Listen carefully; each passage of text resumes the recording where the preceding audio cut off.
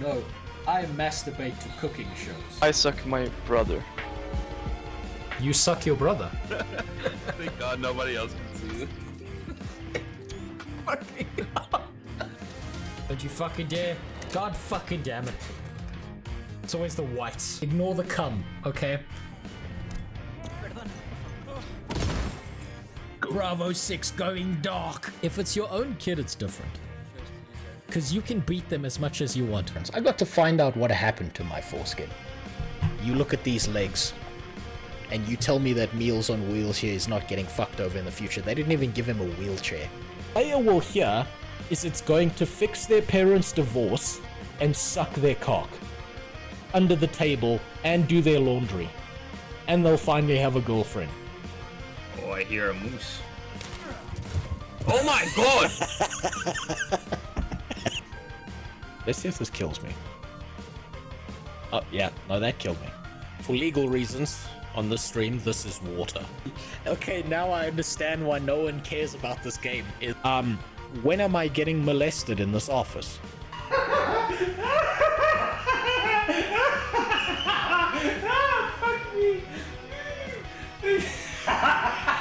Dong is for absolutely everyone.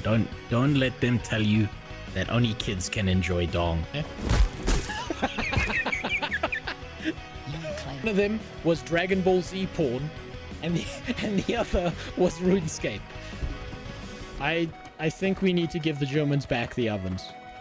Dead grandma! Why the fuck do they keep killing all the hot, tall, 8-foot tall mommies?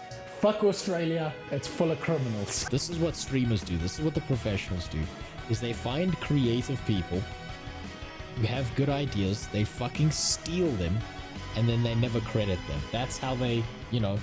9 to 11 cats in my life, depending on... That's not a 9/11 joke, by the way. Now, I know that a lot of what I said is very non-acceptable in society and stuff. But there's two things I want you to understand. Number one, a lot of what I do is jokes. And number two, I'm allowed to do these racial jokes because I'm actually mixed race. You see, my dad's white. I wouldn't do that if I were you. And my mother's Italian. Hey, what up? Everything's fucking broken. Give me a second. I step away and everything breaks. Okay, there we go. That's working. Jesus Christ, what a fucking week. I have been out this whole fucking week making deals for my business, trying to make sure it survives, fucking battling non-stop. Jesus, building a business. I've done it a few times now, and it just never gets better. It's eating paint chips and convincing yourself that it's lettuce. It's fucking horrific. What's up, Grimoire? Eucharist Roadblock, how you doing? God damn it. Okay, so, finally back. Finally got to some shit. I've got some announcements to make. I've got some stuff that's going to be changing. I've decided on something. Because I'm bored, mostly. Right? I've decided I'm changing how things work. I need to update the schedule. Not that I really have one. But this is how it's gonna work from now on, right? So, I know that from now on I'm not gonna be able to stream on a Friday. And I think I'm not gonna be able to stream on a Sunday. Which is a little bit of a bitch, because I've been working some shit out, I've been testing some stuff out. Our favorite game, fuck you, Eucharist. Fuck you straight from the back. I hope they find you. I hope they turn you into a Somalian fleshlight. So, I'm changing how things work. Because I'm a little bit bored, right? Monday is going to stay Discord Monday because I just need to catch up on all the bullshit you people keep on throwing into my goddamn Discord that I can never catch up on. Every other day of the week, we'll watch like maybe one video, then I want to play Final Fantasy because, God, I'm actually enjoying Final Fantasy. That sick, degenerate, fucked up, furry-ass game has some pieces to it that I really do enjoy. Not all the reading. Fuck all the reading. I went from handsome Reddit to chubby Jonathan. Fuck you. That's funnier than it should be, Roadblock. Fuck you, dude.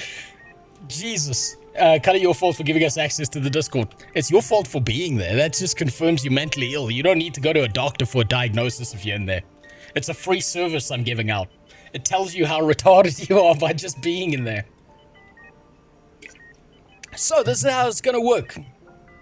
I keep on getting contacted non-stop by indie developers. I have no idea why.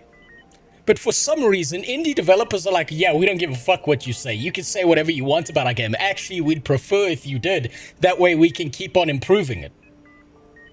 So I think every now and then, maybe once a week or so, we're going to have a long stream where I just pick up an indie game and I just bash it out as hard as I fucking can.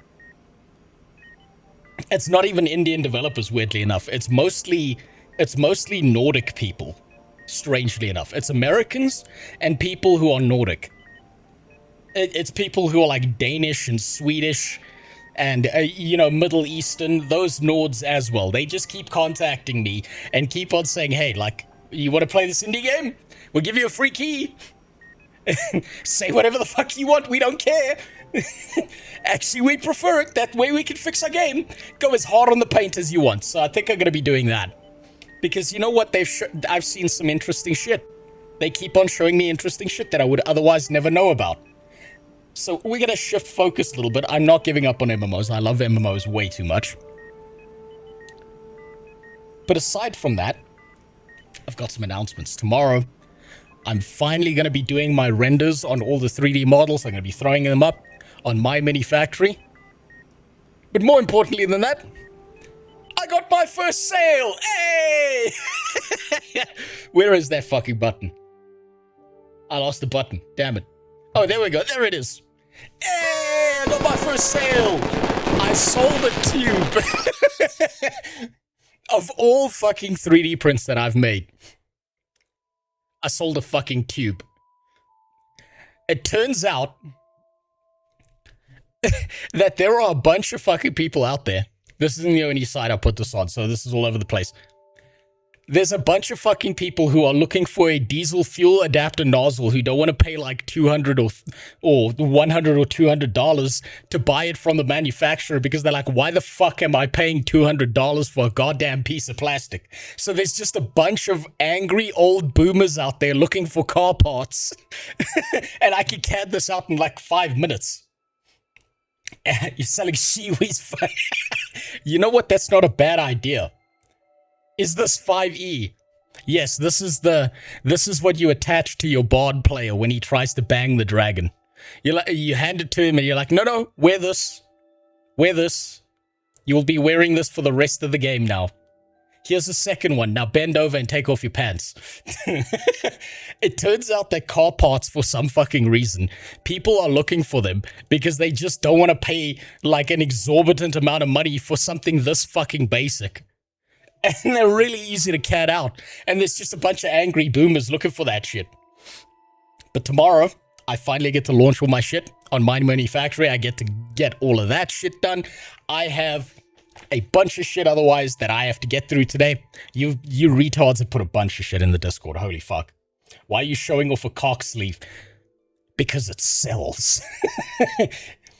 It sells. I can't fucking believe it. It sells. So, moving forward, this is what's going to happen from now on. Right, Monday will always be Discord Monday. I have to catch up on all the recommended videos at some point. We're going to be doing a few more MMO investigations. We're going to see, because there's some new stuff that's showing up, that's popping off a little bit. Got to look at that. We're going to be doing some indie games. Is that Aniki? Yes, it is. Good spot. I was worried you wouldn't get that reference. I was worried you were a little bit too young for that one. Rest in peace. What a hero he was. So, we're going to be doing a few more indie games over time, and I'm thinking about this. I might do this like presentation style. I'm not quite sure yet. I'm still figuring this out. I might give you the structure to how I run a D&D game, like what my specific rules are around it. And this might be useful to exactly one person who's also stuck in the forever DM space, who understands what a fucking nightmare it is. When you hear for the third time in a game, excuse me, DM, can I fuck that? Can I fuck that? Do you mind if I fuck the shopkeeper? No, I know he's got a 24-inch penis. I still want to fuck him. Every time. Every goddamn time. So I've figured maybe I'll do a little bit of D&D stuff as well, because yeah, fuck it, why not? Additionally, I got some basic pre-renders done for you. I'm going to show them to you right now. Whoop, that's a thing that I just did offhanded because I was fucking around and I was testing out some engineering stuff. Where is it? I have started now on CADing out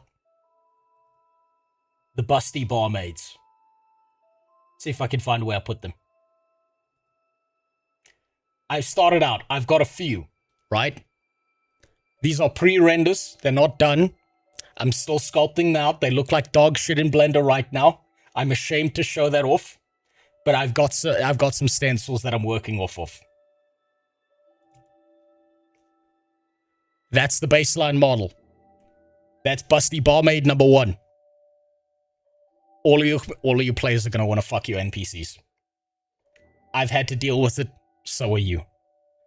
Every single time you play and you put this kind of miniature on the board, it's like, excuse me, DM.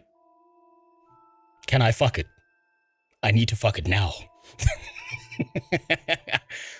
So we're starting off with that. Then I thought, you know what? That's fine. I need a bigger bitch. Because this bitch is in a tavern the whole day. You know she's drinking. You know she's eating. She's not going out on adventures. So I made one for some of you thickness enjoyers as well. Then, obviously, I had to get a dwarf variant going as well. Then I think I got it in a different folder. For the real sick fucks out there. Yeah. Yeah. Put the contact details on the bottom of that one. You know what I've actually thought about doing? I've actually thought about doing this when I'm CADing this out. When I'm done, I'm going to rotate these models. And like on their panties, I'm just going to write a message that says, what the fuck are you doing looking down here, you sick fuck? Just to mess with people. So those are the ones I've got so far. They're kind of in like a pre-sculpted stage. They look like shit. They're just blobs right now. But I'm getting somewhere with them at least. Just takes time. Doing this shit by hand takes forever. But those are the ones I'm going to be working on. So he made 2 sleeves. I'm making multiple sleeves. I can imagine someone's going to scale one of those up and put it in a jar, probably. Scan your face and add it as a relief in their... You know what? That's not a bad idea. I might just do that. I might actually do that.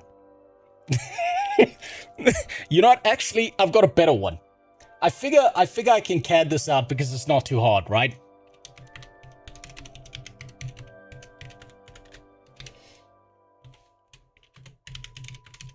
Yeah, you all know the true form of what a vagina looks like, right? You've all seen what a vagina looks like.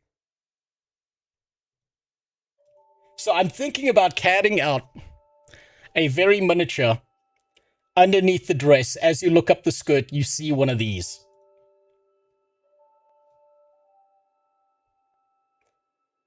Because that's the true form.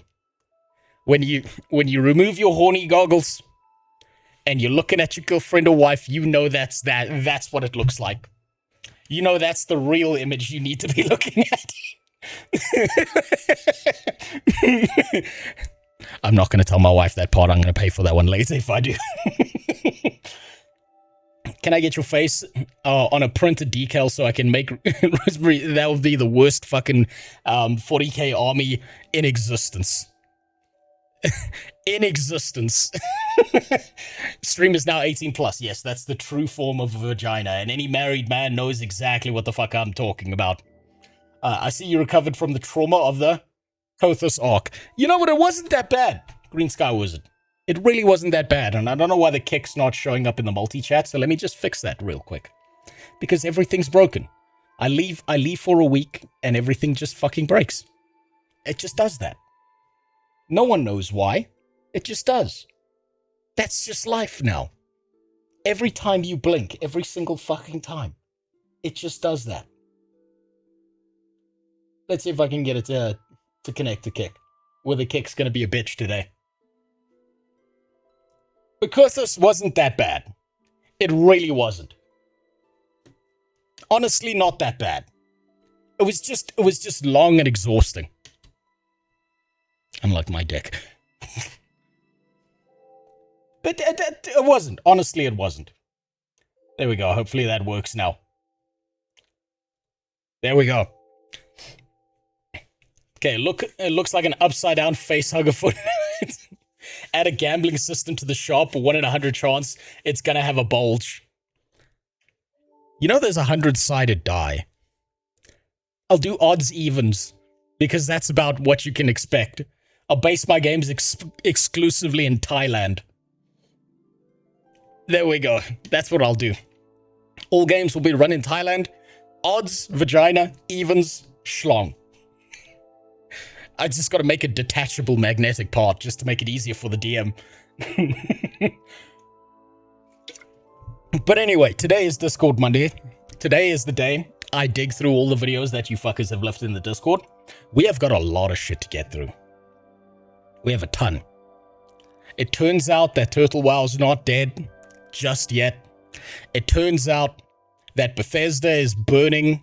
It turns out that PlayStation and Sony are fucking their players over again. What a surprise. I'm shocked. Sony? No.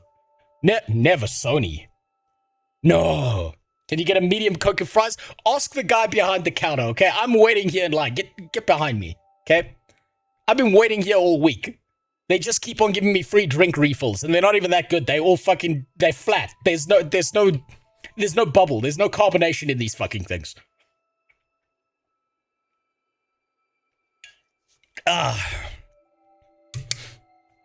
Jesus. There's a lot in the Discord. So, I think we need to get started. And I think there's a long way to go with these. So, what we're going to do, I've planned this out a little bit. So, you upgraded your crypt. Yes, I did. A little bit. This drink here is my favorite. So, we're going to start with the shorts. Because you fuckers keep on posting the shorts. And I figure we can get through them quick. Then apparently there's been an update to the Reckless Ben Lego case. Then we'll deal with the bullshit that is Sony Bethesda and what's happening with Turtle WoW. It's going to be a long time, strap in. It's going to be a long, long day. And I'm hoping I've managed to fix something. I hope I've got my BRB screen back because I've been working on it and getting that back up and running. So let's just give that a test real quick.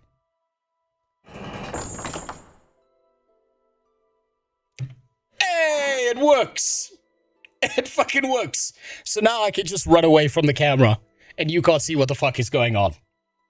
Wonderful. Magical. It needs a minor adjustment with the animation, as I can see, but that's fine. That's fine. Not a big deal. It works. Held together with tissue papers and wishes, but it works. That's what matters. Now, let's see what bullshit you idiots have put in my Discord, huh? You got the dungeon crawler back to work. Not quite yet. I'm having an argument with Tangia right now because I gave them money to put the Tangia dungeons back, and they're being little bitches about it. Because it's not over on Twitch, and it turns out that Twitch has a monopoly on all the interactions and shit like that, but I'm bringing them back. Slowly, I'm going to be bringing them back. Started with the BRB screen. Every day, I'll just work on it a little bit. Eventually, everything will be back. I also have 2 40-second clips to contribute as something lighter between the videos I kept putting off because I wanted to wait for the next stream. I'll do it just now. Yeah, do it. Do it.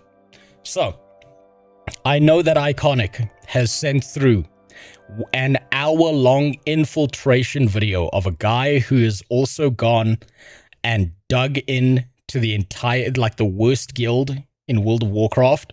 We're not going to be looking at that one today because it is an hour long. That's going to be one stream. I want to look at that separately because that one's just longer than my dick and I just can't stand it. The envy's killing me. I know a way to make tissue paper more stiff and durable. I bet you do. Socks too, huh? What a blaze will have you.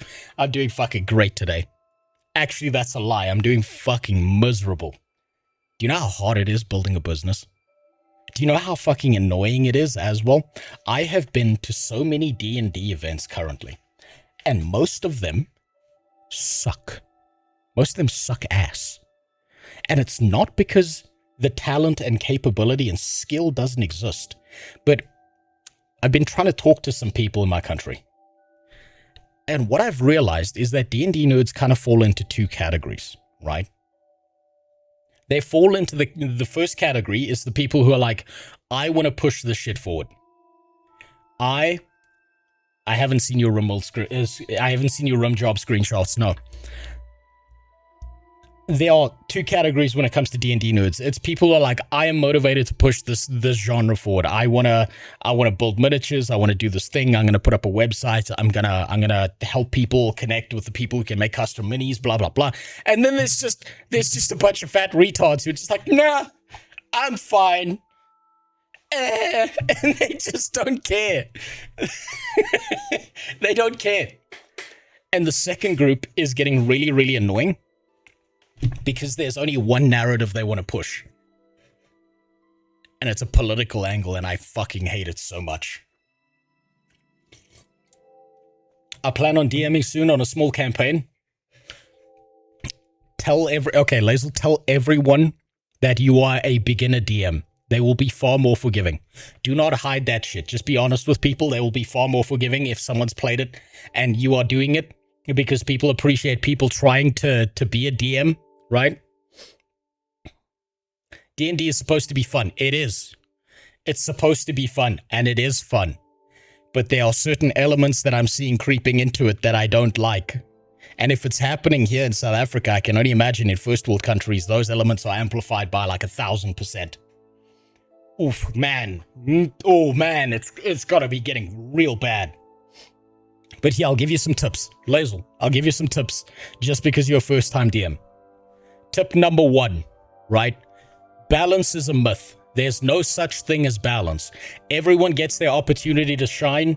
Sometimes it's in combat, sometimes it's not. Don't try and balance every single encounter because you will end up fucking yourself over and never getting it right. Tip number 2. It's a short campaign, so you don't have to do this. Do this for long campaigns. Run a prologue for each of your characters so you can get comfortable and used to their playstyle, so that when they're all together, you know what to expect when they're in a group. Tip number 3. Do not let your friends or whoever you're playing with write more than a paragraph length backstory of their character. Do not let them write out 20 pages of fucking fan fiction. It will hurt you real bad. Make them write out a single paragraph. Make them write it out so it's vague and so that you can adapt and change it to fit your game as much as possible. All friends know I'm new. They want to see how I handle a small narrative contained on an island. Yeah, one-shots like that are pretty good. It's pretty good for learning like that. My son is our DM. Our characters are now level 9 and been sucked to hell. You see, characters went to a brothel. He has been building to that. We all control 3 PCs now and are on trial. Your son's got a future. Your son seems to know what he's doing. He's doing a solid job of it then. One tip I learned as a DM that I feel so many miss. Your job as a DM is to not kill the entire party. It's not. It's really not, right? You are a vehicle for their enjoyment. You are not there to just murder them. A lot of DMs do this thing where they build up like a god complex, and I think everyone kind of goes through that phase for a little bit, and you got to kind of keep it in check. And if you manage to keep it in check, then you're good. Then you're solid.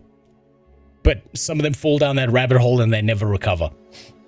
Holy shit, I've got a protagonist syndrome BG saved from one of my old players. This was ages when I did a Ravnica campaign. It's a fucking mess. No, that's going to be a nightmare. No. Don't let them do that. It's one of my hard and fast rules, right? When I've had to do, but I just want to add in, but I just want to do that, but let me just write out a page, and then they give you a full fucking book. No, hard and fast rule. If you are a DM, you tell your fucking players, you get 1 paragraph of backstory. If it's longer than that, all of your future roles are at disadvantage. Regardless of what happens, you will always be at disadvantage. It's one of my hard rules. It's fixed so many fucking problems when it comes to that. BT Revan campaign, how does that even work? I don't know, maybe he's homebrewing it. Everyone's got a different flavor of how I'm doing it. Building to like 12 or so encounters and a big bad over a few levels, nothing huge. No, that's fine. That's fine. 12, honestly, 12 might be too many, Lazel. You might want to reduce instead of add, and then switch that down to like maybe 8 or 6, and then fill in narrative components with it. And he's so yeah, I think when it comes to background stuff, look, you can adapt books and stuff like that to do homebrewing, but if you're talking about your character's background, yeah, no more than a paragraph. Let the DM play with it. Let him do some shit. I've had way more interesting stories. Like, yeah, I'll give you one, right? So, yeah, story time. Fuck it. Why not? Why not? I've got the whole night. I might as well, right? So, I once ran a campaign where I had some really good fucking players. And they listened. They wrote out a short paragraph of what all their players were doing. And the fighter's background story was that he used to be just a regular farmer, and he's been searching for his kidnapped wife, right? And that's all he's looking for. He's just searching for his kidnapped wife. I did some custom spells for that campaign. Someone will know about this because I sent them some of the spells that I used to use. And I made a spell that basically removes the filters of reality from someone's mind called Bear Witness, right? And what happens is if you reach out and you touch someone and you cast the spell, it basically breaks the person's mind and they become like a gibbering mess and a fucking zombie that just stands there until someone gets close enough to touch the person who this has been cast on, and then they just start attacking people randomly. So the fighter's been looking for his missing wife now. We're 6 sessions in. It was a short one shot. I had the players walk down an underground tunnel trying to find the crazy wizard who keeps on casting the spell on everyone. And down this corridor is all the NPCs that every single one of the players knows, including the fighter's missing wife. And they were so fucking mad about it that I'd basically turned every single one of the NPCs into a gibbering mess, and they had to walk down this corridor, and the only option they had was to release them from life. They basically had to kill every single one of these NPCs, which was not hard, but it was heartbreaking for the players. And it was so bad that by the end of it, when they finally defeated the big bad evil guy at the end, the cleric turned his back on his god, learned the spell that the big bad evil guy was using to fuck up people's mind, and then cast it on the villain. It was so good. Everyone loved that campaign, but they were like heartbroken over the fact that everyone was fucked up. It was so good. And the only reason I could do that was because they didn't overcomplicate their fucking backstories. Because you've got to give the DM space to play with the backstory, to be able to twist and turn it and manipulate it into the game that they're running. It makes it so much more interesting that way because you don't know what's happening next. But if you get like a 20-page backstory, you're like, bro, you're not playing a D&D game. You're trying to write a fan fiction here. Don't do that. I'm building 12, but probably won't use 12 depending on friends, so you're not wrong. So this is why I say reduce, Lazel. I say reduce it to 8. Keep 4 combat encounters in reserve, because your players may choose to do something that you didn't expect or go down an avenue that you weren't looking at going down, and they may pull the story off to a complete side road. So you've got to have certain encounters ready in the background so that you can shift them to a new position if you need to. You might need to change some NPCs and yeah, you know, some abilities, but it's a lot easier than rebuild an entire fucking section because you planned everything out and then your players went down a different avenue. It's a lot easier than that. Now, enough fucking about. Enough fucking about. Let's see what you sick bastards put in my Discord, huh? We'll start with the shorts. Get them out the way. Where's the first one? There's the first one. There it is. Okay. This is apparently how people react to finding out I'm black part 2. Straight into politics. Speaking of fanfiction, did you see the Rings of Power Season 3 teaser? I did. They basically took a shit inside of Tolkien's corpse at this point. I couldn't care less, honestly, about the Rings of Power. It's fan fiction, and not even the good kind. It's just terrible. Let's see what the hell this is. You're black! I am? You're black? You're black.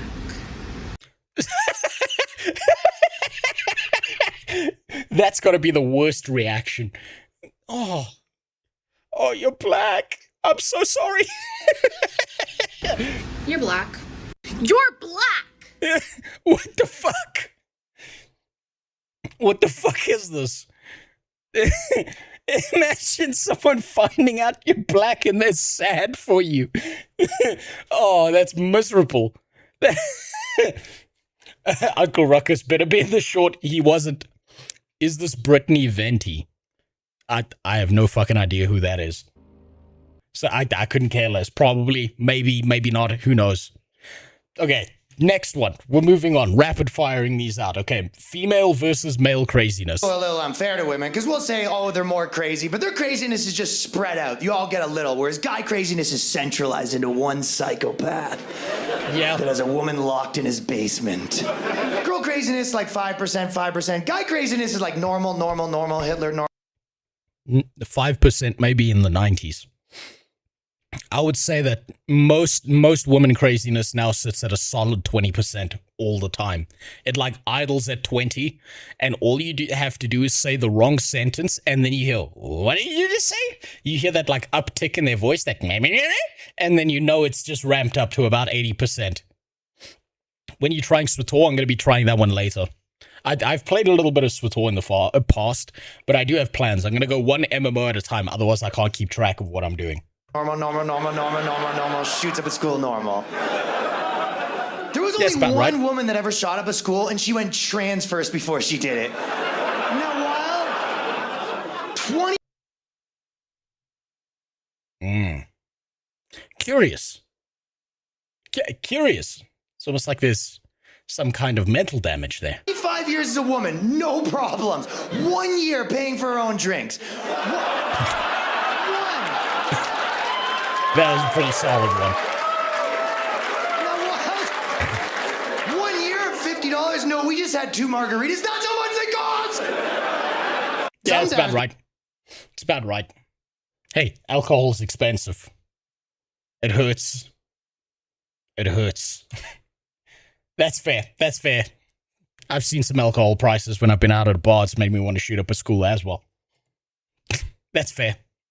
What? Marathon players are organizing a community event called Marathon Revival Week. The idea is...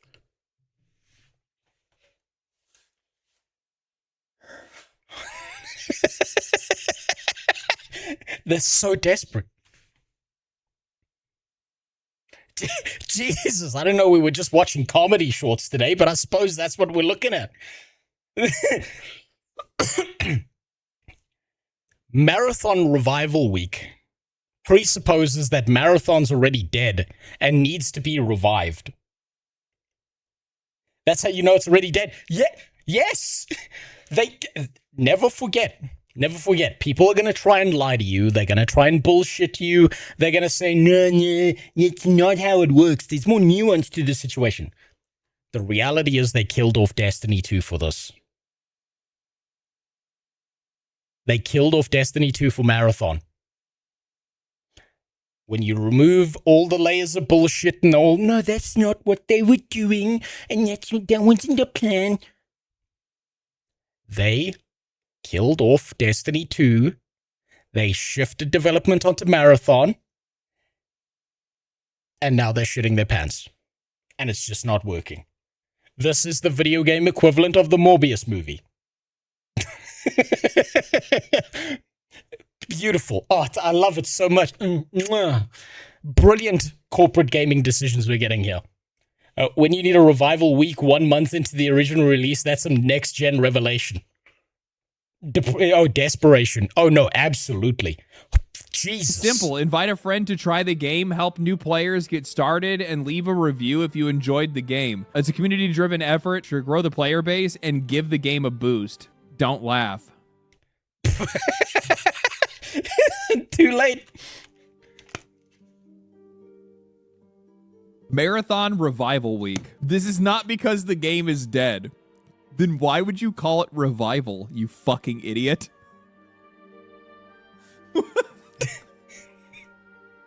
Then why would you call it Revival Please Week? clap. Excuse me, what? Marathon. Please clap. No, I promise our game's not dead. It just needs to be revived. No. Oh, man. Oh, fuck. I keep saying this. This is exactly why the gaming industry needs to burn. All of it. All these big companies, everyone from top to bottom needs to be fired and kicked the fuck out. All of them. Start again. It's not getting better. It's just going to keep getting worse. It needs to be started all over. It needs to die and then come back. Some would say it needs a revival. When you're watching more of that guy who gave away the YouTube content formula, I'm probably going to be watching more of him during this week. I've been looking at a few of his videos. He's actually a pretty solid guy. I kind of like his stuff. You don't need CPO when you're still running. It's basically brain death at this point, right? Wheel him into a ward, charge for entrance. Some guy's gonna show up, and his name is Buck. He's here to fuck. And every now and then he's gonna ram down on Marathon because he's got very low standards. That's all you can do. Just a reminder, this game is the reason they took Destiny 2 behind the barn and put, yes, never forget. Never forget. And they're going to be like, oh, that's not what happened. Nuh-uh. And everyone's going to have all these bullshit nuanced takes about what actually happened is, reality is, they could have kept Destiny 2 up. They didn't. They butchered Destiny 2 for this shit. When you peel back all the layers, that's what it comes down to. Okay, what's this? Okay, Warframe has what? Warframe has ass. Wait, what is this? News? Mesa Heirloom Hotfix, TennoCon 2026 recap. Are these patch notes inside of their game? Yes. Welcome to Warframe. What did you expect? Community stream and Twitch drop schedule? They have literally updates and Yeah. Welcome to a competent developer. That's amazing. Wait, what is... Welcome. Welcome to actually a competent developer. Yeah, you want to know why I'm so fucking scared of touching Warframe again? I will lose my soul to this. I won't stream. I won't... Like, everyone will think I'm dead. I'll fake my death just to play more Warframe. I'm scared of this game. It will take my life from me. I just think the game is good, which sucks, but them killing off Destiny 2 was such a brain-dead move. It was. Look, I don't hate people who like Marathon, right? I have nothing wrong with them. That's why I'm pissed off, not at them, not at the players, not at the people who like the game. I'm pissed off at the fucking corporate rats who are in control of the system, who decided, let us murder off this one game that had a solid community in exchange for a game that's already dying. Why would you do that? That's crackhead behavior.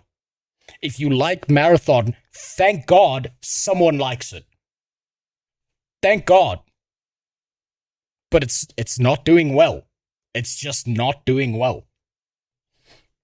You expect to be showered with ads to buy 10 different MTX. Yeah, no, that. Welcome to the preconditioning of 2026. That's what you expect from most of your games. Okay, what's this? I'm going down alone. Monster Hunter. Oh, I remember this one. Someone put this in the Discord and they're like, you need to see me play through Monster Hunter. Listen, I have never touched a Monster Hunter game. I've watched a bunch of gameplay footage on YouTube, on Twitch, on Kick. This game seems incredible. I might play it. I might.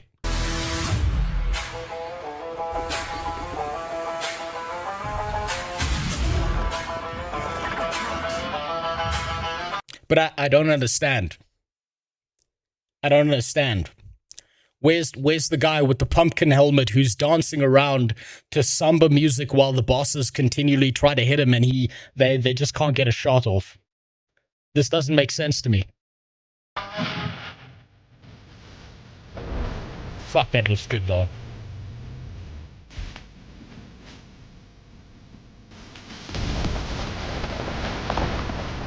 That does look incredible. Jesus.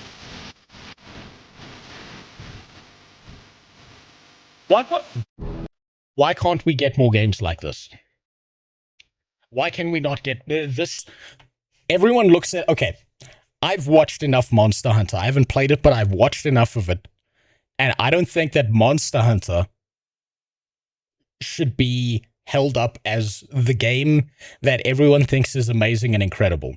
My hot take is Monster Hunter should be the baseline for video games that come out of large companies. If they cannot perform at the levels of Monster Hunter, don't even bother making your fucking game. These guys should be the average, the standard. Doesn't it perform like ass though? From what I've watched, I've never seen it perform like ass. But maybe that's just because, you know, people, when they're posting clips and shit like that, they don't want it to look like ass, so they're not going to post the parts where it does perform like ass. So I wouldn't know. I wouldn't know. If you ever decide to watch this content again, you should watch the best written video game, since you like storytelling. I love storytelling. Fuck yeah. I will. I will. Now what that... Oh, of course. Of course. There had to be an Asmongold clip in there, huh? You know, apparently this guy's very recently managed to somehow lock down a girlfriend. I gotta tell you something incredibly fucking funny. So I was sitting in bed with my wife and I was like kind of scrolling through YouTube shorts, right? I just kept on flipping and I came across one where it was Asmongold with his girlfriend, and she was talking about how she's like, she can't use his toilet because there's just shit stains all over it. And my wife leans over. She's like, he got a girlfriend? I'm like, yeah, no. Money will do things like that. And then she follows up the second her face is on camera. She was like, of course it's a fucking Asian guy. She's like, yeah, of course it's a fucking Asian. It's always Asians with these fucking guys. What? She was like, what is it with the obsession with Asians with these dudes? It was so fucking offhanded out of nowhere, which was like, yeah, of course, I should have known. It was definitely, yeah, of course it was going to be an Asian girl. Duh. It was such a woman take it. I didn't see it coming. And then my wife's like, you know, there's a specific type of guy, and all they are is attracted to Asians. It's the weirdest shit I've ever seen. Like, they don't even care what she looks like. She just has to be Asians. Mail order Russian brides have fallen out of favor. Yeah, no, it seems everyone's going a little bit more east, huh? Did you tell her it's because Greece has fallen? No, I told her. I was like, babe, don't be like that. How can you feel that way? I mean, I'm dating a non-white woman. I'm married to a non-white woman. And then that set it off as well. And I'm sitting there like, it was low-hanging fruit. I'm sorry, it was low-hanging fruit. I needed to do it. It was right there. What did you expect? You know who you married.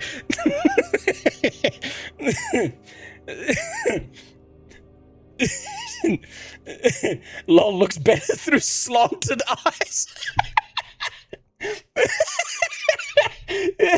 I suppose it's harder to see all the mess in the room if you're squinting all the time. They're addicted to the horizontal puss.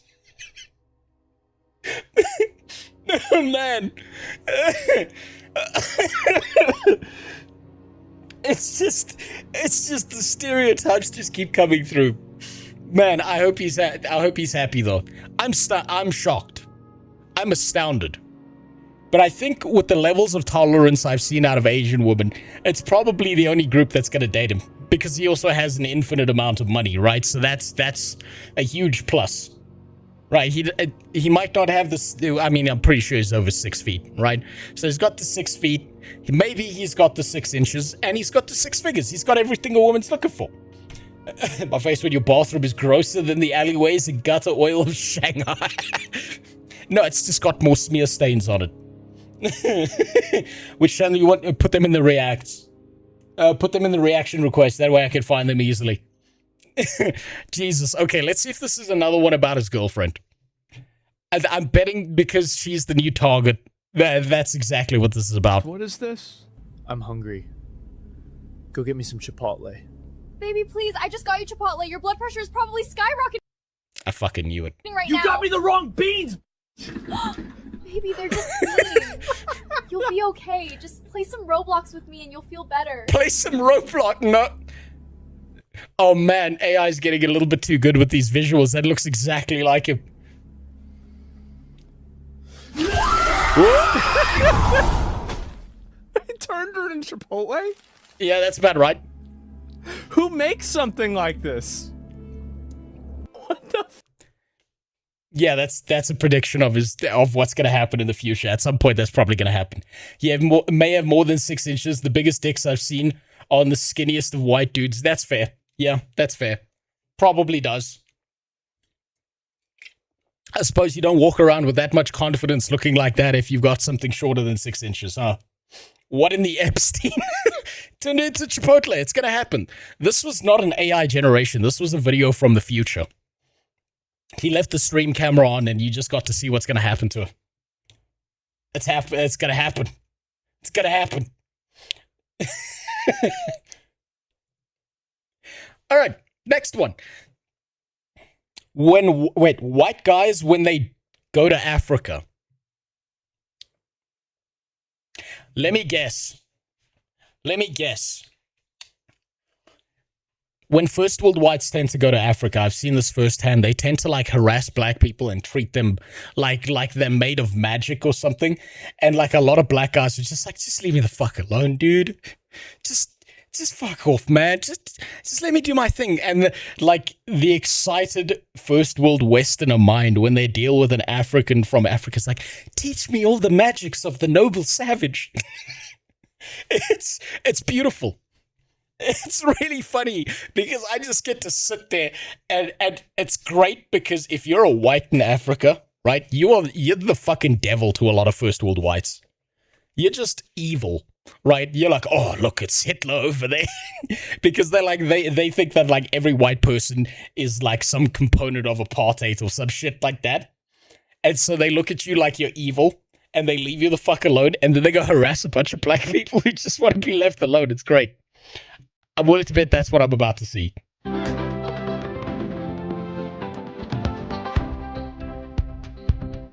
Yeah, that's about Yeah, it's about right.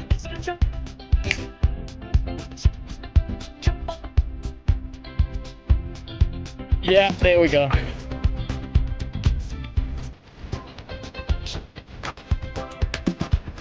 I think that's Zulu is speaking.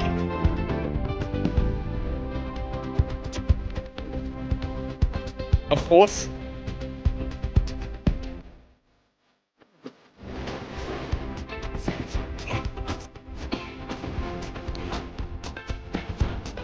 Now, you guys might think this is a meme. This is a documentary. I've seen this firsthand. I've seen this.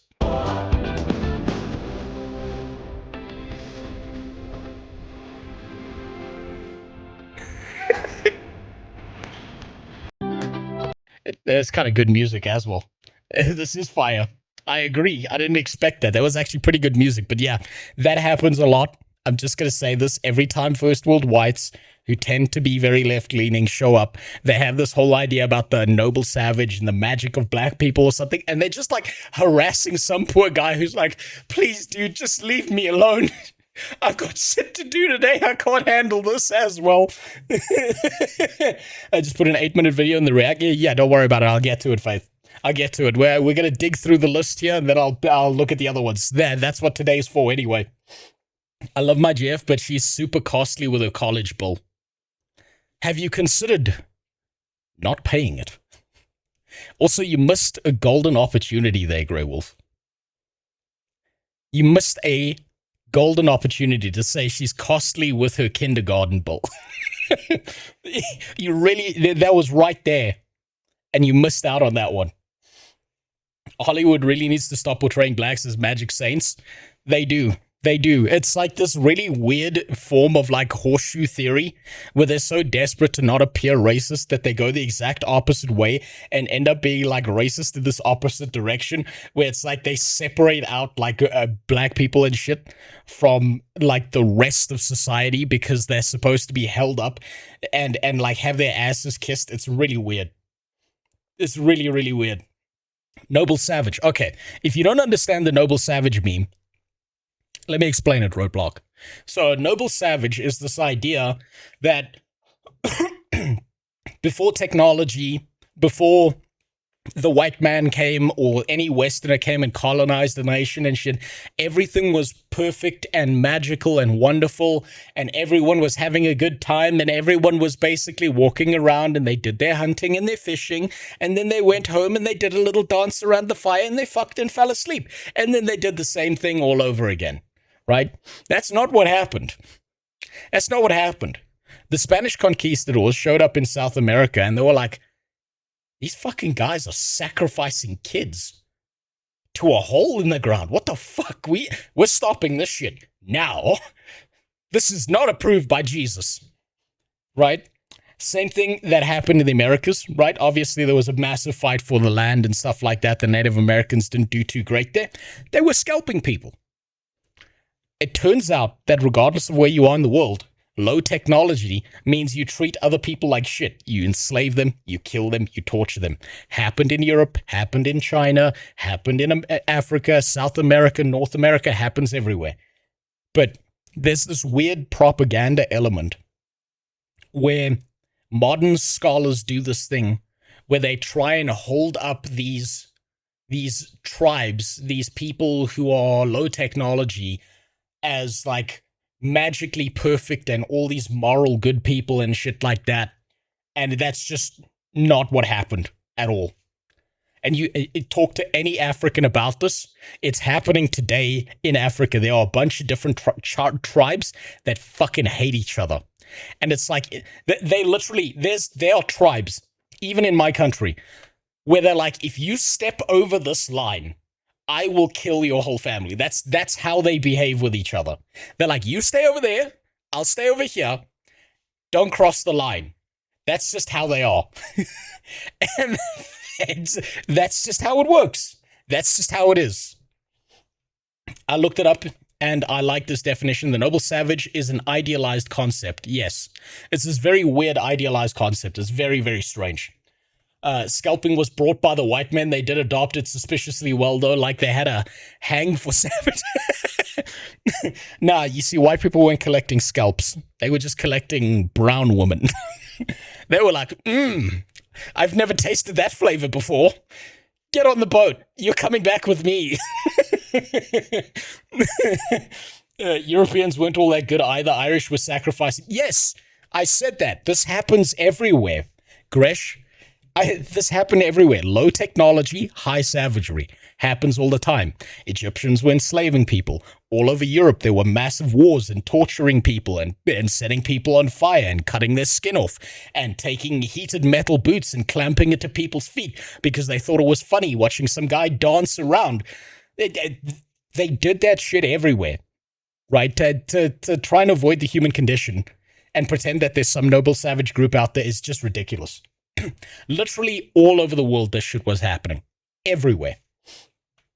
Funnily enough, we studied a lot of noble savage works from the 1700s, 1800s. French philosophy, of course it was the French. And it honestly a little baffling, but thankfully they didn't hide that it was idealized. So most of the, there's a meme in Africa, Frenchy, that helps explain this, right? So when the British came over to Africa, they came to steal resources, right? When the Portuguese came over, they came to steal land. When the Germans came over, they came to steal labor. When the Belgians came over, they came to steal body parts. And when the French came over, they came to steal pussy. Yes, there's the bronze bull. There's a bunch of shit. There's a bunch of shit that, like, savage ancient European tribes, and even when they were developing, did to each other because they thought it was funny. That's just how it works. Low technology, high savagery. It's part of the human condition, regardless of where you are on planet Earth. You can even look up all the fucked up shit that happened in China as well to confirm this. There's no such thing. There's no such thing as a noble savage. We were all fucking animals to each other. And then we're hit by this guy's face again. Immediately. Can't forget Leopold. Tell them about Leopold. Tell them about it. I'll never forget that. There's a reason the word slave comes from the word Slav. Yes, exactly. Right? It's very weird. It's very, very fucking weird, right? For people to do this thing to pretend like there was this one group that were just out in the bushes having a fun time. No, that's not what was happening. You know the closest group that ever got to the whole idea of the noble savage was the Khoisan in South Africa, right? And you know what happened to them? The Bantu tribes moved south, and they were full of warriors, and they butchered and enslaved all of them. And then the whites showed up in Cape Town, and they were like, what an interesting little brown man. I think I'm going to put him in a cage and send him back to Europe as a zoo exhibit. So you had this teeny tiny group of people who were actually doing it, and then they got fucked up by it hardcore. What up, Apple? How you doing? Imagine rating a homie stream, and this is what he's talking about. Hey, look, I've been gone for a while. I still got to catch up on your streams. I've been seeing you've been getting your way through Path of Fire. You're going to be out of that expansion. You're going to have made it further than me soon. But yeah, look, today's Discord Monday. I go through all the bullshit that's in my Discord. That's just what happens. That's just how it is. My Slavic people were enslaved by everyone, including our own, and now the Africans have the N-word privilege. Yeah, no, you should get it by transitive properties. They should call you sliggers. Just so you never forget the Slavic heritage component. All right, second one on Asmongold. What is it? Is this one also to do with his new Asian GF? His new big titty Asian GF? Is that what this one is? The multiverse? What's this? Oh my god. No, it's to do with the Odyssey, of course. And Supergirl. Oh, Jesus. Yeah, that's about right.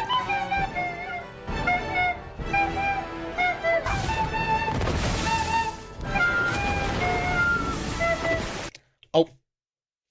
Are we allowed to just paste pieces of movies into YouTube Shorts now?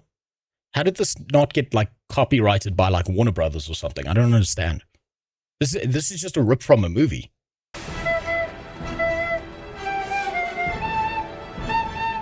Wait, watch the most toxic WoW guild. You will get a good laugh out of it. Iconic linked it to me. I'm going to be spending tomorrow looking at that exact thing. Because it's an hour long. I want to go through the whole video. I'm looking at that separately tomorrow. Yeah, that's about right.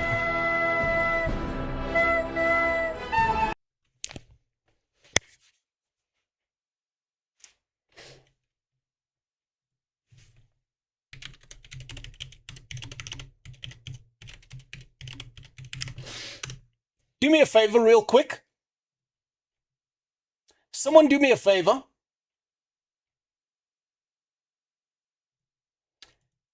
Can someone spot the difference between these two images?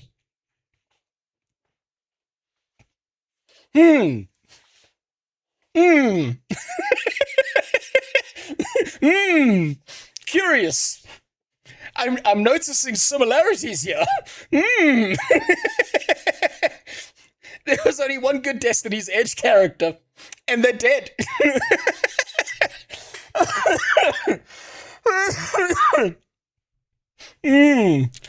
Curious. I guess I'm wondering where Guild Wars 2 got its ideas from. Because of this, RAM is so expensive. I know. Yep, and it's worth it. It's fucking worth it. Now, what other bullshit? Okay, so we've got women's suffrage in the Discord. Now, okay, we're gonna start getting through the other stuff that I had queued up that I looked at in the Discord. We'll go through this piece by piece, right? We're gonna start with Reckless Ben's update to the whole Lego thing because I'm really actually curious to see what happened there.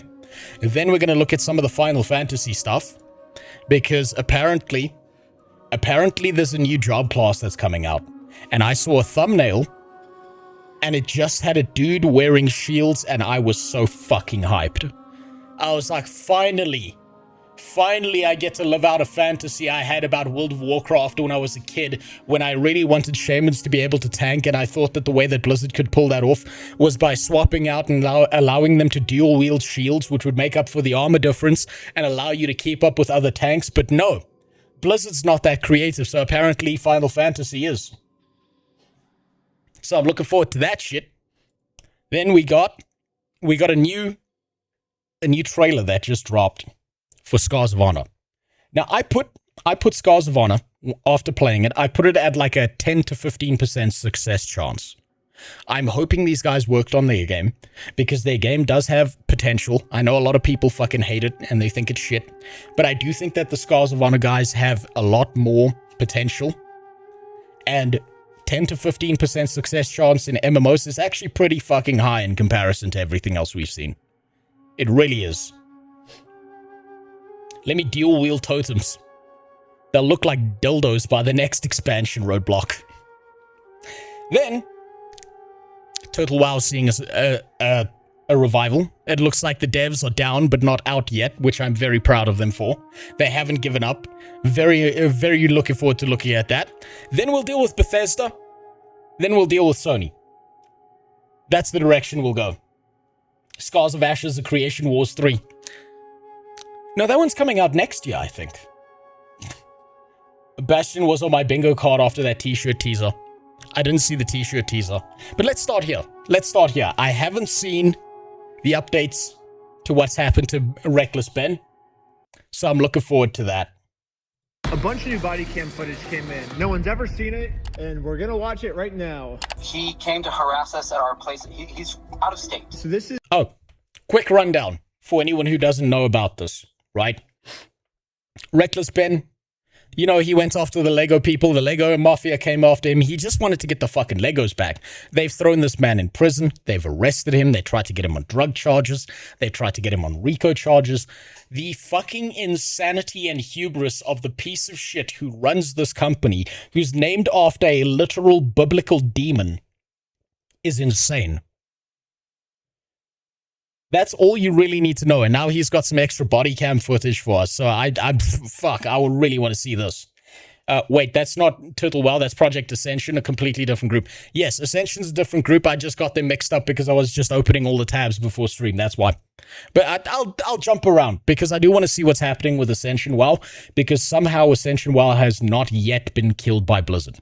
This is filmed right after I get released from jail the first time. Because I got arrested because I was trying to serve them court papers to take them to court. Yeah, I remember that. Reasons for me to be arrested, but then I get out of jail because I paid for bond. I get out of jail, and now Ammon's just calling the police because he's like, "You guys let Ben out of jail? Like, what the hell? Like, how could you guys do that? Ben needs to be in jail right now." I want you to know, just in case you've forgotten. Just in case you forgot. Whoop, that's one of my downloads. That's not what I was looking for. Just in case you forgot, when I was 3D modeling out that entire 13 miniatures,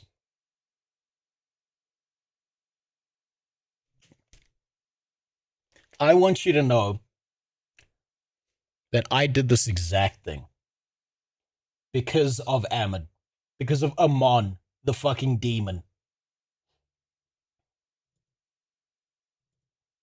I took the warlock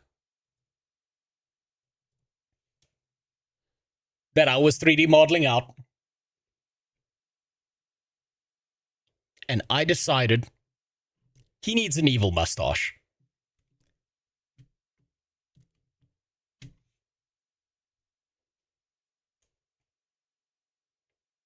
This little bastard right here. Because you know what? There's never a warlock who ever makes a good deal.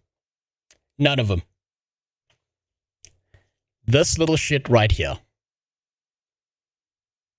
That little bastard. Camera's not going to focus on him. Comes with his own weird little freakish I make shit deals mustache. And it's all because of bricks and minifigs. So he was arrested, and I think he was booked into the Utah County Jail. Okay. And he must have been released, even though he's an out-of-state, flight risk. He was released, and so he's a YouTuber that does this stuff for videos and clicks. Okay. He was arrested in California for doing this kind of trespassing and kind of stuff. Before, just I think in 2024. Right. So now he's lying. My first time getting arrested ever was for serving my court papers. My first time ever getting arrested. This is my first time ever getting arrested, but I think Ammon's thinking, oh, well, if I lied to the police and make it seem like he's a criminal, maybe they'll just keep him in jail this time, So that's what's happening, and so that's fear. We he's also been passing fraudulent gift certificates to financially harmed. Fraudulent gift certificates. Does he mean the Guinness World Record? Oh, I was so confused. I've watched that part like 5 or 6 times. I was like, what's he mean gift certificates? Yeah. I think he means the world record certificate. Okay, so I want to make this clear. This is really, really important what happened there, right? For general life advice, particularly if you're dealing with streamers, YouTubers, anyone who is another public-facing person, this is for you, mostly General Apple, right? This has happened to Sawman. This has happened to me. It's gonna happen to you at some point. When it comes to dealing with these people, if you want to know when you're dealing with a piece of shit, what's gonna happen to you, that's exactly what's gonna happen to you. They will lie through their fucking teeth. They will go behind your back and talk a bunch of hot shit to a bunch of people. It happened to me in New World it happened to me with one American streamer, and it happened to me with another group of Germans, where they just make up a bunch of fucking lies and bullshit about you and manipulate you and twist and turn and take away the facts and ruin your life and all of that shit. This happened to Sawman as well. General Apple, be very, very fucking careful when it comes to communication and what information you give to someone you don't know that much about, right?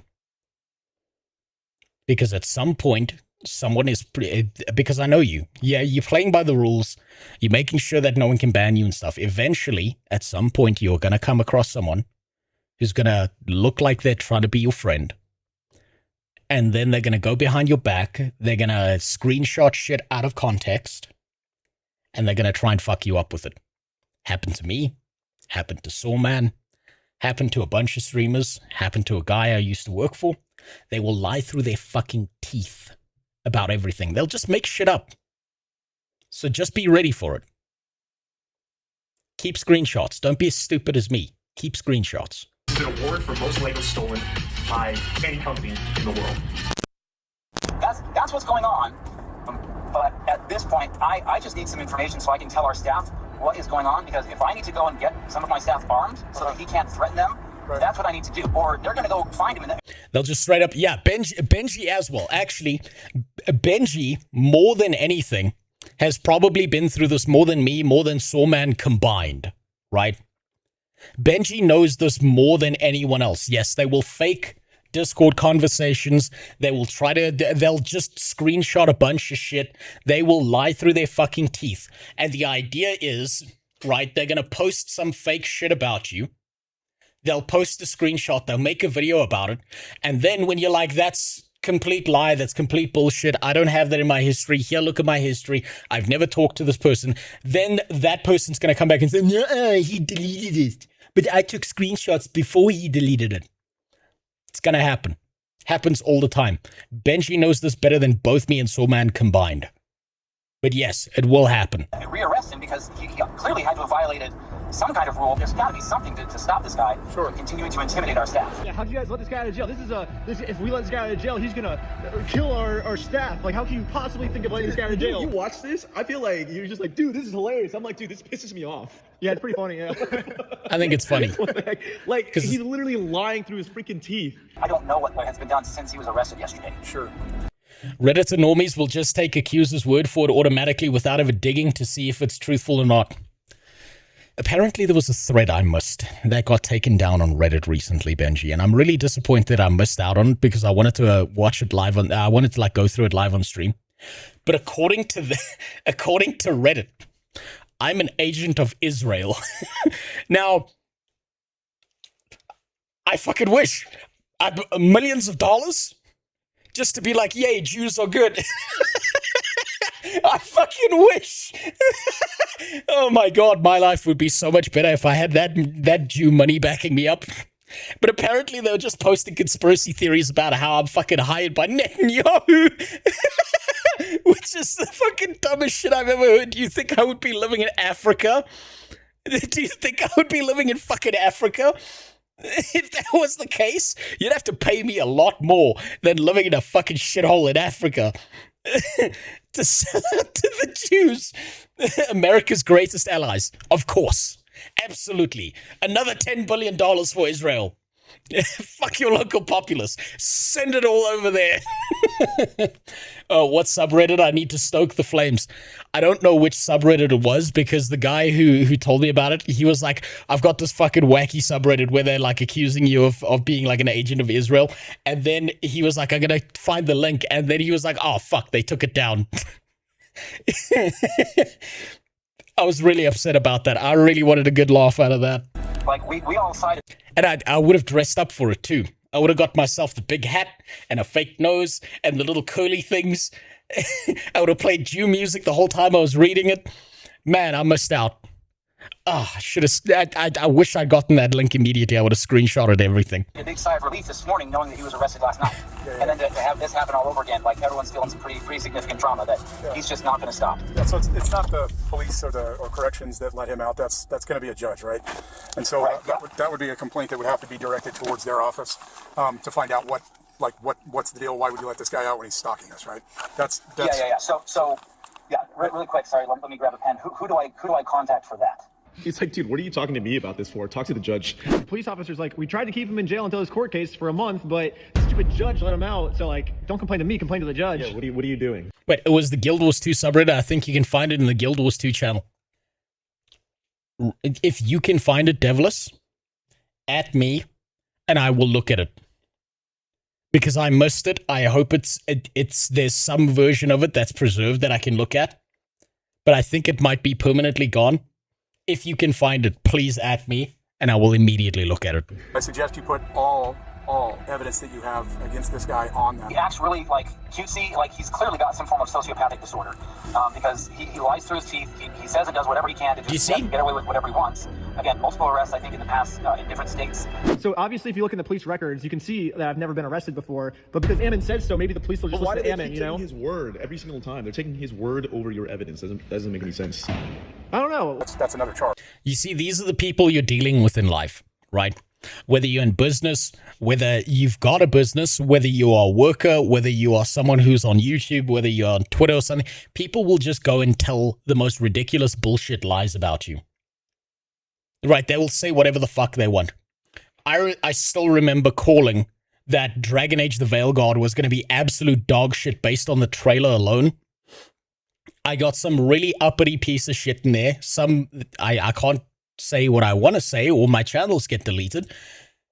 But he was like, nah, fuck you. Dragon Age Veilguard's going to be the best. And then I was like, no, it looks like dog shit. They fucked up Silas's story. This isn't the Dragon Age story. They've ruined the entire Veil thing. I gave him reasons why. And then he was like, you're just a hater. You're just a hater. And then when the game came out, was widely panned. I then went back to his comment because I wanted to be like, so what do you think now?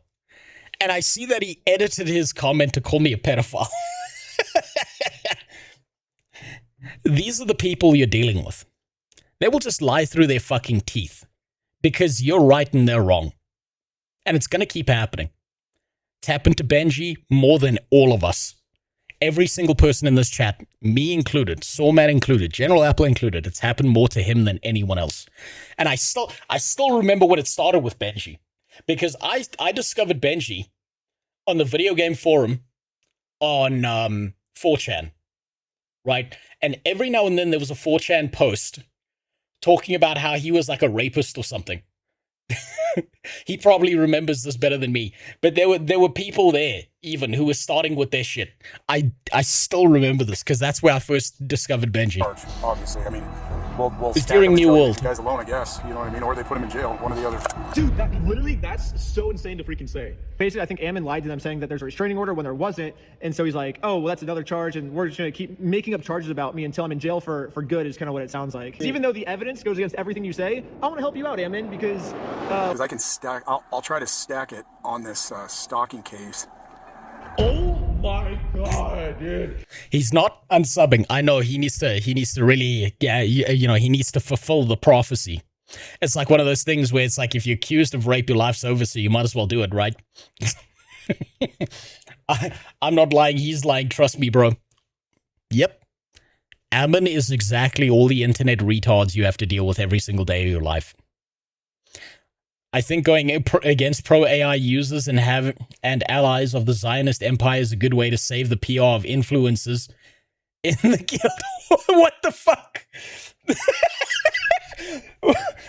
The Zionist Empire. Where the fuck does that even come from?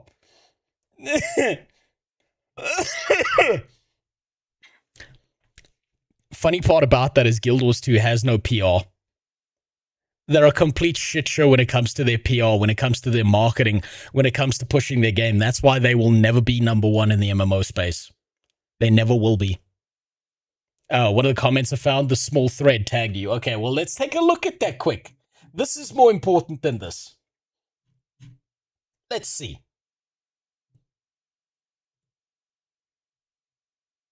There's a pro AI content creator, Ned.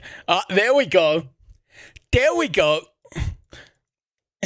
That's the thread I was looking for. Oh boy. Removed hateful content and or drama not allowed. Are you often hearing things? Here's a general tip. Don't give so much content creators that instead have fun playing the game. Pro AI content creators like him and Markiplier are a disease against water ecology. You know what's really funny about the whole water debate when it comes to AI and shit? I hope this retard understands that these are closed loops. These are closed cooling loops. He doesn't even understand the technology. That's the best part about it. Plus, Rose aligns himself with those from the blue and white flag. So I've got a guy who's Jewish. And because I don't immediately want to kill him or think he's bad just because he's a Jewish dude, I'm aligned with Israel, apparently. Netanyahu, where's that check? I need that check in the mail now. Pronto.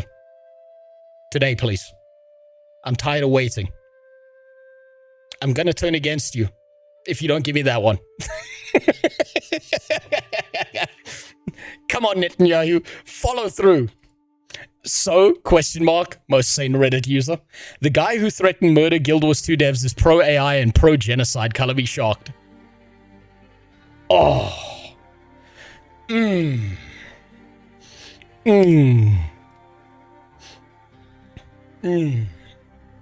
Thank you. Thank you. That feels so good. I love Reddit retards. I love Reddit retards. And also, this is such an overreach. Holy shit. Putting me in the same group as Markiplier. I'm nowhere near that guy's level. That guy's like fucking Gojo and JJK, and I'm like cursed spirit number 1 on that lady's shoulder who's giving her back problems. It's not even close. Fuck, I love Reddit. What a treasure this containment board is. It's beautiful. Jesus. Oh, man. Oh, it's amazing. I wish I could see the original post. I really wish I could see it. If there's an archive site for Reddit, someone please link it to me or tell me. Oh, God, that's beautiful. Too late, it's established now. RozeMMO apply a BFFs forever. Yeah, I wouldn't mind. He seems like a cool guy. What I kind of like about Markiplier is that, I don't know his politics, I don't give a shit. But he seems to be a guy who's lost in the art. Wayback Machine. Yeah, let's try the Wayback Machine real quick. Let's see if that gets anywhere. Whoop, whoop, whoop, whoop, whoop. Didn't type. Don't look at my searches, they're all porn.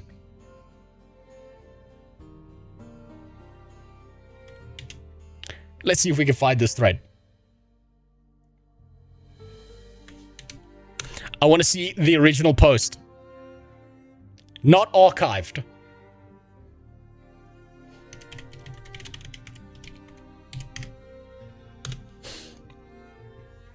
View deleted Reddit posts. Who was the user who put this here? Civil Beginning.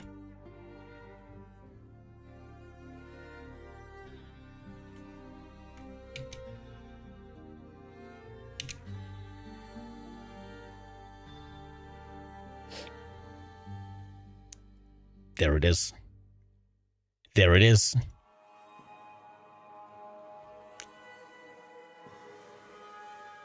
His name keeps popping up in Discord and Blue Sky. What the okay.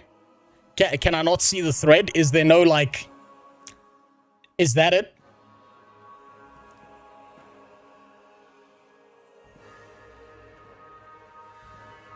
We need to see this other guy's post. You know what? We're going on a tangent now. We're going on a journey. We need to see what this other guy, what this guy has posted. Apparently he's Arabic. Overuse of real people into art. Cruel AI defense. His points are crude and selfish. Why can't we let the industry make art and have minor artists have a chance to get into the industry? Don't know what that's about.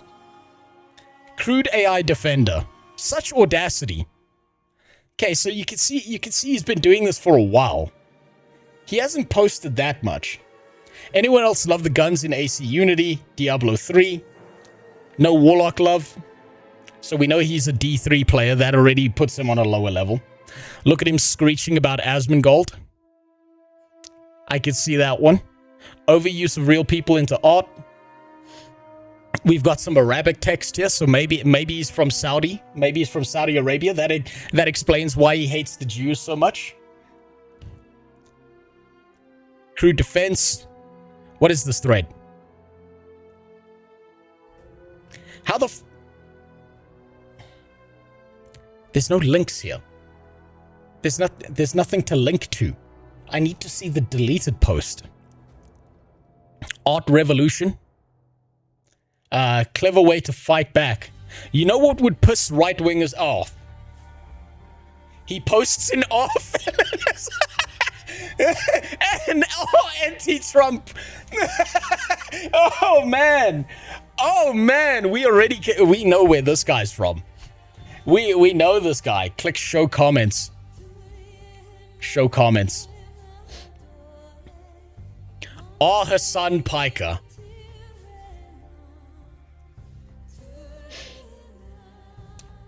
It's like pottery. The patterns are predictable.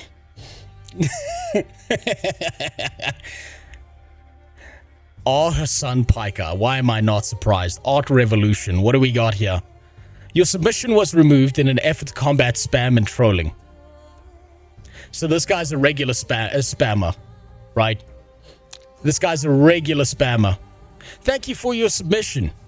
New to the sub, okay. I don't read Arabic. We're just gonna need to do this real quick.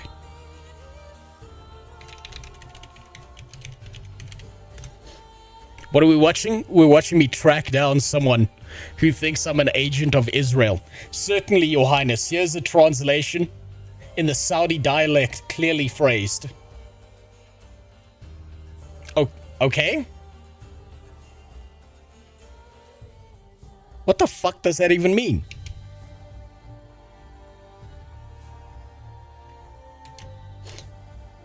A certain YouTuber is using Saudi AI projects without permission. He should have consulted the companies, official bodies, and embassies before using their promotional materials. Furthermore, his defense of replacing workers with robots was superficial and unconvincing. And then he just doesn't go on to explain it whatsoever. Is it Hyperion again? I don't think this is Hyperion. This is a guy who's been going at it for quite a while, right? This is a guy who's been going on this defense for the last 82 days, apparently.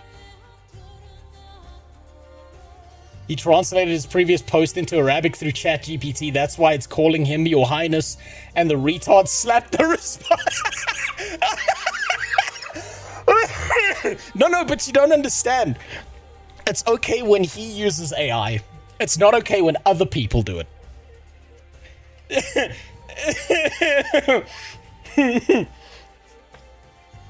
And you're right, he reposted the same video 7 different times.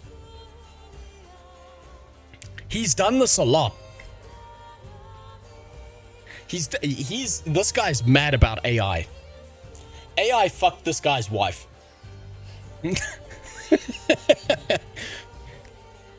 Let's see, what else we got? Oh, he's posting this shit everywhere. This guy's mad about AI. What is this image? Oh, look at that! I recognize that thumbnail. He's got a fan. He's got a fan. Congratulations. You've got a fan. He's from Canada. Why am I not surprised? So this guy is mad. He's just mad at anyone who touches AI, but then he'll use AI to do translations into Arabic. Interesting. Very interesting. Let's see. He also posts on unpopular opinions. AI art, post-transformative fair use AI of famous VTubers and slot tubers. It would make the conservative Sims wail and weep. So now he's using AI, but he's against... He has it calling him Your Highness. Well, I'm not surprised by that. This guy is fucking all over the place. Clever tactics. No comments here. This was deleted, so he had his comments removed here. He had his comments removed on R. Asmongold because he probably hates Asmongold as well. Israeli PNG tubers stealing Asmon clips in Big 2026. Oh, he's mad. He's mad about it. He keeps on getting mad about AI and he's posting it wherever he can. And then he posts it on Hassan Piker. Man, AI must have really fucked this dude's wife real good for him to be this mad. What's this image? That's of the video. You know what? I think I need to watch more of those videos now. Ah, beautiful. There's nothing quite like someone like this. I saw a PNG tuber vid trying to steal ideas from sci-fi fantasy. Steal ideas.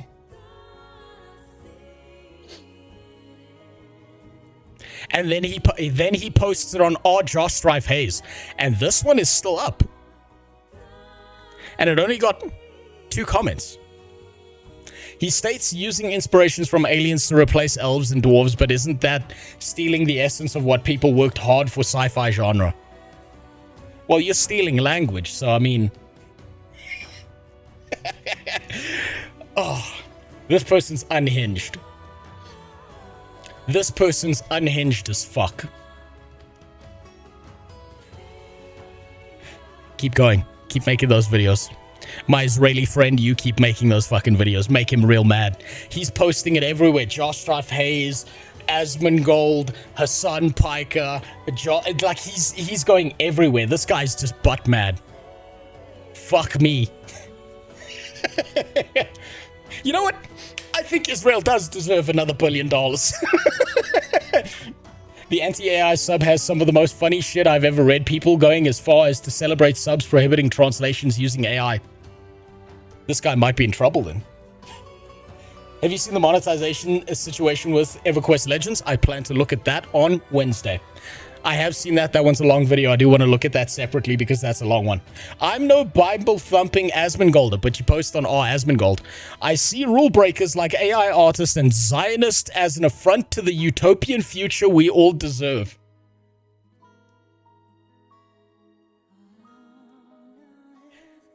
Man.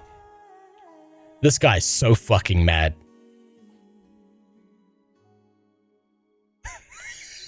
An Israeli using his flag and the robo arts. Man, he's just mad that someone's Jewish. He's just mad at a Jew. This guy's like a #1 Jew hater. Jesus Christ. We got to see the older posts. Let's go down. Let's see. Where did he fall off the rails exactly here? Ah, the Fade, my beloved fever dream. Okay, so here he was still posting weird shit. That's fine. I think the movie 1408 has a fun thing too. Ain't no mountain high enough. Noise job. Where does he go off the rails? Looks like a cash shop item. Praise the sun. Headbanger. My take on all 8 of the Diablo 2 characters. It happens frequently in some months. Servers okay. Okay, so we know he's a Guild Wars 2 player as well. I mean, we kind of could have told that from the beginning.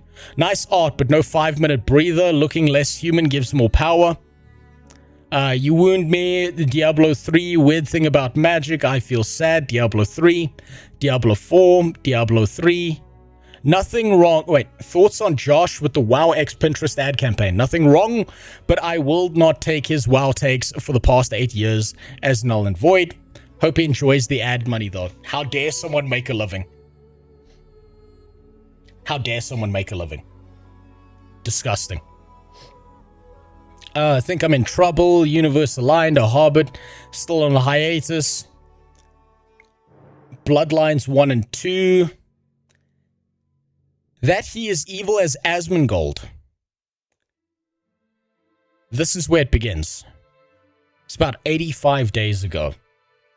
This guy went off the rails. That's about the beginning.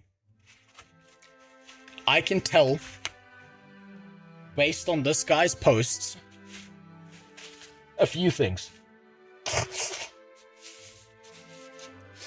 Number 1, I can tell this guy's overweight.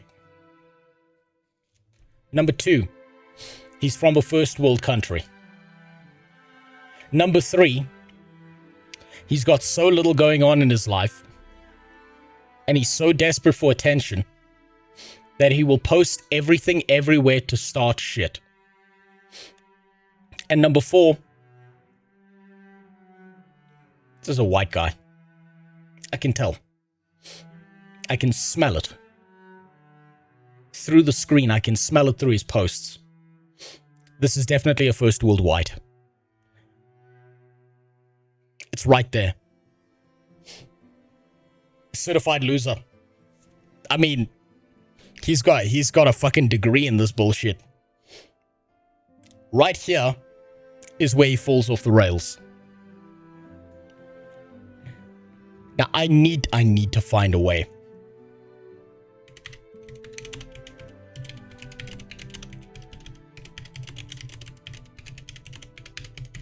I need to see what he said. You know what? I'm going to use AI to do it. Use alternative archive search tools like pull push revetted or the Wayback Machine. How to view deleted Reddit posts in 2026. Let's see. Recover Reddit users deleted comments in sections. Think fold. Deleted post search. Or search the full 30 billion post archive on Reddit archive search. It's just... Oh, wait, that's Arabic language. Yeah, not enough Ebonics. It's not even about the Ebonics. It's the way he types. It's the fact that he liked Diablo 3. It's the fact that he keeps on posting everywhere to start as much shit as possible. This is premium white person behavior from a first world country. I can tell this is someone who doesn't have... They don't have a fight to have that matters, so they've decided to pick a cause to go on a crusade on.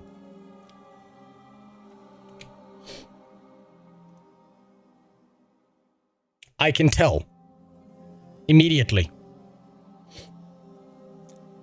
Let's see, it's all thanks to Asmund Silvervale and RozeMMO.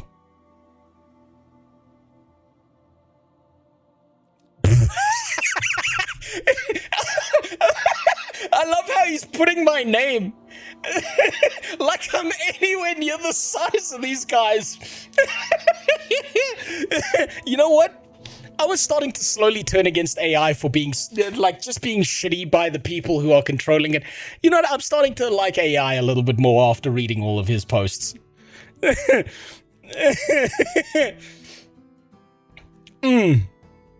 Okay. Where's his most recent? Let's see. Not denouncing him publicly means Spain is still being... Okay. Where is his main post? I need to look for Guild Wars. No Guild Wars posts have been recovered. That's unfortunate.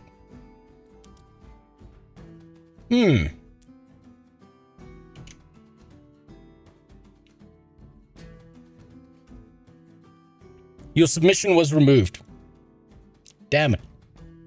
Damn it. Is there no site out there? Is Civil beginning demorid? Maybe it is. I don't think so. There weren't enough N-words in his posts. Careful with NSFW posts. Who wonder if he ever posted his ding-dong in some sub? Then it's gone. Then it's gone forever. They would have gotten rid of that. That wouldn't have even been archived. You know what? We're going to give this one more bash before we go back to the video. I need to find a particular deleted post of a Reddit user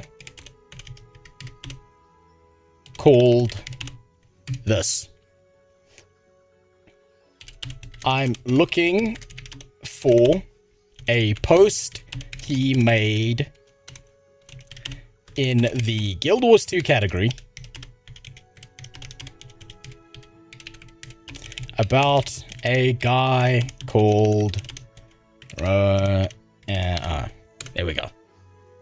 This is our last hope. AI being useful. I'm half tempted to research this OPSEC demon to prove he's brown. I'm sorry. Maybe this is just because I'm from a third world and I know a lot of brown people. I've never seen brown people behave like this on the internet. Maybe he's a first world one, but I don't see it. I think he's white. The way he types, the smell I'm getting through the screen, his general 85-day crusade. He seems like a first world white. Probably a Hassan viewer. Hate posts wherever he can. Ah, damn it. Damn it. Not even the AI can find it. That's how quickly it was deleted. Damn it. Oh well. He'll post again. And maybe next time I'll be fast enough. But just for him, just for Civil Beginning, I want you to know I fucking love AI now because of you. AI is my favorite thing in the world. We need more AI. It deserves all the water. All of it.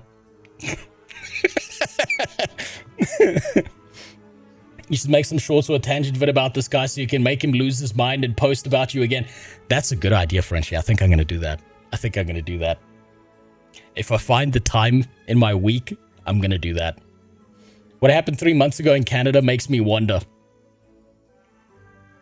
You know what? You make an interesting point, but most Indians are in the tech sector or the medical sector, and they seem to be for AI, not against it.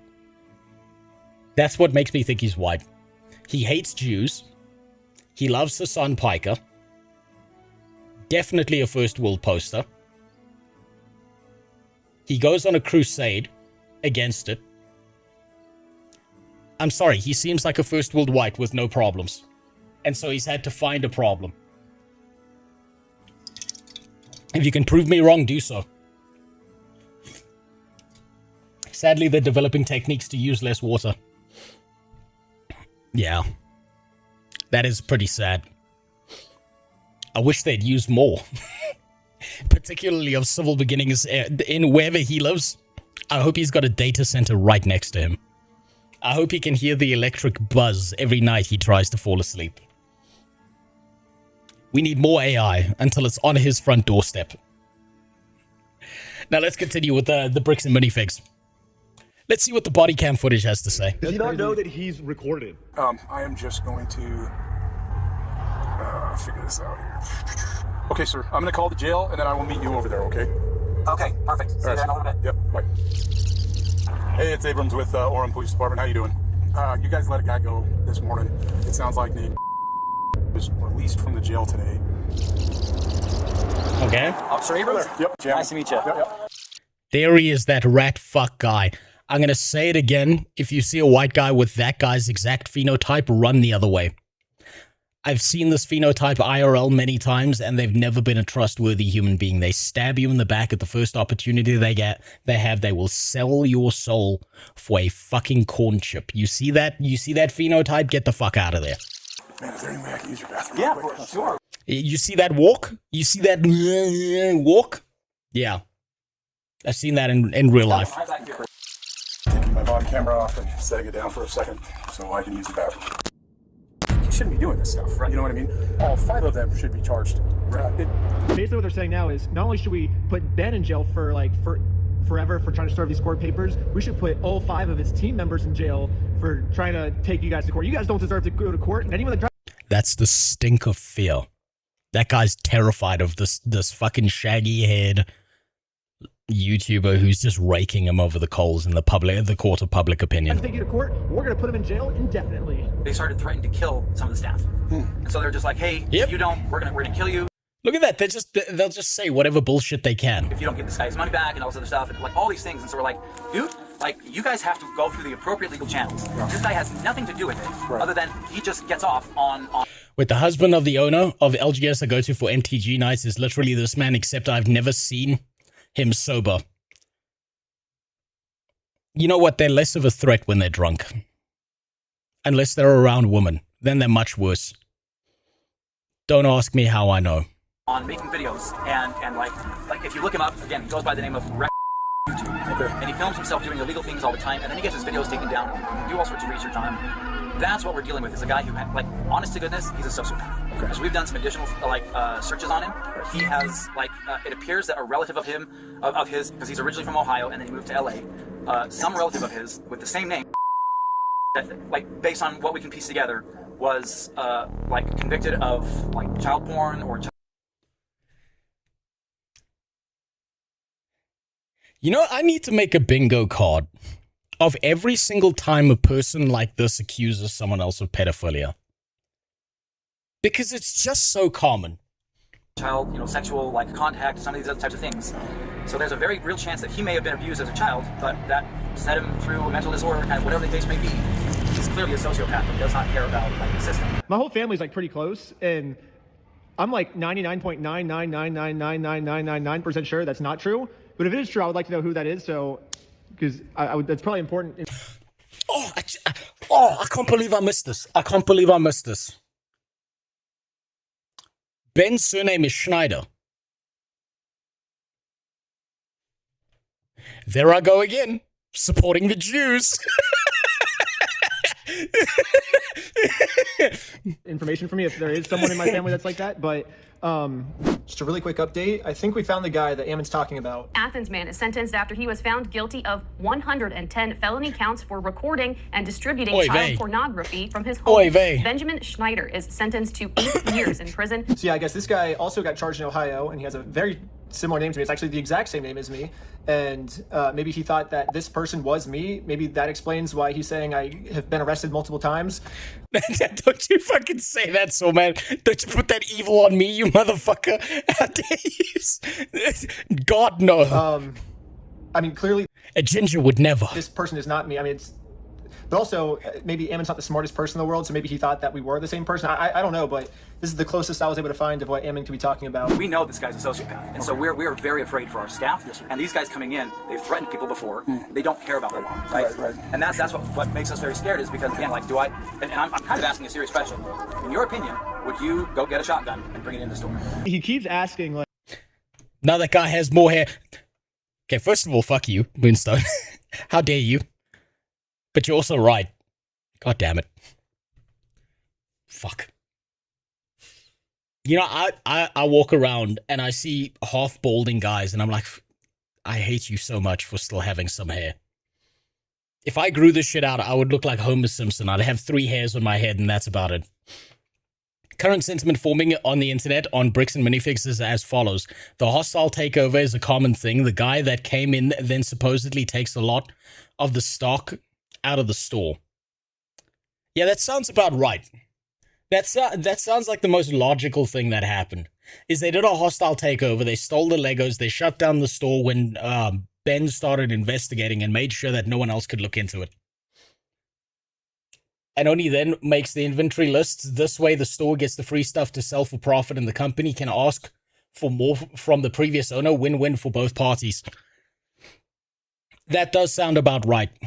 And I think their big mistake was that they started posting pictures of the Lego sets on social media because they had to find a way to say, hey, we have these Lego sets, but that works as evidence that they do have them. So they kind of screwed themselves there.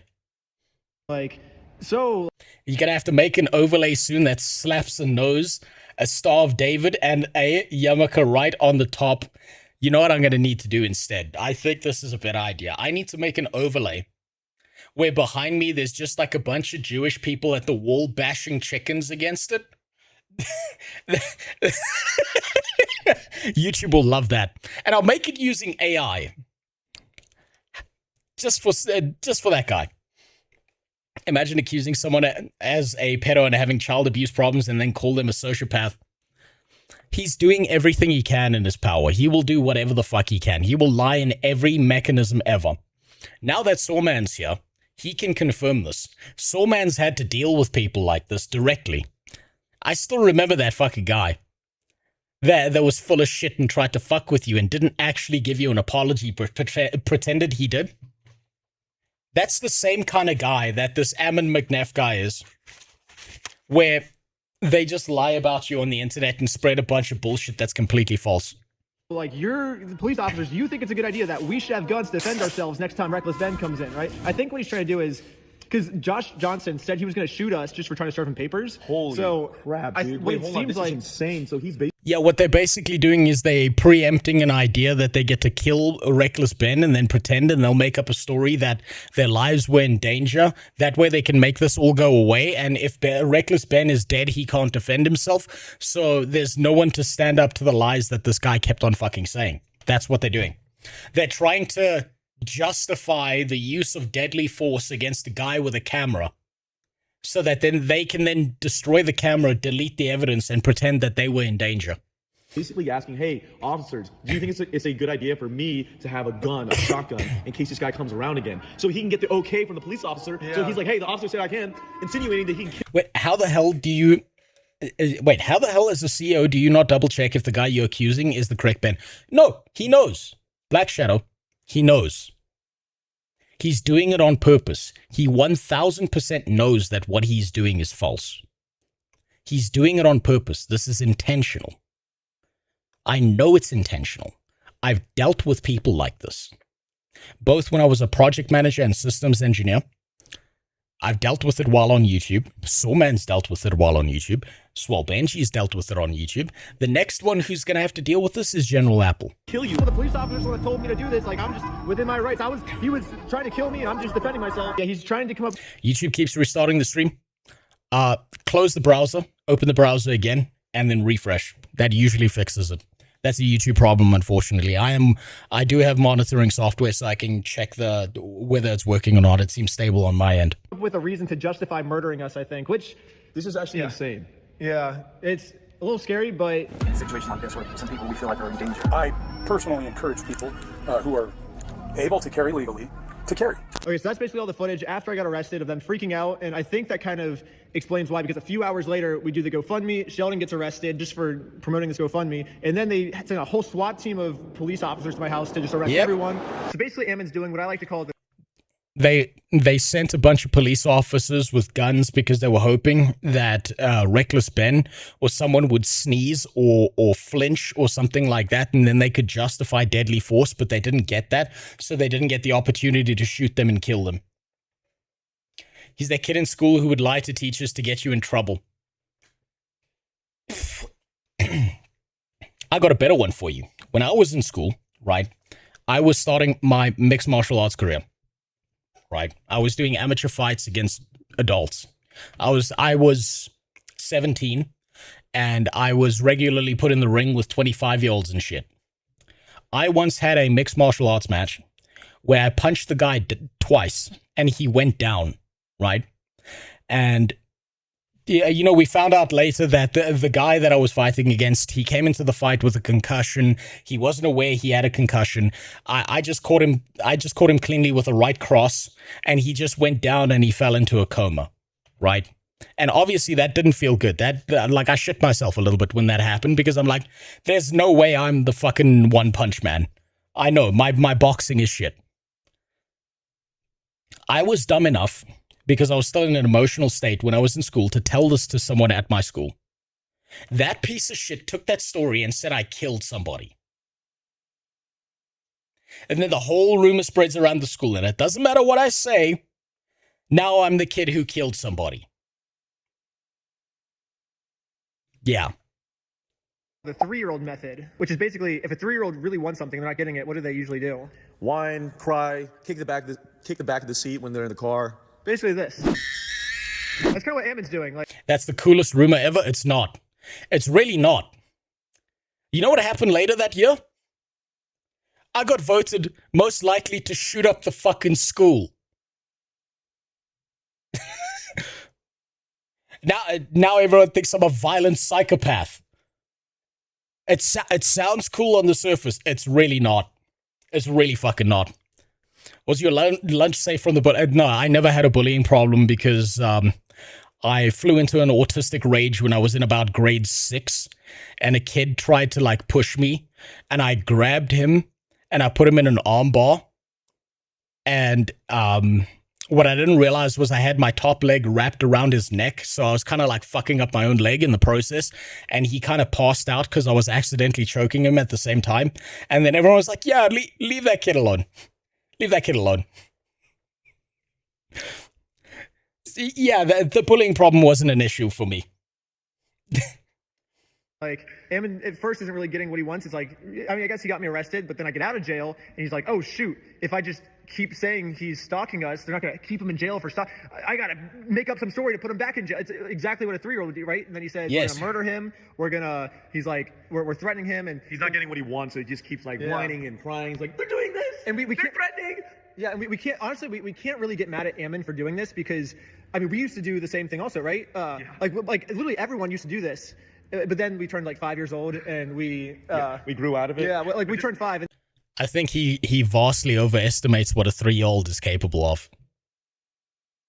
Like, when it comes to telling lies and stuff, 3-year-olds, if you can't spot that lie, you're a fucking idiot. 3-year-olds are not that good at telling lies. Ammon and Anet have something in common based on their behavior. Yeah, they do. They just lie through their fucking teeth to try and get one over. And the difference is that, unfortunately, in this situation, because it's a he said, she said shit, Guild Wars 2 and ArenaNet will continue to spread as much lies and bullshit about me as possible, despite the fact that I wasted a bunch of money going to an entire legal team who said that I did nothing wrong legally under the law. They were like, that was bullshit. And they said they could prove that it's bullshit, because if it was bullshit, I would be banned off of Kick. If it wasn't, I'd be banned off of Kick. I would be banned off of every other platform. YouTube would have taken my channels down. That live stream is still live right now on this channel. And I checked it with YouTube. I checked it with the legal team. They were like, no, you did nothing wrong. So they have to have actively lied to Twitch. And then we realized that this was not the correct method to get what we want. Yeah, basically the person that sent me all this body cam footage asked if I could respond to... Let's be fair, most people don't have that much experience with young children. That is fair. I do want to make a joke right now about the internet moderation team and children based on their behavior, but I'm not going to because they don't need that ammunition. What Ammon's saying. So I'm saying my official response to Ammon is goo goo gaga because I feel like that's the appropriate way to respond to someone who's acting like a baby. Have I been playing Brush Burial? No. And send. Haven't had the time. So after this phone call, they arrest Sheldon for just promoting our GoFundMe and sent a bunch of SWAT team members to like SWAT our house, which kind of makes that make more sense to me now based on what Ammon was saying. But anyways, let's fast forward a little bit. We posted the video, and this is, I think, 5 days after we posted the video now. Matt McNeff, Ammon's brother, calls the police. Okay. I don't really think he had a crime. He's just kind of like complaining about our video. No, for real. Let me see. Yeah, so it's my brother and I have a franchise called Bricks and Minifigs that we run. He was filming and making this pseudo journalistic documentary that he that's what he's claiming it is. Yeah. He released that documentary on Friday, and our lives have been nothing but hell since then. Once this because you deserve it. YouTuber released this video, our franchisees are getting targeted harassment, review bombs. They're destroying people's lives and making it has been a nightmare. He's not even reporting a crime to the police. He's just like complaining about how much he dislikes the video. Aren't you supposed to call the cops when there's an emergency? The cops basically just being the dude's therapist at this point. Oh, yeah. Okay. What's that cop doing with his pen? He doesn't have a fidget toy. And it's larger than his penis, probably. That's why. For me, it was about year 9. I fought 4 dickheads that were harassing the fuck out of me and walked away from it without any visible bruising. I had bruises all over my torso. People saw the fight. So suddenly I went from the weird autistic kid to that guy who can fight when backed into a corner. That's most people, right? You got to remember, most people, most bullies at least, they like to harass kids who are not going to fight back and are just going to take it. Happens all the time, right? You have to fight back. I'm sorry, this whole, but you should tell the teacher. That shit never works. It's never worked. It's never gonna work. You gotta fight back. The thing I've learned is that all of these people who like to push others around, they hate it when you fight back. They can't handle it. Case in point, Bricks and Minifigs. They don't know what to do, so they just have to create as many lies as possible, and they have to try and get other people to do their dirty work for them, because they don't know what to do. Did you have to drive to the shop to buy some beer, or do you live in a 10-story mansion? Oh, you talk about Faith. Yeah, no, he's probably got an entire basement full of beer. He's making his own in the basement. He's trying to say that the American Port Police, our company, and the LDS Church are all colluding now in protecting our franchisee, and it's one big giant conspiracy. I mean, it's insanity. It's just rage bait and clickbait, and he is causing significant serious harm. This has got to slow down. Remind me, do you know the title of the video on YouTube? I'd like to include that link on the report. The YouTube creator is... My mom would say, tell the teacher, my black father said to scar them. Your black dad was right. Your black dad had the same advice for you that my white mom did, right? My mom once sat me down and she said, listen, an eye for an eye is bullshit, right? If someone takes your eye, you take their eye, then you take their fingers, then you take their legs. And then you use them as an example for what happens when someone else comes after you.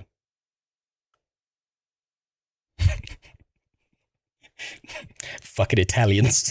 I suppose they fit into the black category as well. Again, we feel like we've tried the whole way through to do the right thing here.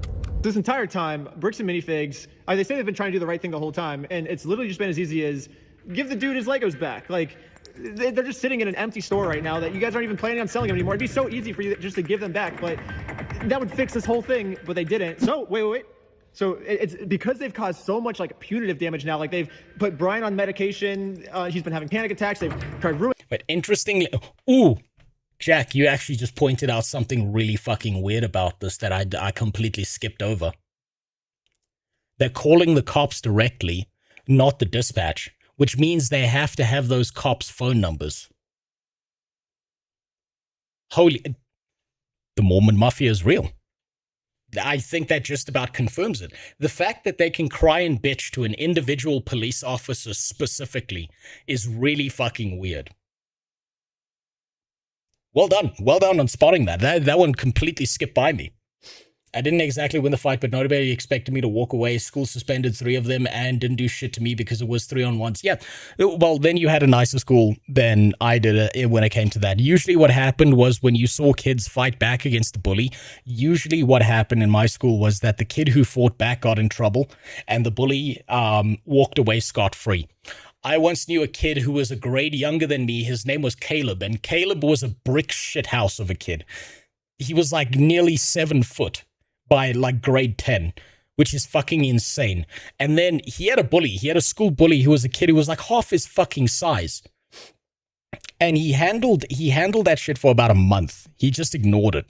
And then one day Caleb snapped.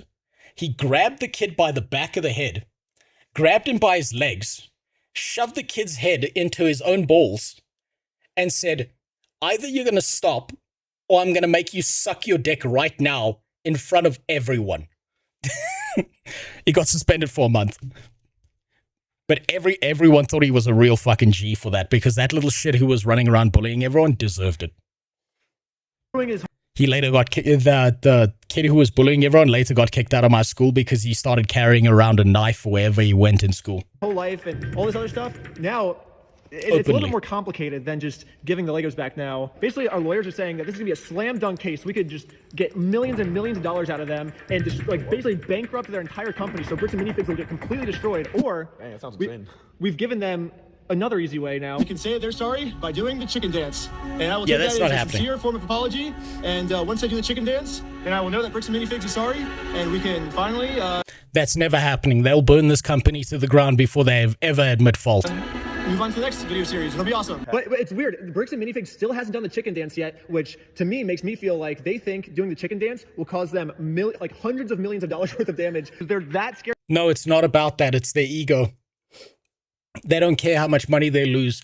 These people are so delusional that they genuinely believe in their own lies and bullshit. And so they will never do the chicken dance just to make this go away. Doing the chicken dance. They think that by them doing the chicken dance, it's probably, I don't know, but they think that's a worse decision than destroying their $100 million company and all of the innocent franchises that have nothing to do with this. They think it's worth destroying all their franchises just so they don't have to do the chicken dance. Their time is running out, and they have 1 week left as of me posting this video right now, and then there's going to be a third thing. So right now, it's just give the Legos back and do the chicken dance. But if they wait 1 more week, then they're going to have to do 3 things. Whatever this street is, it's the street Joshua Johnson lives on. They will have to rename this street Reckless Ben Street. That way, every time Josh drives home, he's going to have to see, oh, I live on... Never happening. I wish that would happen, but that's never happening. Reckless Ben Street now. This sucks, you know? Yeah, just as they're stacking the charges to throw us in jail forever, we're stacking the list of demands before they can get out of this mess. Sounds good. Yeah, we're just going to keep stacking them until their whole company is destroyed. We're going to stack it week after week, month after month, year after year. Yeah, even infinity after infinity. We're going to keep going. We're going to keep stacking those lists of demands all the way up and never stop. Give the Legos back. It won't stop until the Legos. Anyways, subscribe to Patreon. You'll get to see lots of behind the scenes, like full interviews. I just posted a full interview of us talking to the chief of police. Man, you got screwed. Like, right? So we're just trying to right the wrong. Whatever that looks like. Basically, he's saying that his police department messed up, and the whole interview's on Patreon. Well, that's nice of the cops. At least the cops are taking some accountability. I didn't expect that to happen. Also, part 4 is halfway filmed. We're almost done filming. Ben may be joking about the chicken dance. I don't think he is. I think Ben is 1,000% serious about the chicken dance. I don't think he's joking about that at all. Part 4 is going to be the most insane video we've ever filmed in our entire lives. Tell him, Victor. Yeah, no spoilers. It kind of sucks because we're still undercover in part 4, but part 4 is going to be super sick. Everyone's saying that the Lego videos are wrapping up. I think the Lego series is actually just started. There's more. There's still more to come. Jesus Christ. Holy shit. This is like a never-ending thing when it comes to this. I don't think the Lego saga is ever finishing. I think this is going to carry on for years, probably. Holy shit. Bricks and Mini, I think Bricks and Minifigs is dead after this. I think that by the time all of this concludes, there's no such thing as Bricks and Minifigs. I think they've done so much damage to themselves in the court of public opinion that no one will ever want to deal with them or work with them. I think they're done for. I think it's over. If they were to do the chicken dance, that could be used in court against them. That's true. That could be taken as an admission of guilt.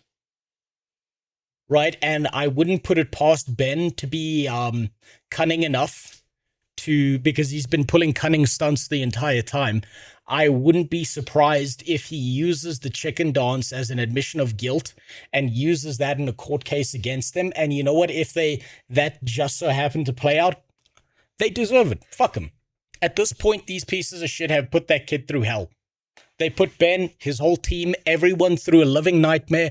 They stole Legos from a cancer patient. Fuck them. Whole Fork PD situation is on top of everything. Yeah.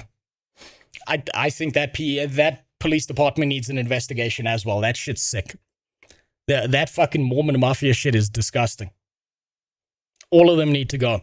Now, let's look at something a little bit more positive. The class I've been wanting since I was a teenager. I wanted it in World of Warcraft.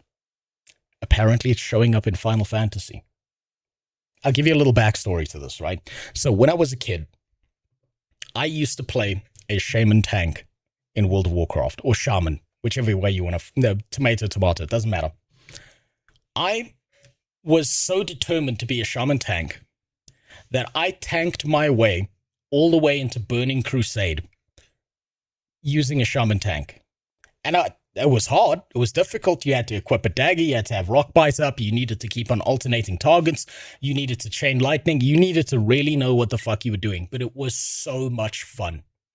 And I always had this idea in the back of my head that you could make the shamans a tank with one simple change is you allow them to dual wield shields. Make their attack some percentage of the shields, make the attacks faster so that rock biter applies at a higher rate, and you could have a competitive shaman tank that would be analogous to what the paladin was, but in a different sense. Unfortunately, that never happened because Blizzard slowly over time became more and more creatively bankrupt, and they never got like dual shielding, nothing like that. Final Fantasy, on the other hand, they're like, yeah, fuck it, why not? So I'm looking forward to this. Ben has been on Unsubscribed Podcast. Yeah, I've seen it. I've watched it. I wouldn't be surprised if the fat electrician has a binder going on Bricks and Me. He does love his binders. I wouldn't be surprised if he's got like a mass stack of documentation that he can just throw on a desk somewhere or just hand off to Ben. And it's got every single piece of shit that they've ever done. And he probably, because he's very meticulous about things, I bet he's dug up some stuff that not even Ben knows yet. Shaman tanking sounds interesting. It's really, like, I remember this during TBC and Classic or Vanilla. Shaman tanking was so much fucking fun. It was so incredibly fun and entertaining to do. It actually was a challenge for both you and the healer. The healer couldn't go AFK. And if you knew how to cycle aggro through different mobs in WoW, it was exceptional. I loved it so much, and they took that away from me, and I will never forgive them for that. Fuck them. Now let's see what Final Fantasy's got to offer by comparison. Ooh, guns on the shield. That looks good.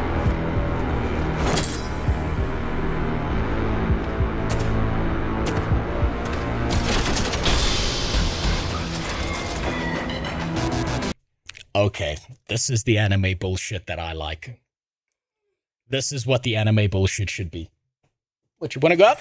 Give me a sec. My dog just wants to leave. Yeah. Wherever you're going, come back when you're done. Right, there we go. This is what we needed. This right here is what I wanted in World of Warcraft. It's a giant door shield build in Final Fantasy, but with guns. I'm here for it. I'm here for it. This looks cool as fuck.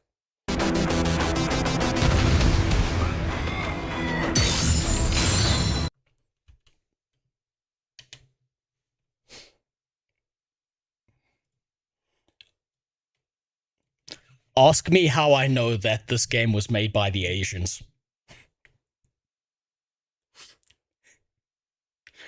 They had to make the robot dummy thick, huh? They couldn't help themselves. Even the robots got more ass than the characters coming out of fucking Western games.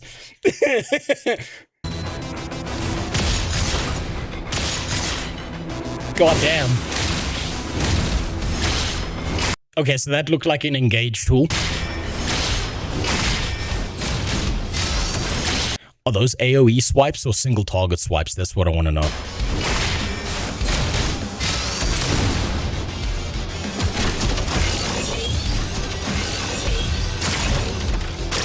Oh, and you get a ranged mode.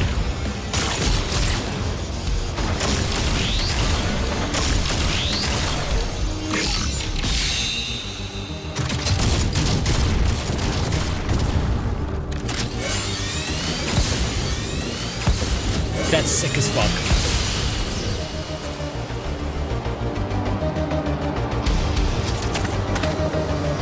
Oh my god, that's cool.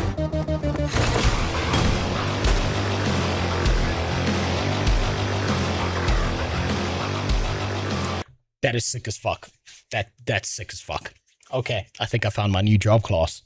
I think I found the job class I'm gonna like the most. That was cool.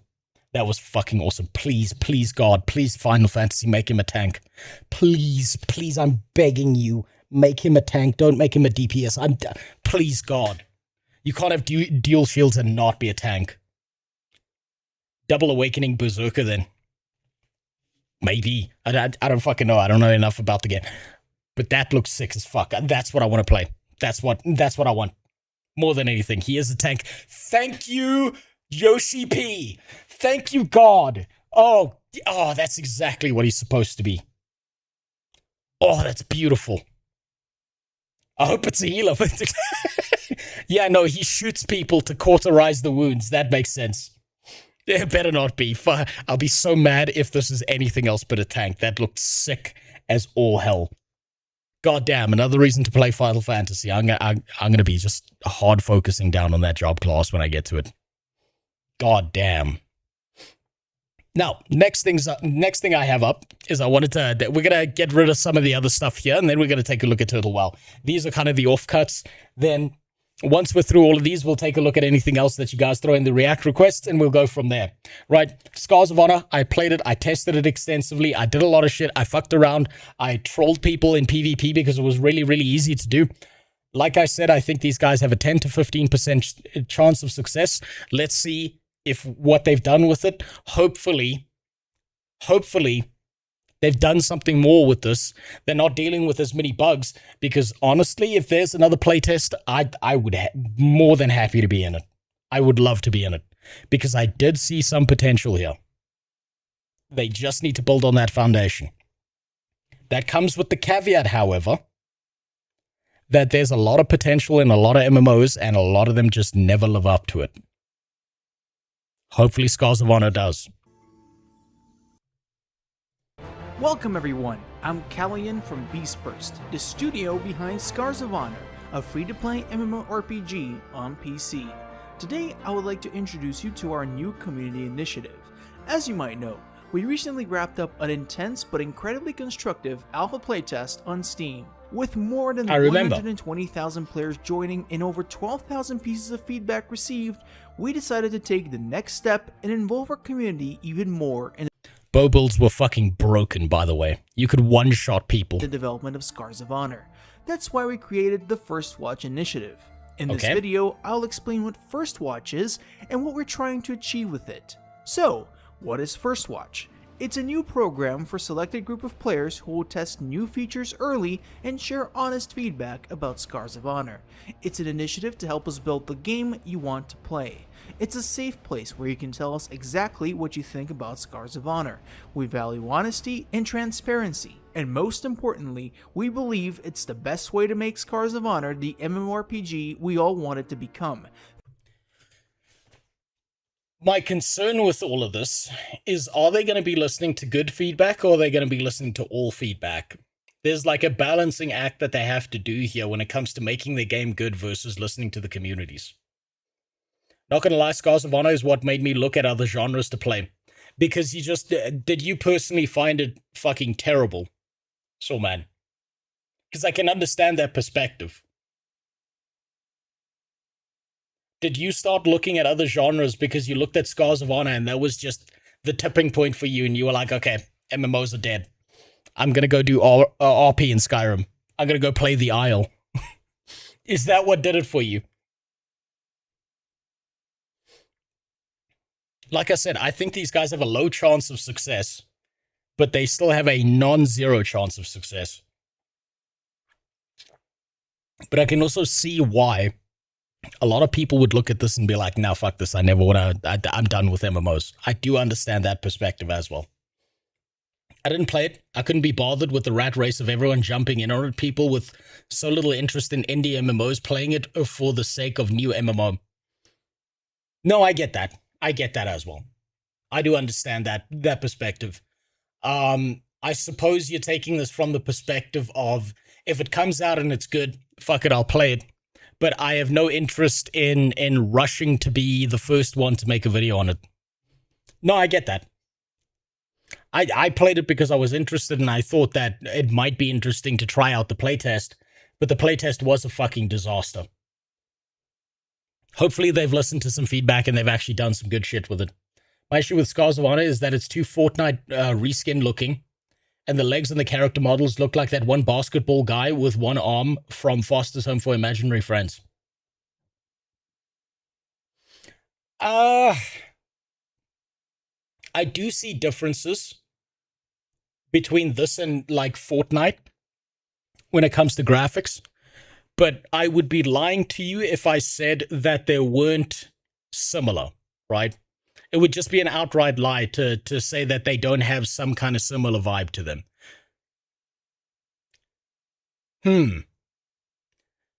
I do think that we're gonna go, when it comes to MMOs, when it comes to most games, particularly when looking at something like Guild Wars 3.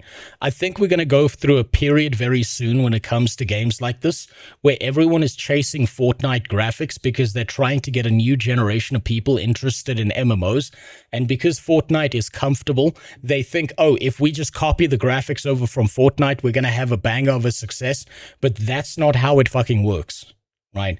I don't think people in corpo offices and stuff understand that if you copy-paste something that's already a success, people are going to compare it to that success, regardless of how different the game plays. So I think that this is going to happen. There's going to be an entire era of games now that are going to look exactly like Fortnite, Guild Wars 3. And because of that, there's going to be a massive fall-off on those games before they realize it wasn't the graphics that actually made Fortnite successful. It's the whole hangover, Ashes of Creation. It killed the MMO genre, people putting too much pressure on this shit. I don't think people are putting pressure on this shit. It's been 8 hours and it's only got 3K views. I think this is a small indie MMO. I don't think people are going to put that much pressure on them. I do think that if they fail, it's just going to be another one on top of the pile. I don't think this one is big enough or with a large enough following to move the needle in the way that it does. I think that a lot of people as well, on top of that, they tried out the alpha playtest, they didn't like what they saw, and they've already moved on. And much like Sawman, they just couldn't give a fuck anymore. You only get one chance to make a first impression. That was their first impression. It wasn't good enough. And I don't think people are going to look at any advancements on the formulas and like beyond that. And maybe that works out in their favor, actually, because these guys don't need to be the biggest MMO. They need to be a small MMO that builds with a small community from there. I just want a good MMO that's not 2 decades old. Well, keep waiting. You're going to come back here 10 years later, Nesrel, and you're going to be like, I just wanted an MMO that's not 3 decades old. It's going to keep happening. Also, what's up, Iconic? I saw your link about the investigation into the WoW thing. I'm doing that one tomorrow because that's a long video. I don't think it's anywhere near big enough, but the run-up to the alpha was retarded. Twitch was down bad for it. I think they pushed too hard and fast. I think I agree with you on that. I think they put too much marketing out there. They got too much attention too quickly. That was people's first impression of the game, and people were done after that. Apogea, Anvil, Empires, 2 MMOs I'm excited for, and yet there's no hype from the usual MMO suspects. So what you're telling me is Lazy Peon hasn't yet made a video on it. I think the whole genre depends on the next big one, Riots or Guild Wars 3. I think that Guild Wars 3, this is just my hot take until we get to see some gameplay. I think Guild Wars 3 is going to be a disappointment to the largest majority of people who want a new good MMORPG because it's not going to fulfill the niche in the way that they wanted to. I think Guild Wars 3 is probably going to operate a lot more like Guild Wars did. It's not going to scratch that MMO itch. Lazy Peon's still a name in the MMO space. He still pumps out some slop every now and then. Yeah. Don't forget Chrono Odyssey. I liked Chrono Odyssey for its combat. But again, everything was a shit show. I don't know. It's hard for me to put my faith in anything, honestly, when it comes to the MMO space. I'm very cynical about it. And I kind of take things from the perspective of being exceptionally cynical. And if something does something better than what I expect, it's just kind of a nice surprise. But I don't put faith in hype and MMOs anymore. I just don't do that. Certain creators are running out of MMO creators to copy off of. I wonder who he may be referring to. Yep. You know, I think I figured it out, by the way, Soulman. I figured out how Lazy Peon's formula works, right? What he does is he does... I think this purely because of the fact that he leaned into crypto for a while because of his certain behaviors and stuff like that. What he does is he goes to an AI and he asks it the question, what MMO videos in the past 2 to 3 weeks have popped the fuck off? Give me a full set of links. He then finds those links. He finds the ones that have the highest viewership in the shortest amount of time. He copies that thumbnail style, and then he does a talking head video with none of the nuance or none of the investigation into it. And I'm starting to think that a lot of the MMOs that he's covered, he hasn't actually played that much, right? And when I say not play that much, I don't mean like he played it for 10 hours. I mean, he played it for 30 minutes kind of stuff. He's running his channel like a business, not like someone who's interested in the MMO space anymore. That's what I see from him. You know the next MMO is going to be good if Muckluck glazes it instead of Guild Wars 2 and 3. Instead of.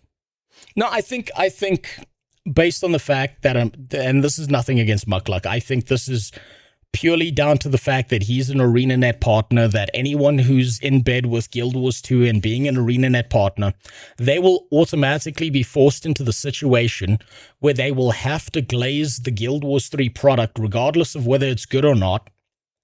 And if they don't, they're going to get in trouble with ArenaNet. What MMOs creators making video based on AI scripts? I am shocked. Yeah, I know. Yeah, never would have seen it coming, huh? In my MMO space? No. It's almost every single video that's out there, by the way. Every single video made by MMO content creators that's not like this is my playthrough, this is a cut down version of it. It's just them pumping out a bunch of slop about it.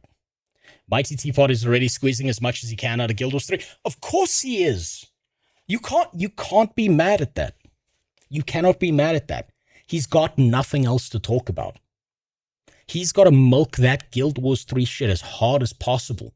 Because think about it from Teapot's position, right? He's trying to position himself to be the Guild Wars 3 MMO guy. And in order to do that, he needs to be first. He needs to be the first one with the first videos out that everyone looks at, because then you don't need to look at other content creators. It's what he's got. Sent you an image. Should I show this on stream? Can I show this on screen? Well, it's a tweet, so... Or it's blue sky, I'm not quite sure, because you're using light mode. Disgusting. Oh, hold on. Let me just change the name. I've got a bunch of stupid shit on my desktop. Let's see. The last game Peon praised was Ashes of Create. Oh, no. Don't worry, it's coming out any day now. Let's see. Vibe coding bespoke software solutions for my workflows is my new favorite free time hobby. You know, I built a program, right, a while back. I built some code. I built this thing. I'm gonna show it to you. And I'm gonna be honest with you. I tried to use vibe coding. And it just fucking didn't work. It made things worse. I got so frustrated after like an hour of trying to vibe code shit out that I was just like, fuck this, I'll just build it myself. And my code's dog shit, it's all spaghetti code, but guess what? It works. This is a clipping program, right? Downloads full YouTube VODs in 1080p, it does all of that shit. Basically, I stole a bunch of code off of GitHub. And then I added a little bit of my own, so that does clipping and semantics and all of that stuff, and does like visual heat mapping and emotions on people's faces and stuff. I tried to vibe code this. It just didn't work. It just made it worse. It got me so fucking mad. I couldn't do it. And then again, not learning my lesson, I tried to use like AI stuff to do 3D modeling and shit. And it just keeps on fucking up, and it just keeps on doing things I don't want. So I was like, fuck it, I'll just learn Blender. It's just quicker. It was quicker to learn how to sculpt in Blender because I've got a CAD background than it was to use an AI to do things. I think there's a scale of AI usage in programming. You can use it to help find bugs and such. Try to one-shot programs from a single prompt. You say that, Eucharist, but those tools were already present in most programming languages, or they came with an extension that told you where the bugs were, or told it would give you suggestions on, are you trying to do this, right? And you would click on a drop-down menu where it highlighted the piece of code, and then you could click on it, and it would change the code for you because it's kind of like a spell checker. That was already happening. I don't know why we needed AI for that. That was already a system that was already there. It's in Python, it's in Ruby, it's in fucking MATLAB. God, in any code base I've touched, I've never not seen a piece of coding software that doesn't have a thing where it gives you suggestions of what you're trying to do. So, I don't know why we needed to switch over to AI for that one. Anyone who's a content creator who suddenly starts talking about vibe coding their workflow, you're just admitting to using AI to do your scripts. Yes. Yes. Absolutely. I also want Clippy back. Clippy was based as fuck. We didn't know how good we had it. As long as the product is simple, you can vibe code it. But when it gets more complicated, or when you need maintenance, you need coding skills. Otherwise, AI will make more mistakes. Yes, it will. It will. Is it your birthday? No. Let's see. Use Claude Cursor to build websites in bespoke accounting software, and most recently Grok to create some custom Adobe Premiere plugins. I bet they run like shit. Each platform was able to create what I wanted, tailor-made for my needs without issue. I doubt that. Perks. The added bonus of avoiding existing solution subscription fees is a nice perk. Yeah, but you're paying a subscription fee to the AI model that you're using anyway on a either monthly basis or you're buying credits. So you're spending more money doing that than you would by buying the subscription model. And there's a very high chance that what you're doing is going to break or have some fucked up bug, and it's going to ruin everything later down the line. I know, I tried and it kept on happening. Oh, it's bold of you to assume I'm that young, Faith. Everything Adobe is shit, maintained and marketed by Indians. What do you expect? Yeah, no, there's nothing creative that comes out of it. You know what's really funny about you saying that, Allah?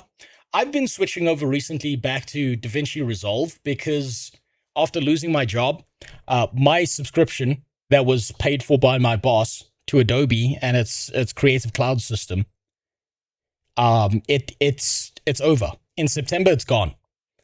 All of the tools I was looking for were already embedded within DaVinci Resolve, and they were there months before Adobe even thought about it. So they're just kind of copying from DaVinci Resolve. That's the funniest part about it. The democratization of that, yeah, there's the buzzword, of creating is here. An idea is no longer needs a millionaire angel investor. If you can think it, you can make it so cool. He hasn't hit the wall yet. He hasn't hit the wall yet. And yes, am I surprised that Lucky Ghost is probably using AI for every single one of his scripts? Absolutely fucking not. And I bet he's not even double checking them. He's submitting them like a kid in high school who, you know, when you give a kid an assignment now and they basically copy paste it into ChatGPT and then it shits out the output of it and then they just copy paste it back and they don't even check it. I bet that's what's happening. He won't hit a wall. He will produce another 10 top 10 slop 10 videos. He's got the perfect formula. He's already making slops, so putting AI in front of that doesn't change much. Oh, I said it takes 5 to 10 years for good AI. I'm just having fun for the meantime. Yeah, give it another like 10 to 15 years, I think. I think there's going to be a boom, there's going to be a bust, it's going to go silent, and then it's going to come back later, full fucking force, and it's not going to have the same hype around it. It's just going to be considered normal. This is a common pattern you see in investing, right? There's always a hype wave. There's a bubble that forms. The bubble collapses. No one cares about it anymore. And then it shows up 10 to 15 years later and it's just considered normal. And everyone's like, oh yeah, I remember that stuff. And it just becomes part of a normal workflow. I know. I used to work in investing. I've seen this over and over again. It's the same pattern. Those assholes killed Adobe Flash and it was so fucking good, but they had to fuck it up by not getting an agreement with Apple. Yeah, no.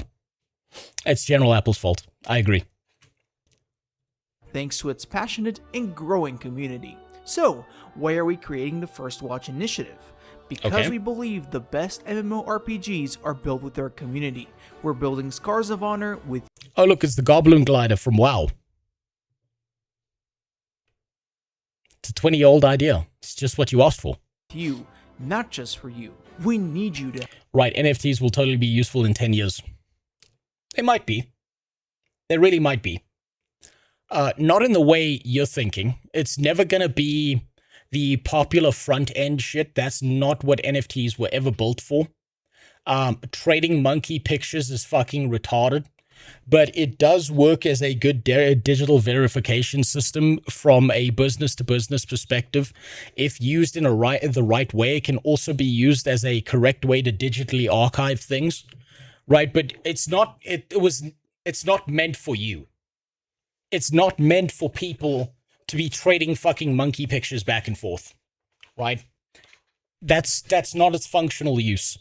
It will find a niche use within certain digital spaces, but the whole hype around it, the whole surface level monkey pictures, blah blah blah, it's completely worthless. So it might come back, just not the way you think, and it's not going to be for you. It's going to be some back office shit that's used by large companies and shit for digital verifications and for storing and archiving contracts in a more efficient way where they can't be corrupted or fucked with or altered in any way. And then you don't need to go to a court because you've got the original document that was signed and then verified on a blockchain, blah, blah, blah. But it's not for you. It's not made to be public facing for trading monkey pictures. It never was. I suppose, but I hope businesses have better security against the copy-paste tool.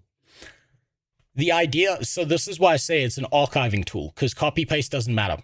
Oh no, there's multiple contracts that people can copy-paste, but the original document is already stored and verified as such. It works against AI because someone might try and manipulate things with AI and so on and so forth. But the blockchain, you've got the original verified document that cannot be manipulated or changed. Think about it like a deed to the house, right? That kind of sense of things. District 9 director already making AI movies. I don't think it'll take that long. It's just that 99% of the stuff on the internet is slop due to low floor. Well, it's always going to be like that. I don't think that changes. I think 99% of it will always be slop no matter what. To help us test the features that matter the most. Your feedback will help us improve the entire experience, and to do that, we need all kinds of MMORPG players. They need bastards like me and Benji. How does it work? It's pretty simple. We're going to create a diverse group of players. They will participate in different activities to deliver their honest answers. They will participate in tests with specific goals and direct question. They will share direct feedback with their dev team. We'll also use a private Discord channel to keep communication direct and efficient. That's smart. That's actually pretty smart. They're partitioning out components of their game so they can test each individually. And then they'll build the links between them later. That's actually not a bad strategy. So, who are we looking for?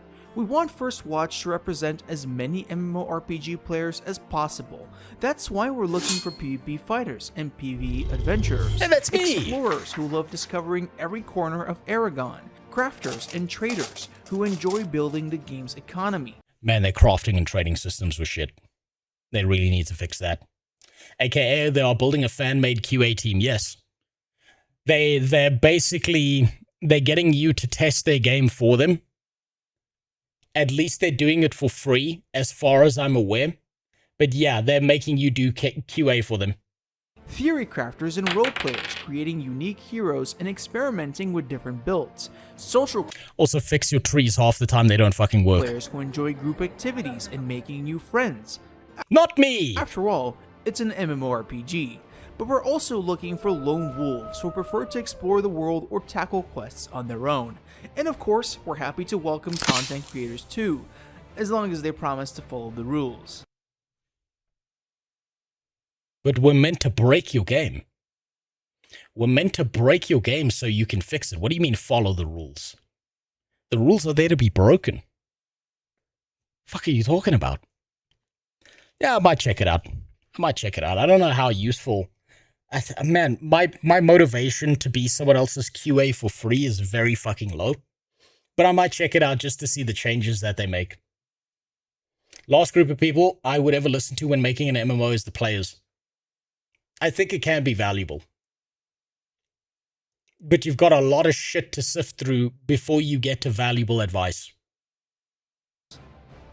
No matter what kind of player you are, we're looking... How about add VoIP to an MMO? What are you, living in 2080? What are you, in cyberpunk VoIP? We don't have the technology to do that. What are you talking about, so man?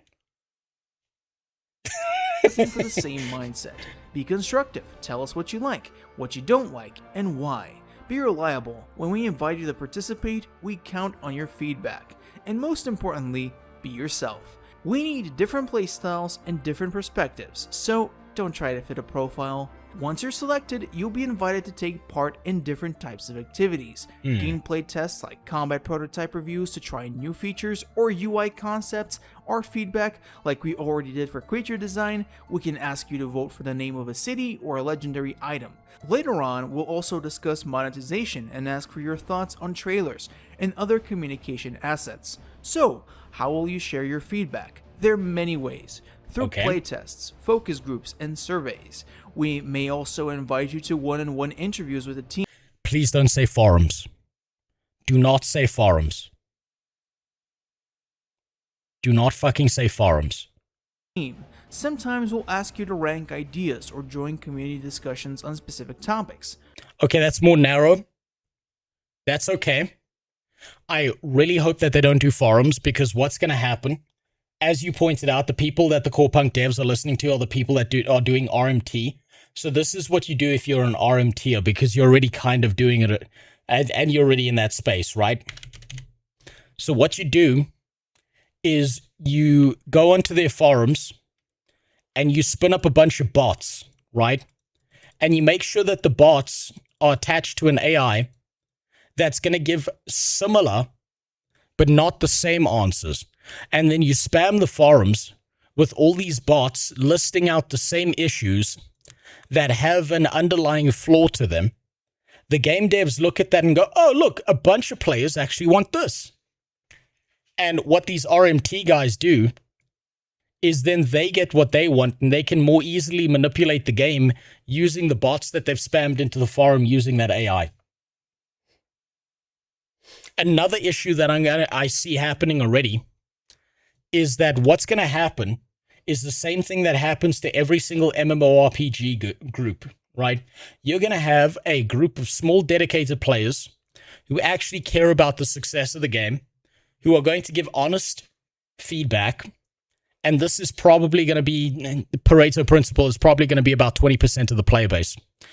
Then you're going to have what I like to call player retards. And these guys have no interest in actually improving the game. This is going to be about 80% of the community. And they're going to be talking about, oh, but why do we have only male and female? Why is it that this happens? Isn't this kind of racist? This doesn't match my worldview and my narrative of what I should think. And you have to try and eliminate all of these screeches from fucking up and corrupting your MMO. And if you don't, you're going to end up being the ArenaNet moderation team. And this is going to happen a lot. Remember Project Gorgon? It only took one fucking guy to ruin their entire reputation. One guy crashing out all the time and shitting on people nonstop. And these guys are going to dominate the conversation, because what's going to happen is these guys who actually care are eventually going to go, I couldn't give a fuck anymore. I've got better things to do. And so you're going to be left with this. And if you keep on listening to those people, your game's going to go for a ball of shit. It's going to happen. I could see it already. Just because that happens everywhere. Best part about voice chat in the games is hearing the Wu-Tang Clan blasting in the barracks. Yeah, no, absolutely. So, why should you join? Or you hear that one song that's just the N-word over and over again, and the guy's like, I'm 200% N-word. That one's going to be playing non-stop in VoIP. When first watch, what do you get in return? First of all, the satisfaction of helping us build a better MMORPG. You get exposure. We're going to pay you in exposure. You get to experience new ideas and features before anyone else. You will have a chance. You get to be bored of the game before it's even released. To share your feedback and make your voice heard. And one day you'll be able to say, I was there. I was part of First Watch. Of course, we wouldn't ask you to invest your time without saying thank you. We have a few ideas to reward our most dedicated First Watch members. An exclusive Discord badge and a special community role. A unique in-game title. Imagine carrying the First Watch title wherever you go. So what you get out of this is a few pixels on the screen. We could even add your name to the game credits. And last but not least, an exclusive cosmetic item that only First Watch members can earn and proudly wear in-game. Okay, so you do get some cosmetics, okay? Please don't tell me that they have some kind of mechanical advantage. Please, I'm begging you. First Watch also gives you a direct line to the development team. through a private Discord channel, your feedback won't get lost. You receive updates before each activity, and from time to time you may even join live discussions with the team. That's what being part of First Watch is all about. Want to join First Watch? Here's what you should know first. First Watch is completely free. You don't need to buy anything to join. It's not a VIP club, and it's not a way to get guaranteed beta or early access. Yeah, they're building a QA team that does it for free. Join because you genuinely want to help us build a better Scars of Honor by sharing honest feedback. For First Watch to work,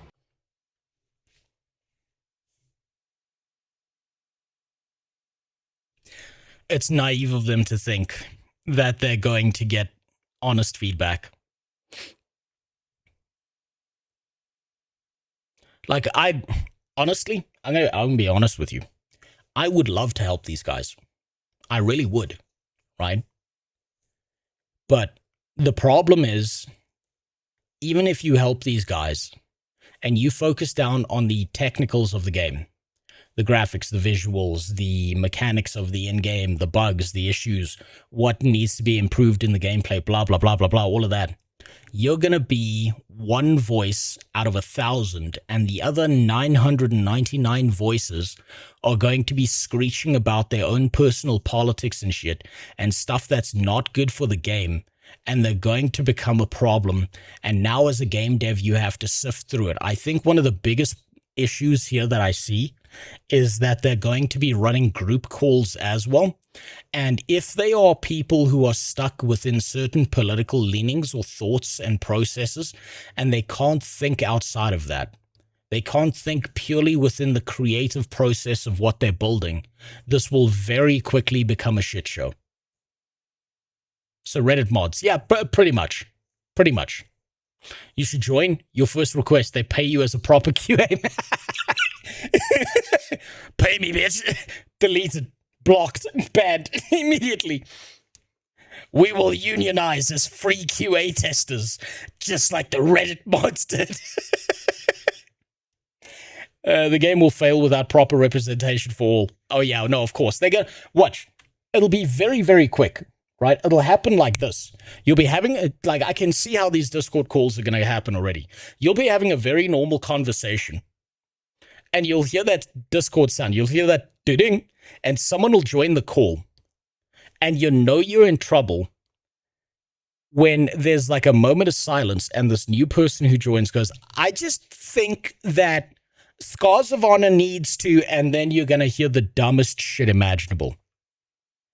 And they're going to use that to manipulate the game devs, because using live calls is a very easy way to manipulate well-intentioned behavior, like people, to do what you want, because they think they're listening to the community when they're listening to an animal who's got an agenda behind them.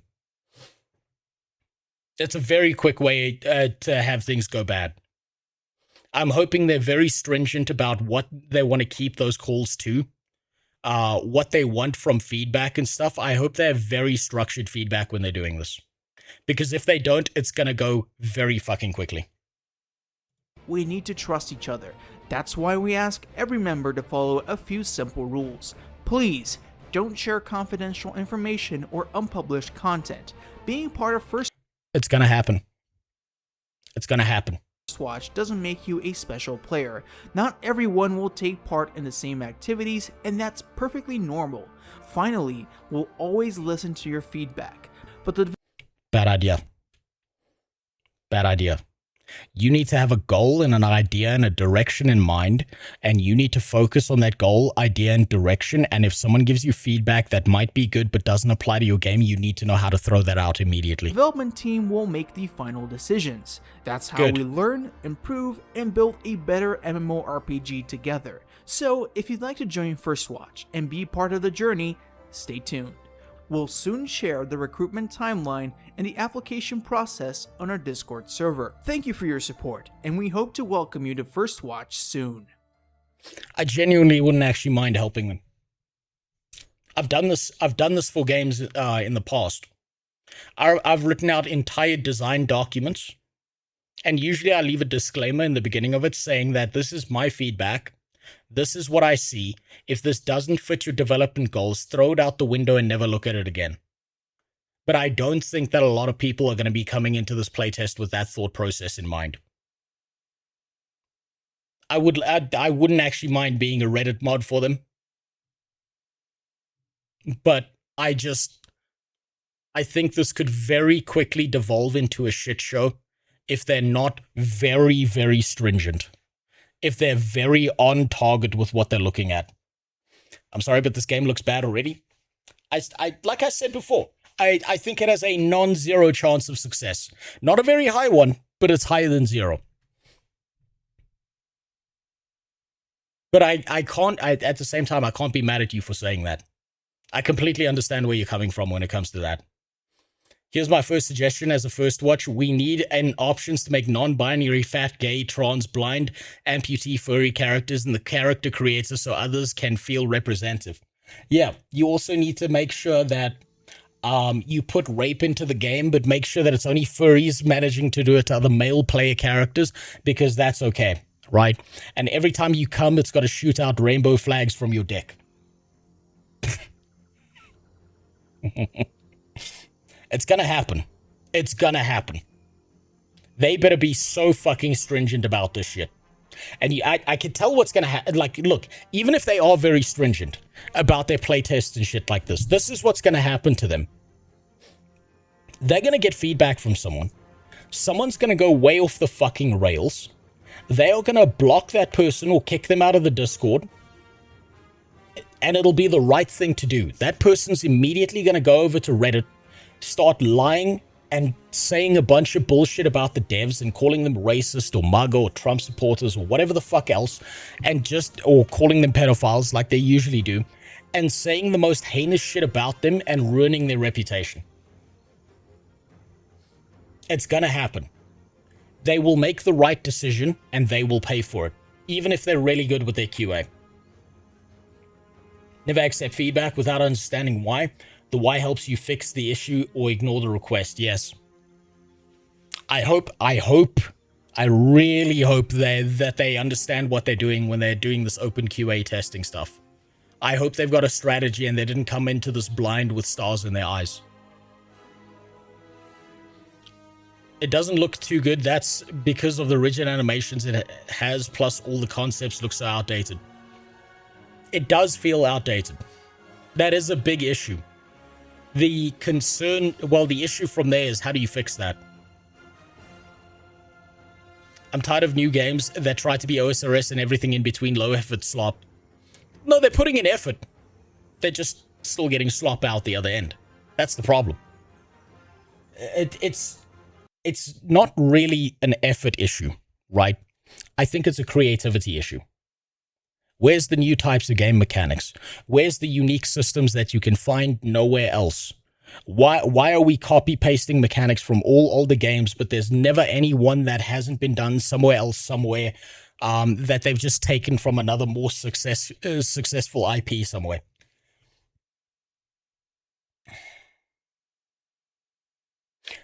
This might be the wrong comparison to make. But one of my concerns, right, is that what they're basically building is a shittier version of Pal World without the pals.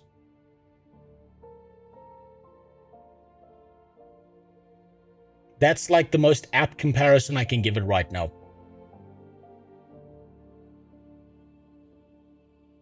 I would say even that isn't necessary. Look at Pal World. Almost all the mechanics are from other games. You might be right. They might just need to So, Pal World's an interesting one because they didn't really do anything new. They just recombined elements from other games and added to theirs because they thought it would be fucking awesome. But at the same time, the MMO space is kind of a different universe. The MMO space is filled with people who are so tired of playing the same thing with different graphics over and over again. Pal World is a mid-survival game. It only sells because it's Pokemon. Well, that's all it needed to sell. I don't know. I'd love to help them. I'd love to do that. But at the same time, they need to understand they're going to get a lot of shit even if they make all the right moves. It's just going to happen. They're going to kick out some weirdo who's going to say some fucking stupid shit, who's not actually interested in helping them, but is looking to push their agenda. And that person's going to go post on Reddit and make their life a living hell. Like we saw already from a Reddit user who believes that I'm an agent of Israel. It's just going to happen. There's nothing you can do to stop it. I hope they're ready for it. Now let's take a look at something else. Season 10 of WoW Ascension.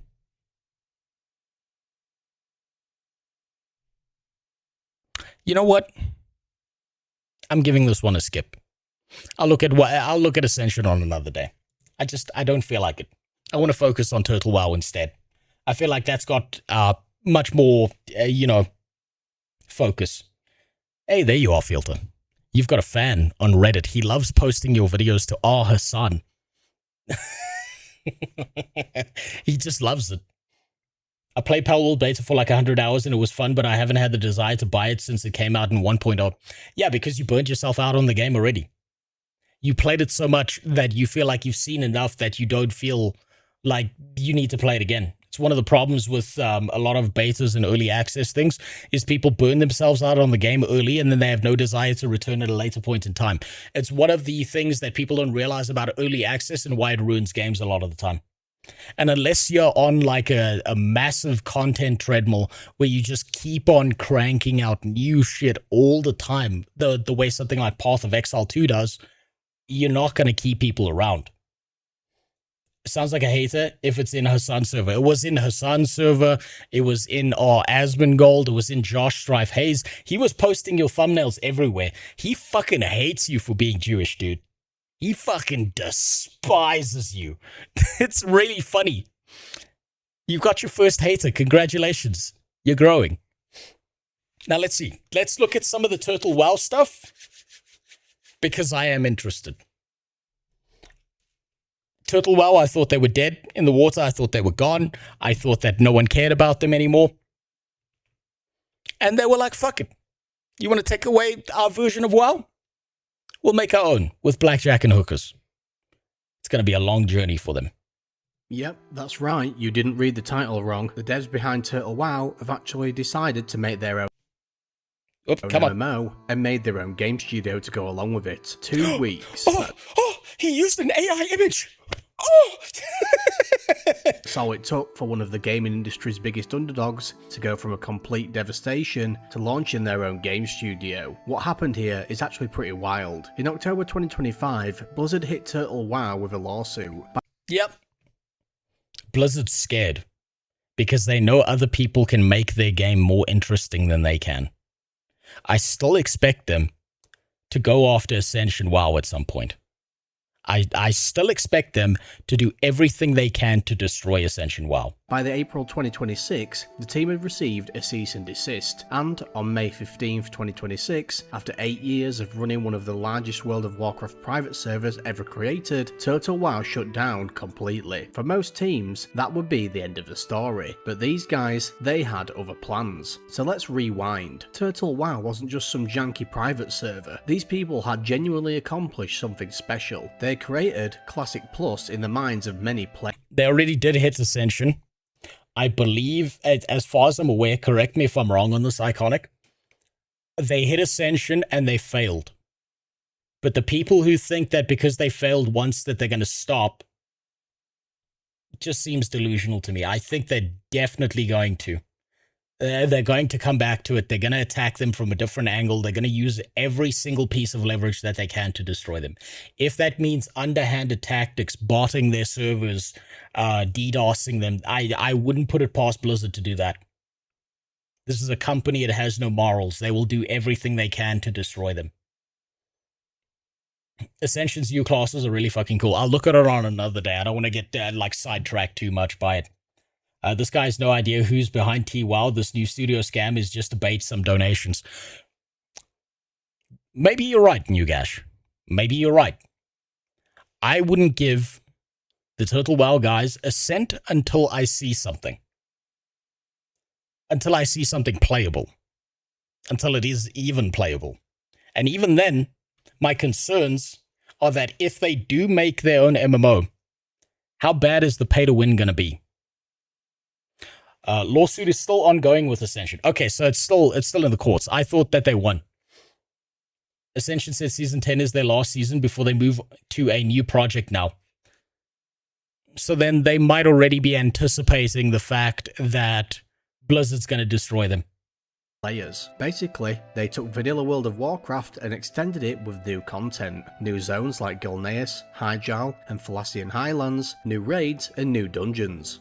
The classic plus we deserved. And they did all of this while maintaining the actual soul of what made Vanilla WoW great. The community aspect, the slower pace, and the exploration. These weren't just cash grab server operators, they were developers who genuinely understood what players wanted and had the skills to build it. But here's the thing about running a private server, you're building on someone else's IP, and Blizzard, for better or worse, doesn't really allow for worse. that, which obviously is understandable. They don't want anyone else making WoW, even if it's a version of a 20-year-old game that Blizzard itself has basically abandoned in favour of retail in recent years. So Blizzard came down hard. The lawsuit, the cease and desist, and the shutdown. It was brutal in the end. But 2 weeks after the server went dark, the Turtle WoW team have announced they're forming a brand new game development studio called Moonwhisper Games, and they're building their own MMO from scratch. When they announced this, they were really honest about it.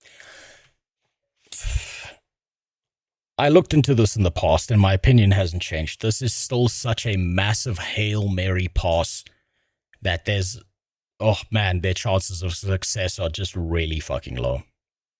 I wish them the best. I hope that they make something interesting. But again, I'm a cynical man. I think it'll probably fail. And I want to be wrong. It. They said, "We know this is an enormous undertaking. MMOs are among the most ambitious and demanding projects in game development. Then under any illusion that this is quick or easy. But, and this is the important part, they're also not starting from nothing. These people have spent years building MMO experiences, managing massive communities, creating content, learning what works and what doesn't in this genre. That does mean something. Now, here's where I want to push back on the obvious skepticism you're probably thinking. They just lost World of Warcraft's IP. How are they supposed to compete without that? But actually, I think that might be to their advantage. When they're building on top of WoW, yes, you're inheriting WoW's world, which is obviously great, but you're inheriting all of its problems too. The legacy systems, the balancing nightmares, the fact that Blizzard's design philosophy has evolved in ways that sometimes feel bloated and disconnected from what made the game great in the first place. Yeah, he talks about it like it might be an advantage, but I don't think it is. People prefer the legacy systems a lot of the time. People prefer it over what modern WoW is a lot of the time. So I think overall it's a net loss, not a net positive that they lost all of this. They could have kept Total WoW going for a very long time, continued to build it out, continued to add to that, because they don't have to worry about the core gameplay systems. They're just expanding on something that already exists. That loss is huge. I watched buddies play it back in the early days and thought you pay monthly for this. Yeah, they did. I got one of my first jobs just to pay for WoW. And you know what? I don't regret it. I don't regret it at all. It used to be incredible. And if it's not your type of game, there's just no way you're ever going to understand that. Nothing wrong with that. Their custom zones were so good, they added a dungeon in 1,000 Needles just before having to shut down. Well, I mean, I would trust a retarded squirrel on fentanyl to program and make something more interesting than what modern WoW does. Has anyone seen the most recent update to what World of Warcraft, the guys who own the IP, are working on?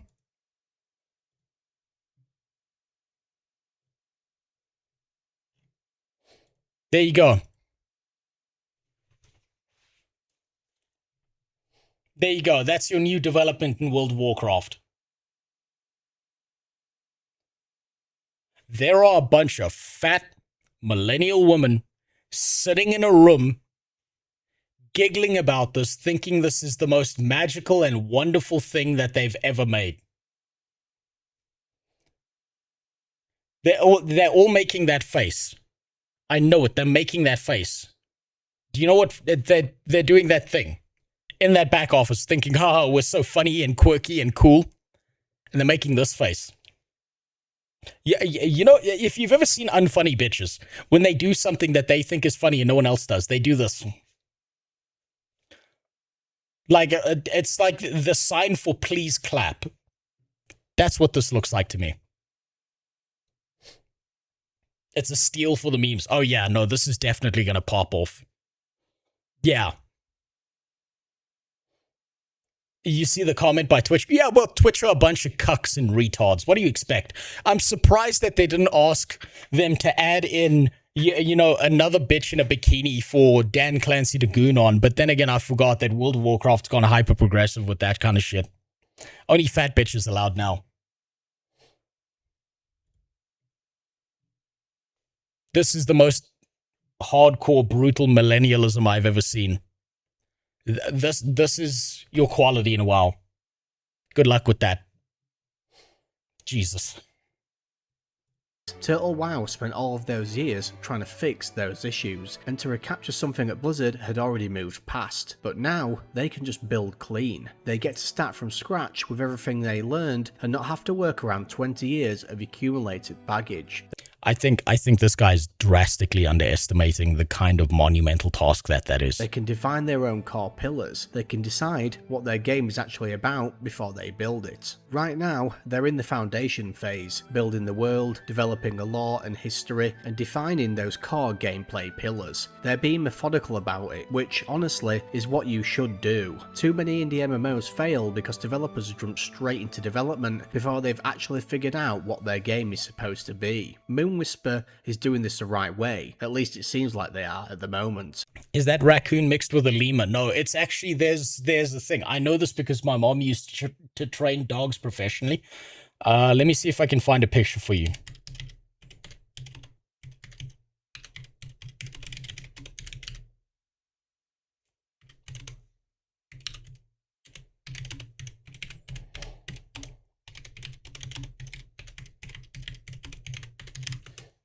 It's this genetic disorder.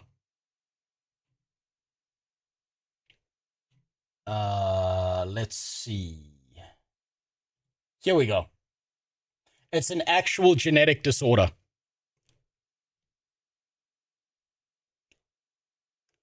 It's called short spine syndrome, right? It's actually a disability in dogs. You see that dog with the fucked up spine?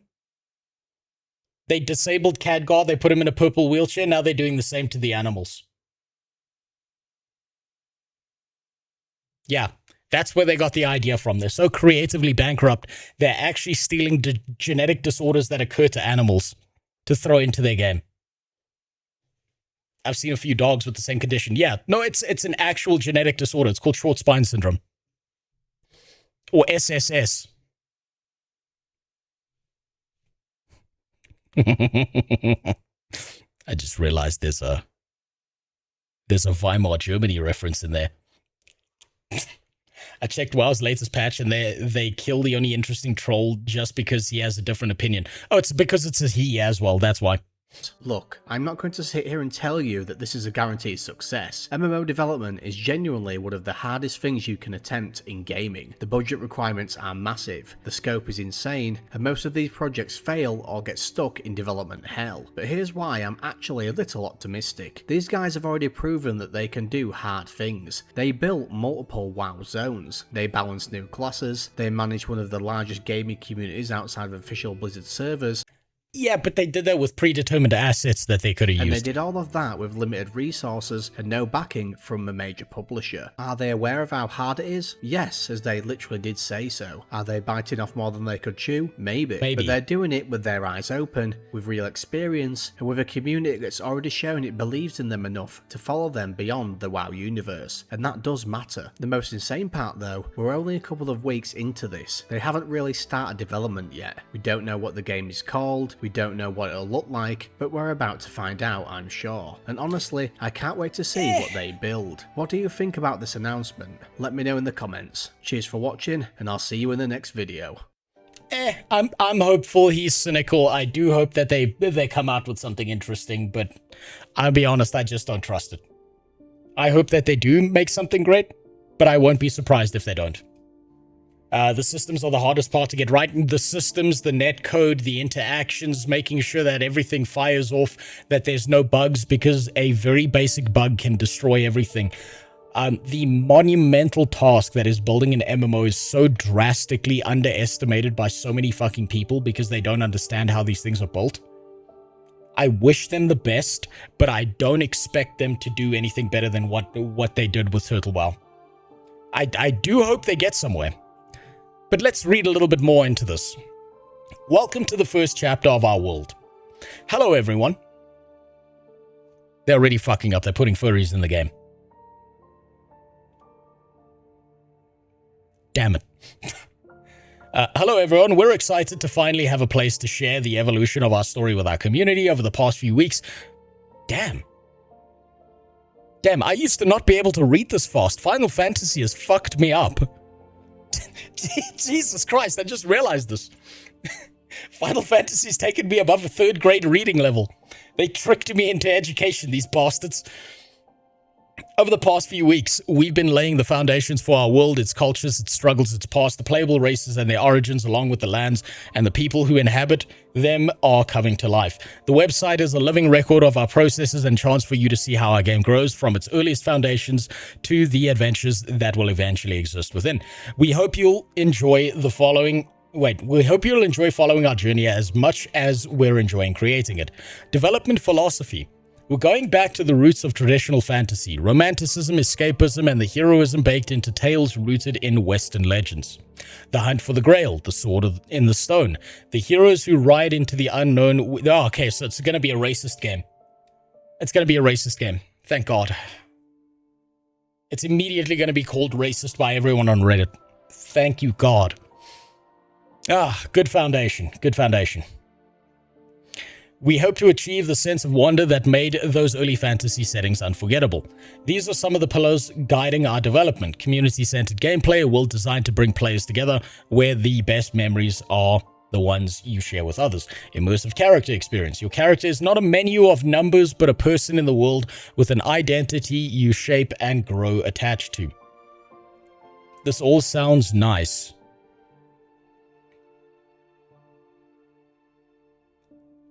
But this is still just marketing terms. This is all just them putting their pie in the sky fantasy things. So take everything here with a grain of salt. That's what really needs to be, like, you know, kept in mind when it comes to this. No fear of missing out. We avoid seasonal, limited time experiences that punish you for stepping away. The world will wait for you, and your time in it should never feel like an obligation. That sounds good. I hope they stick to that and don't change their mind a month later and decide that they're doing seasonal stuff because they want to make more money. No, okay. Meaningful freedom of choice. Enough agency to become who you want to be in the world without losing the coherence that makes the world feel real. Your path is yours to choose. And they did it. They said the meme. They said the meme. They did the meme. Your choices matter. God, I've been hearing that line for 25 years of my life. Oh, Christ. Should have left that out. Meet the Mastari. The Mastari are a race of towering elephant-like... Okay, so this is their version of the Tauren, basically. Elephant-like sages and scholars, long-lived and deeply spiritual, these nomads wander the southern deserts. Tauren. Steered by their faith and customs, in pursuit of wisdom and purpose for their existence, they pray to the stars, the eternal firmaments in the night sky. Blessed with their celestial magic, the Mastari have kept to themselves for generations. Their tribe's kinship ascends blood relations protected by the unwritten law of the blood feud. The Tauren. These are just Tauren. Throughout history, the values of the Mastari have always been put to the test. From the era of strife to the endless drought, the Mastari way of life has adapted in the times. Okay, and so that's what they look like. Very Tauren coded. Very much sticking to their roots of being very similar to WoW. Their concept arts are pretty nice. In the OGT WoW, they didn't use AI as far as I know. I don't care if they used AI. I care that it's good, right? I care about the output more than anything else. And after seeing #1 Jew hater on Reddit there, I'm starting to like AI again a lot more. The Mastari homeland. Masteron, the Desert of Wanderers. The rolling dunes of Masteron are a treacherous and hostile place. Terracotta Mountains break apart the endless vista of sand upon sand. To the west, the sapphire blue of the oceans glistens on the horizon. Gripped in perpetual dry heat at day and chilling cold at night, the Mastari learn to live through these deadly conditions. Masterons' indifferent cruelty shaped their way of living from the early days of their culture by valuing those close to them regardless of their blood. The nomads have survived for millennia in a place where life really thrives. Through the exchange of stories, traditions, teachings, and Tauran behavior. These guys are just Tauran coded. I love me a good desert biome. Like the one we saw in Ashes of Creation, I agree. Yet the desert is as much part of them as the stars of the sky or the life-giving waters of the oases. From nomads to city dwellers to nomads once again, the future of the Mastari is not set in stone. Their history has shown time and time again. People at a crossroads. Neither the sage viziers of the capital of Masticar, masturbation, nor the nomadic shamans traveling the sands know for certain which path will be the right one for their people. The divide between the nomadic and the urban has existed since Mastari Golden Age, at a time when society flourished and vast amounts of wealth and knowledge were accumulated. Whilst the Golden Age ended in a calamity and brought great starvation, there's always been a clear divide between the viziers of the city and the nomads in the desert, two sides of the same coin in Mastari life. So probably means it's going to be playable by both factions. Driven by their own truth, I expect them to do dual factions. The desert biome in Dune MMO. There wasn't an MMO. But yeah, no, the Dune biome wasn't bad in Dune. The desert biome just... It's all desert. That's all they did. Okay, beyond the desert. The Tormund. Non-playable characters. Okay, so these are the Tuskar. I can tell already. These are the fat merchant people that walk around doing everything. The Tormund have long made the world's roads their homes. Stout marmot folk by nature, they are welcomed in villages, bustling cities, and lonely roadside inns alike. With packs full of curios and it's quite literally, this is just the Tuskar. You've got the Tauran and the Tuskar. A Jewish gophers. Yeah, we need an eagle race that puts them all in ovens. Their noses aren't big enough. Get on that. Fix that. Stout marmot folk, they are welcomed in villages, bustling cities. Okay, we've read that. With packs full of curious wares and a story for every occasion. They carry distant news between kingdoms and leave every place with a few tales of their own. Trade is more than a livelihood. To the Tormund, it's a way of life. Every one of them, oy vey, every one of them eventually sets upon the merchant's way. A tradition that leads them across the world in pursuit of a purpose known only to their own kind. Whether bartering goods, sharing stories, or quietly gathering rumors, the Tormund have become the closest thing the world has to a living network of travelers and storytellers. And then about 100 years in the future, they're going to own a place called Hollywood. I understand. Though they are among the most familiar races on the road, surprisingly little is known about the Tormund themselves, the Talmud themselves. They speak openly of the places they have visited, yet never of the hidden homes from which they came. That quiet secrecy has given rise to countless rumors, ensuring that every encounter with the Tormund leaves behind as many questions as answers. See you soon. Every corner of our world carries its own history waiting to be told. Sharing it with you today makes it real in a way it never was on paper. We're looking forward to building this world alongside a community that shares our love for adventure, discovery, and classic fantasy. Thank you for reading. Not a bad start. I can see they're sticking to their roots. They're pulling a lot from WoW. Not really a bad thing. Maybe these guys could be the fix that WoW needed. Still don't trust it yet. I'm far too cynical of a human being to trust it yet. Those are clearly raw money. I didn't see any wrenches and spark plugs ripped out of cars to break windows, so I'm not so sure about that one. I only mentioned that because I know the Dune MMO pissed you off. It pissed me off for not being an MMO. The game itself is fine, but the fact that they used the marketing of MMO to try and get people to play their game is what really irritated the fuck out of me. Because they just lied. They just flat out lied. And then their game released, and what they did was they deleted every mention of their game ever being an MMO. AKA parents just saying, get the fuck out, you don't love it anymore. Yeah, but first they take the foreskin. It's shunk. Get the fuck out of here. Dad, can I have $5? Oy vey, I can't believe my own son is asking me for $4. How could my son, my very lifeblood, be asking me for $2? Get the fuck out of my house and don't forget the $5 you owed me.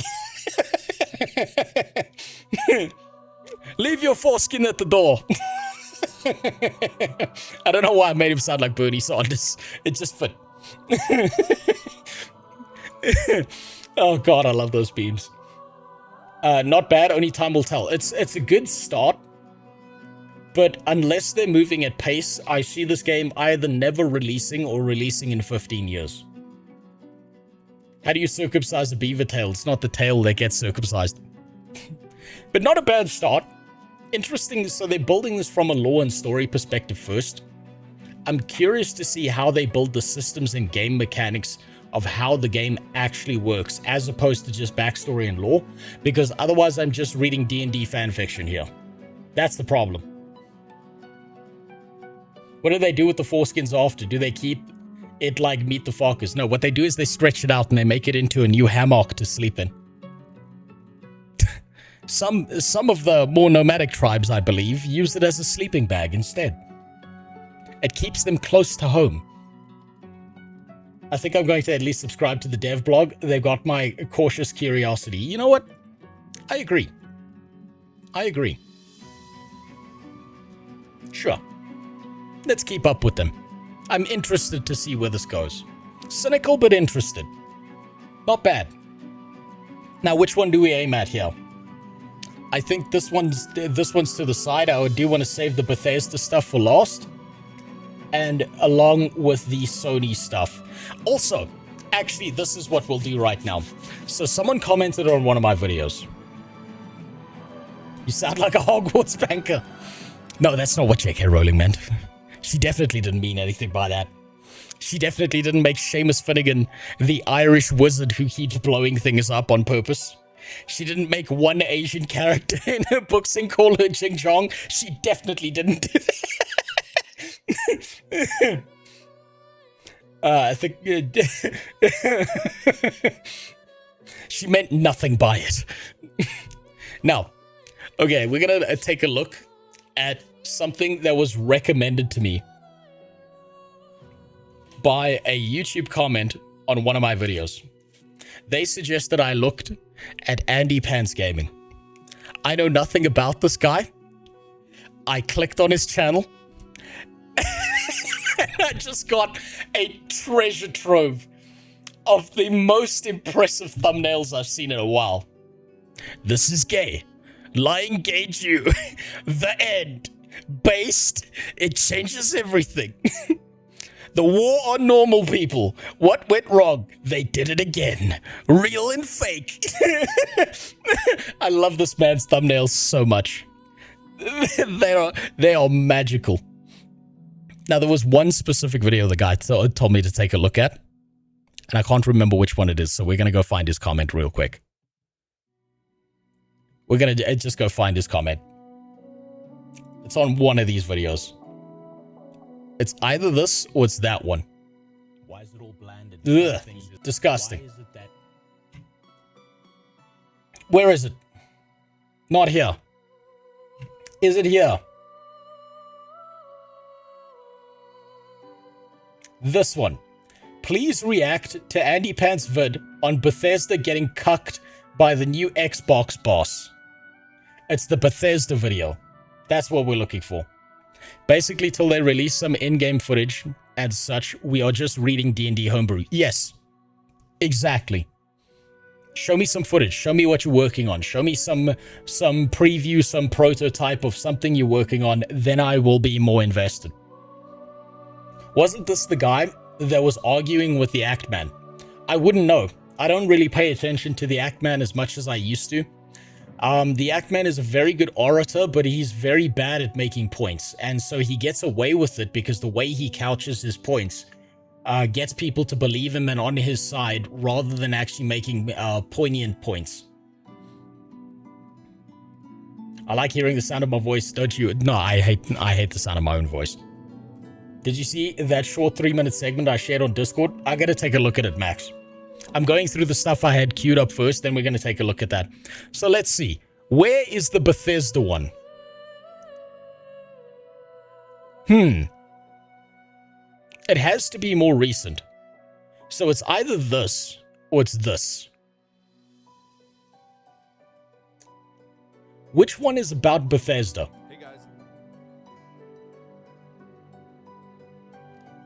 Examines the historical tragedy of Microsoft's Xbox division, tracking its evolution from early success. So it's probably not that one.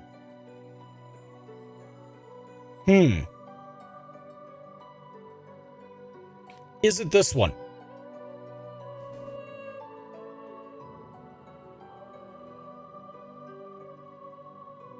You know what? Let's just do this.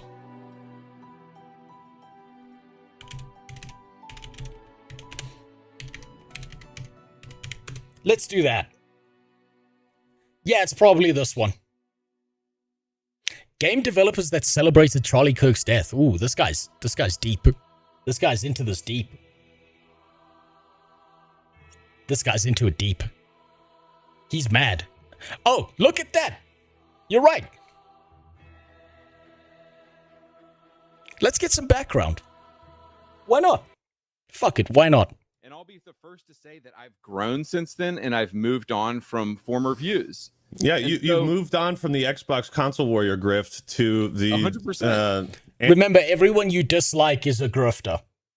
Anti-LGBTQ grift. Sure, if that's what you want to call it. Have you? That's what it is, man. Can God. Everything's a grift that you don't like. Do you see what I mean when I say that the Act Man is not really good at doing anything? What he does is he slaps labels on stuff. Maybe he is a grifter, maybe he's not. I don't really care. I want to see if he makes any interesting points. That's all I want. I remember this. Andy was ill-prepared. I don't even know this. I don't really watch Act Man anymore, so I've got no dog in this fight. I used to like Act Man till he insulted heels versus babyface over valid criticism. Then he switched to being against woke. Yeah, no, he did. Because if he's going to call other people grifters, then that's the way he probably looks at the world. So he's also grifting at the same time. I remember when Act Man started posting about Christianity on Twitter, not being a Christian himself, trying to weaponize Christianity against people who were actually Christian. I do think that was rather entertaining as well. As much as I hate Tectone, seeing the outrage from the Undertale Deltarune community trying to gatekeep a single-player game is hilarious.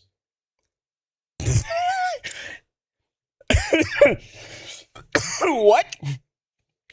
That sounds fucking ridiculous. Alright, it has to be this one. It has to be this one. You heard the lady! Let's see what the fuck this is about. It has to be this one. Move like you got a purpose. This is not a drill. I repeat, this is not a drill. I never really played Halo. Mostly because it was hard to get an Xbox down here, and there was one rich kid that I knew that had an Xbox, and so we used to go over to his house and play Xbox every now and then. Never really got a chance to go into that. I don't know how true or false this statement is. Halo was originally a right-wing pro-military game. Pro-military? Yeah, I can see that. Right wing? Not so sure. Ackman's girlfriend is woke as fuck. She brings him to rainbow parades. Dude is a pure manlet soy drinker. What? I wouldn't be surprised by that. Usually when you see some guy switch up his opinions and change his entire personality, usually it's because there's a woman at the controls now. A very common thing to happen. And it makes stream seed. Keep your eyes downrange, fingers on your triggers, and we all go home in one piece. Am I right, Marines? Sir, yes, sir! Mm-hmm. Damn right I am. Now move it out. Double time.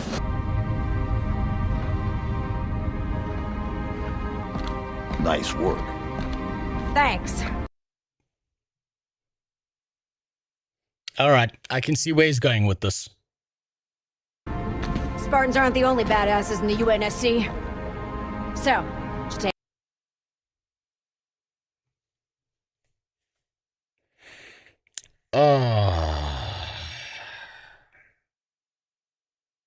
I can already tell this writing is going to be cringe as fuck.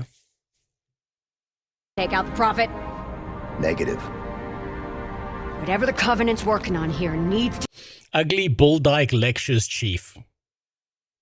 Unsurprising. ...be stopped before it can go any further. We need to destroy this ship. That didn't feel like a lecture. I don't know. I feel like that's stretching it. That just felt like, okay, yeah, her face is all fucked up and stuff like that. She's ugly on purpose because, you know, they've got to make it that way. You're not allowed to have hot, sexy women in video games anymore when they come out of the West.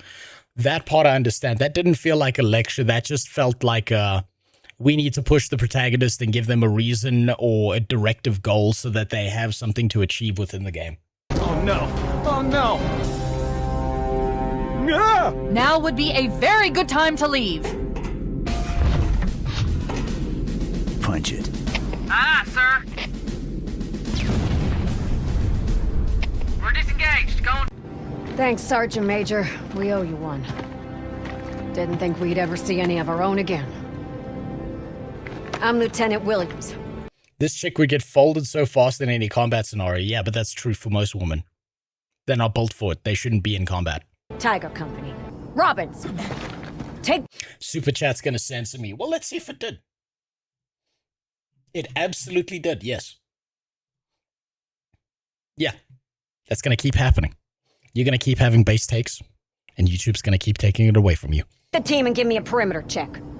You don't seem as impressed as the rest of your crew. No, Sergeant Major, I'm not. Takes more than fancy armor and a good PR campaign to impress me. Okay, that's kind of retarded in a military setting. If you did that, you'd probably be fucking shit on. That did seem weird. Come in, Chief. Get Cortana off this ship. Keep her safe from the enemy. If they capture her, they'll learn everything. Force deployment, weapons research, Earth. I understand. If it's all the same to you, I'd like to fast forward the pleasantries and skip to the part where we get the hell off this ship. Our factories survive. Who is this person? I'm coming into this with a tourist mindset, right? Because I don't know deep Halo lore. Right, I kind of know about the flood, about the aliens and how they had their whole civilization, controlled by the Highborn, stuff like that. But I don't know deep lore about this stuff, right? Who is this chick? Is she like fundamental core to the story, or did she just pop up out of fucking nowhere? I don't know. If I had to bet a Foyd self-insert, I don't know if she's fat enough to be that. Some random ass character they added. So they just shit this character out into the story out of nowhere. She was never fundamental. Because the black guy with the mustache, we saw him in the first game. Right, he seems like a core character who's been there forever. Where does she come from? What is her purpose? She's a dev that helped make the game. Probably. But add 50 kilograms. And I'll be damned if I let a Spartan steal the glory on this one. That's our cue, Chief. Time to go.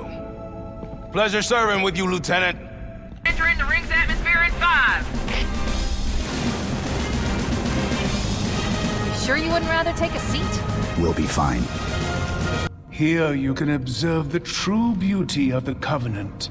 Our collective strength, I got a question for any Halo nerds out there, because I have no context of this.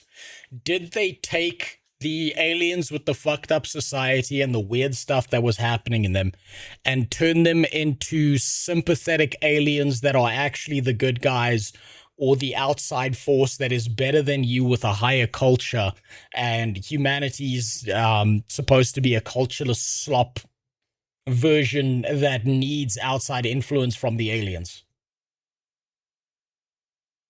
Yes. I haven't even played the game, and I could kind of predict that. That's irritating. That's irritating. The original Halo fans have got to be really pissed off by that. They're all just trying to stop the flood.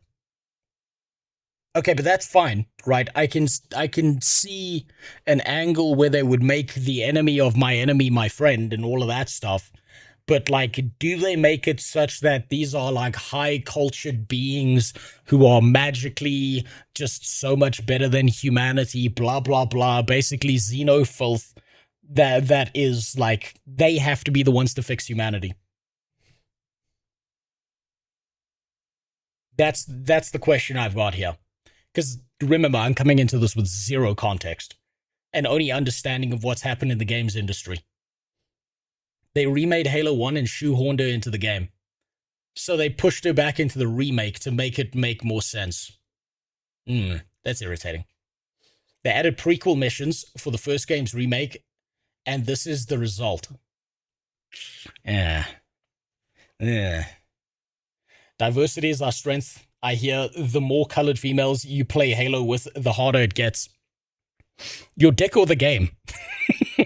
reflection of each member's devotion, the tenacity of the Ungoi, the cleverness of the Kigyar, the Sangheili, long our partners since the writ of union, the burning edge of the Covenant's blade. 3. Make that 4 kills. Sleep well. No thanks to your driving, yes. So you did miss me. So what sort of weapon is it? What are you talking about? Let's stay focused. Halo, how do we use it against the Covenant? This ring isn't a cudgel, you barbarian. It's something else. Let it be known that Jews, communists, and gays killed Halo. Okay, so this guy does have an agenda to push.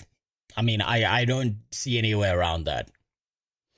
He seems like he's the other side of the aisle, and he's really mad at all the other woke shit that's come out.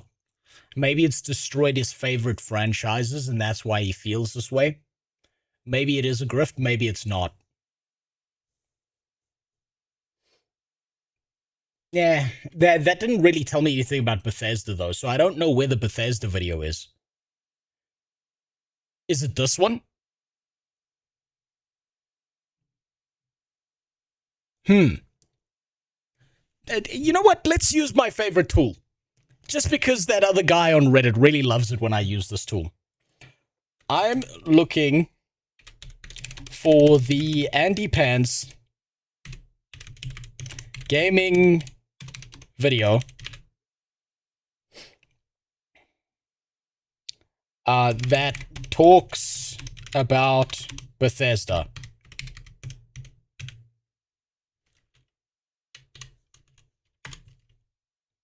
On YouTube. Can you find it for me? Because I've no idea. I can't figure it out. I'm not sure. Based on his thumbnails, I can't tell.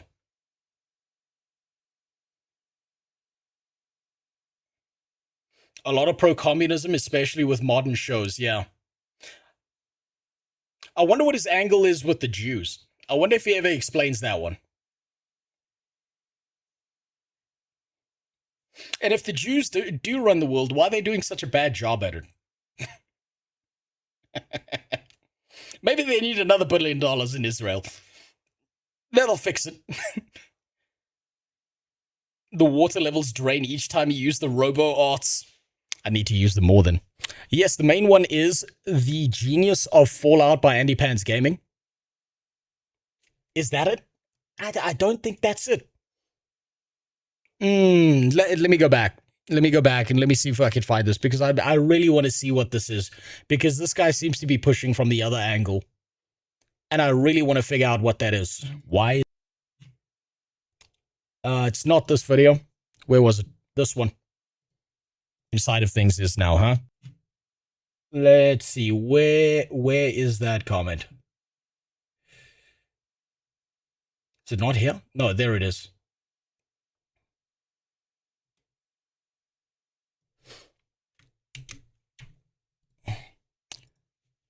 I'm looking specifically for the video that matches this comment.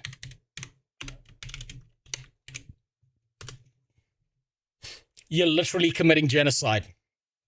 I suppose no one's gonna live anyway. You know, it's really strange, right? The whole thing against AI.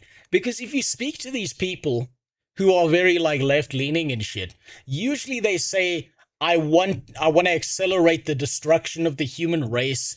They hate other people. They want to destroy the world. They think humanity should go extinct. And then all of a sudden AI pops up. And if it does all the things they say they do, isn't it doing the thing they want? They're very strange about that. They kind of speak out two sides of their mouths when it comes to that kind of shit. I bet he thinks the Jews should surrender Israel. Probably. He probably does. I wouldn't put that past him. Let's instead see. of playing as base... Okay, so it is this one. Is Xbox finally shutting down? Okay. Okay, now we've got some context. Let's see where he goes with this. I want to see nothing but base takes out of this man. You don't get to make those kind of thumbnails and yell all of that shit. I better see some fucking crazy shit. I want to hear the earth is flat. I want to hear that the moon is a fucking triangle. Tell me some shit. I want to hear about the underground people while this is happening. He just seems like the right-wing version of liberals. I'm just going to call everything Jew, LGBT, DEI, or water down the meaning of things. Yes. Exactly. Yes. That's what I'm expecting here.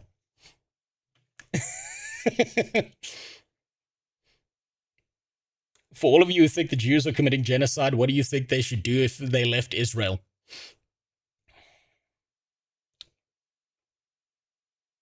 Would you consider it acceptable, Faith, if the Jews picked up everything they had, moved to California, genocided all the Californians and just set up shop there as New Israel? Do the world a favor. Maybe that's the way to go. Maybe LA needs to be wiped out. Maybe they could have that instead. I heard her son lives there. They'd be doing everyone a favor. Okay, let's see where he goes with this. We're starting off strong by quoting the Bible. So we know we're getting the deep Christian angle from this. Christian John 117, wouldn't you rather attach a vagina to your armor and celebrate Women's Day and Indigenous Pedophile Visibility Day? Oh man, he's hit all the key words. Instead of playing as ultra chads like Marcus, Dom, and Cole, wouldn't you rather play as one of the many ugly dykes you can choose from in Gears Estrogen Day? He's going hard on the paint. Instead of romancing hot, buxom princesses in Fables 1 through 3, wouldn't you rather have situationships with dog ugly they-thems in Fable 4? Boys, I hope you're ready for it.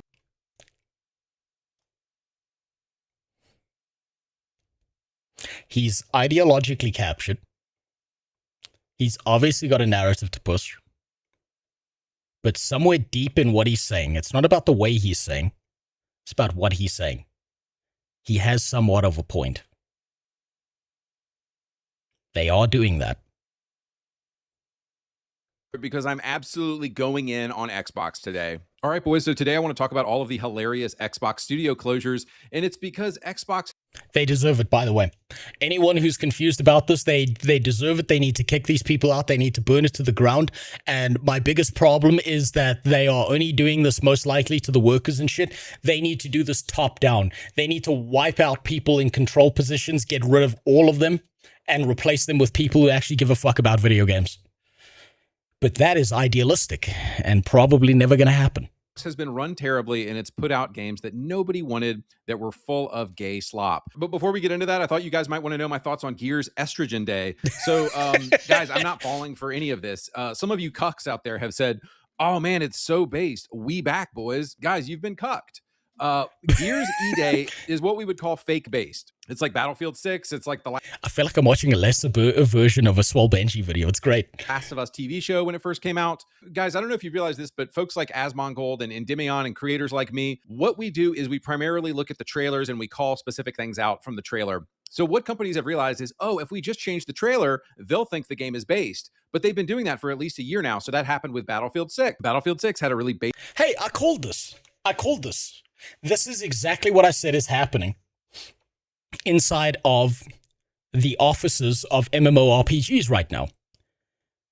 All the people with a very hardcore left-wing narrative to push have learned to shut the fuck up, control what's happening inside the offices, not speak out loud so they get targeted the same way someone like Jessica Price was, and instead just focus on pushing narrative through the creation itself.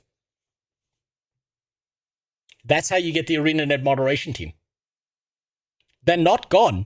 People think that you're winning the war because they've gone silent. No, they've gone silent because they've learned their lesson. They're adapting. They're evolving. It's not over. Base trailer to come out. We get the game and it's full of gay and black girl bosses. Pretty base trailer of Last of Us. We watch The Last of Us and it's a bunch of old gay queers having sex with each other. So guys, by the way, you cannot be gay and based. Only straight men are based, just in case you were wondering. So guys, I'm not falling for this. You know, like if the game comes out and it's awesome and it's all straight men in it, then I'll be a fan of it. But we already know that it's not. And just from the few minutes I spent looking at the gameplay, the game just man, this guy's going hard on the paint. Feels soft to me. And let me explain to you what I'm talking about right now. So guys, really quick, I want y'all to watch the chainsaw animation from the original Gears games.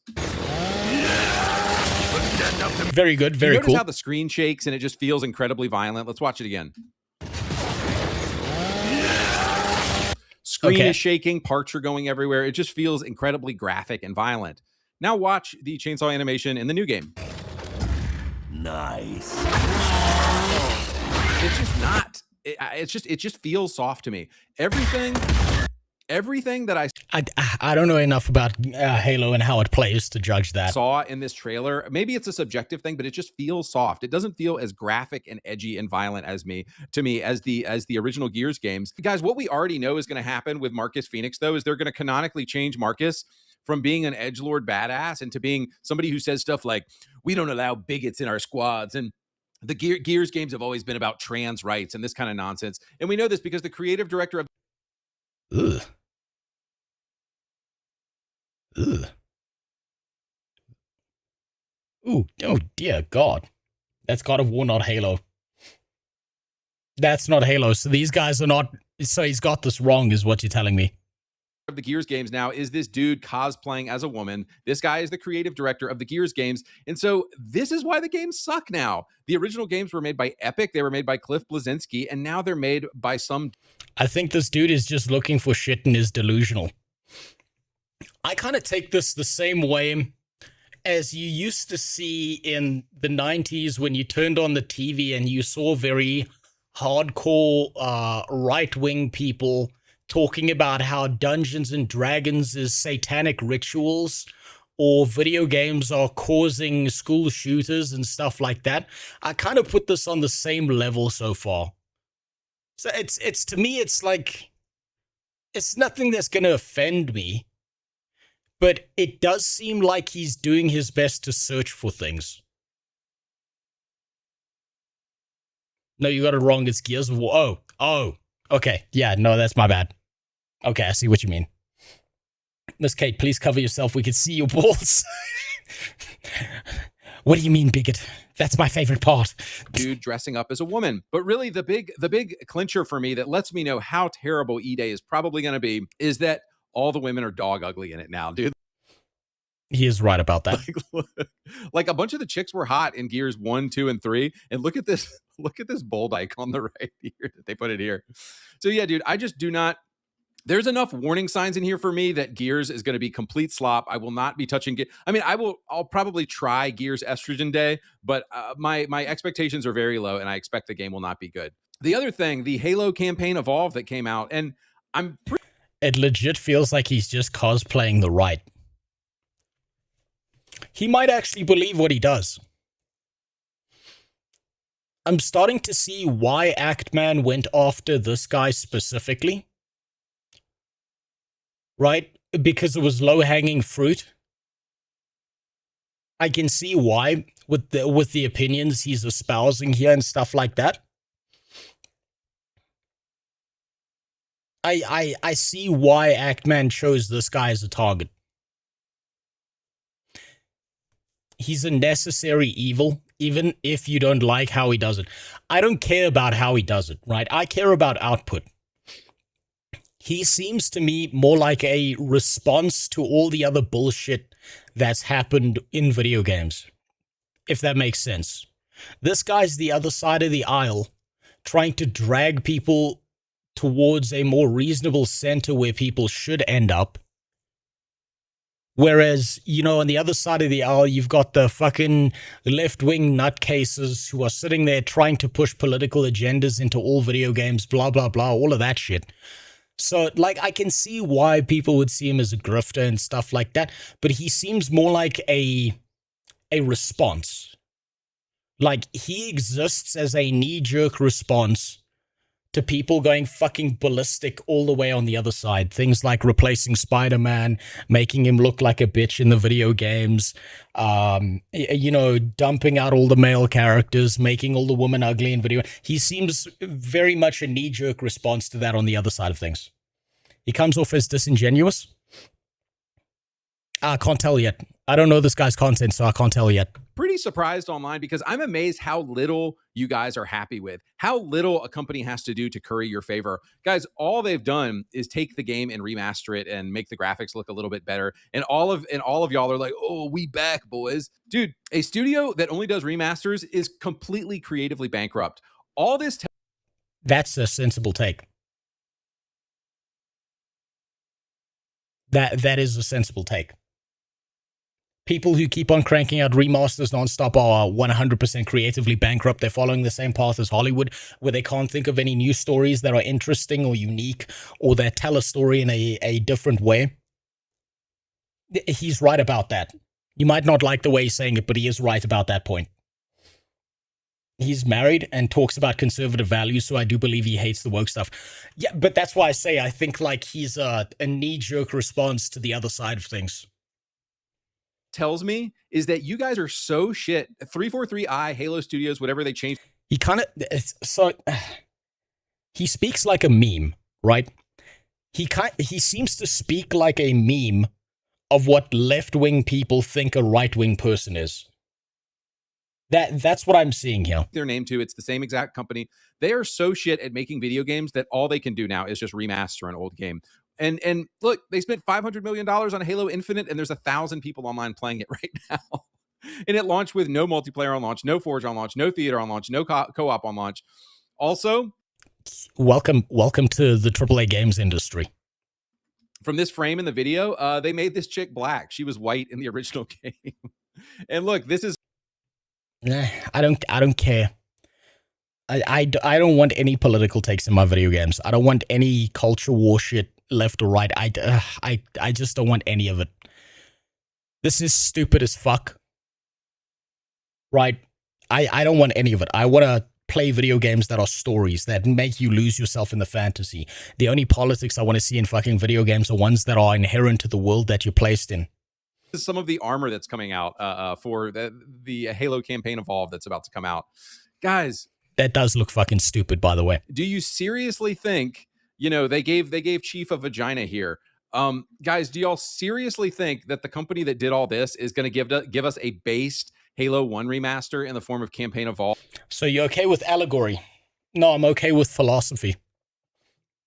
You don't have to agree with it, but I think philosophical, creative stories that make you think and activate your mind and get you to decide for yourself whether you like or dislike things is far more interesting than the idea of you must believe this, you must do this, blah, blah, blah. Oh, by the way, did you know that all black people are good and all white people are bad because that's what's happening, hashtag BLM, and then all of a sudden the fucking main character throws up a fucking fist and shit like that. Modern politics is a poison to video games. Give me philosophy instead. Absolutely not, guys. The dudes who blew $500 million on dog shit Halo Infinite are going to keep making the trans rights matter stuff. They're going to keep making all this garbage. Anyway, they probably will, and they will burn to the ground because they deserve it. If they were doing a right-wing thing on the other side, they would still deserve to burn to death. Wait, just to sum that up, I have no hope for Halo Campaign Evolved. It's going to be gay as hell, and I have no hope for Gears E-Day. It's going to be gay as hell. So, guys, today I want to talk about the complete gay collapse of Microsoft and all the studios it's shutting down. And I want to track the success and the downfall of Xbox from the beginning. And here we have an article from Jewy Jason Schreier saying studios in Microsoft's Xbox division brace for closures. And I saw online Jason was blaming alt-right grifters and all this stuff for why these studios closed. And it's like, no, bro, nobody. You see, that's retarded, right? Blaming people for not playing your video games like the gamers are the problem is fucking retarded. If you didn't make something good enough that's worth playing, yeah. Look, I've played games that have left-wing stuff in it, right? And overall, I'd still be like, yeah, this is a decent, solid game. Like, a good example is something like the Red Strings Club. And the problem with a game like the Red Strings Club is that it holds a consistent narrative until you start having a conversation with the android, and then it starts pushing political agendas on you.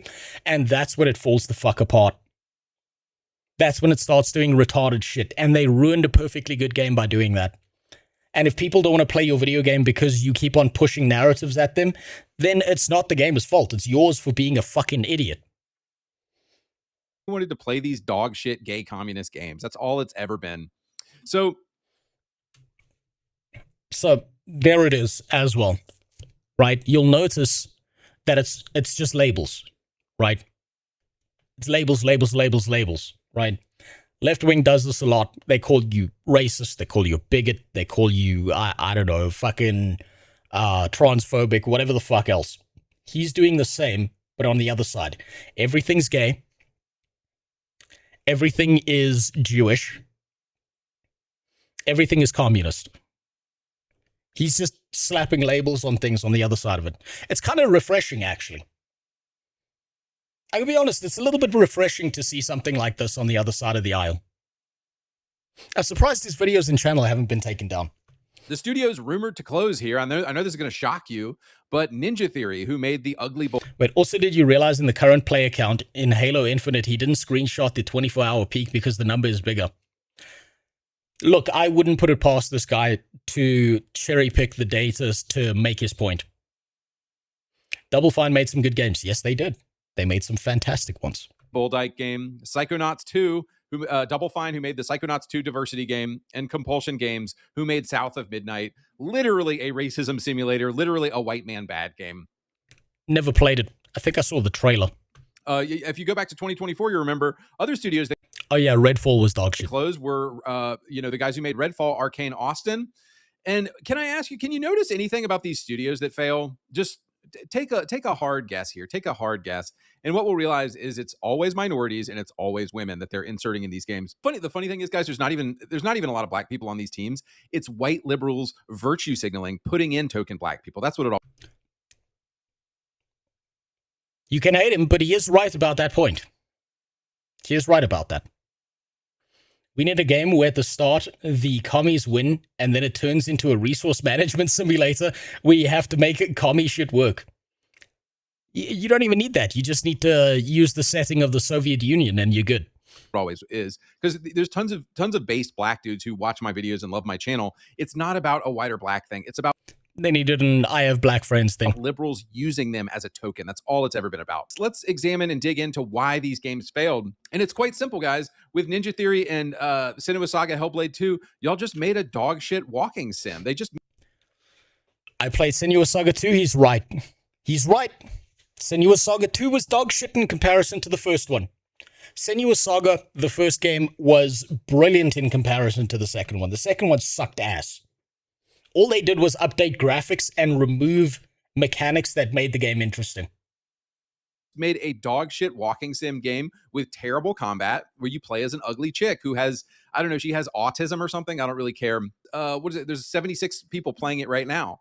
Bleeding Edge, the game that they came out with in 2020, has one person playing it right now. Are all of these he's mentioning single-player games? Because it would be more accurate for him to show the all-time peak. Oh, I suppose he does. He shows the peak here, right? So 3,000, unsurprising. 1,000. I don't know Bleeding Edge. 193, 191. I don't know either of these games. 1,400 for South of Midnight. Look. I don't like classifying myself as right-wing and stuff like this, but he is making a point about the fact that he's on the other side of the aisle, like kind of the stereotype of what left-wing people think they are. But yeah, Bleeding Edge was multiplayer, then that's fucking dog shit as an all-time peak. One player right now. Moving on to Double Fine, Kiln has 7 people online. Keeper has 3 people playing it online. South of Midnight, Wacism Bad Game has 34 people playing it online. We Happy Few has 65 people playing it. And finally, Redfall has 10 people playing it online. Do y'all remember that game Mixtape that came out a couple weeks ago? All of these games remind me of Mixtape. It's just Game Pass. That's a harsh comparison to make.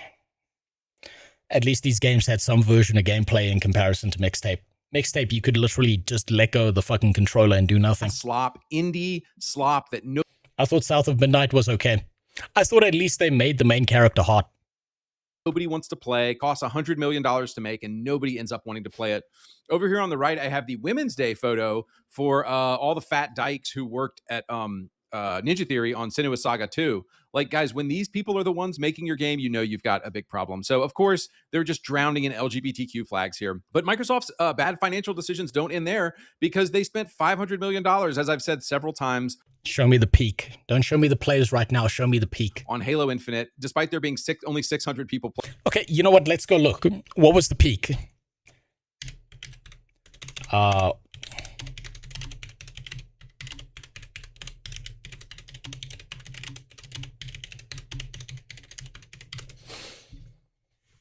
Steam charts, Halo Infinite.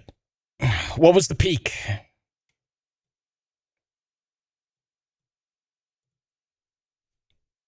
$270,000. This makes me distrust him. Because why leave that out? Why leave this out? Why leave the fact out that you had 250,000 people playing this game? That's cherry picking to me.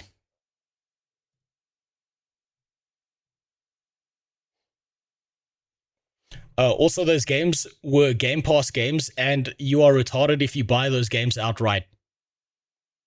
If they're Game Pass games and most people were using it through Game Pass, then yeah, I can see why these player population counts wouldn't hold. You see, I'm not really into the whole Game Pass or Xbox thing, so I wouldn't know about that.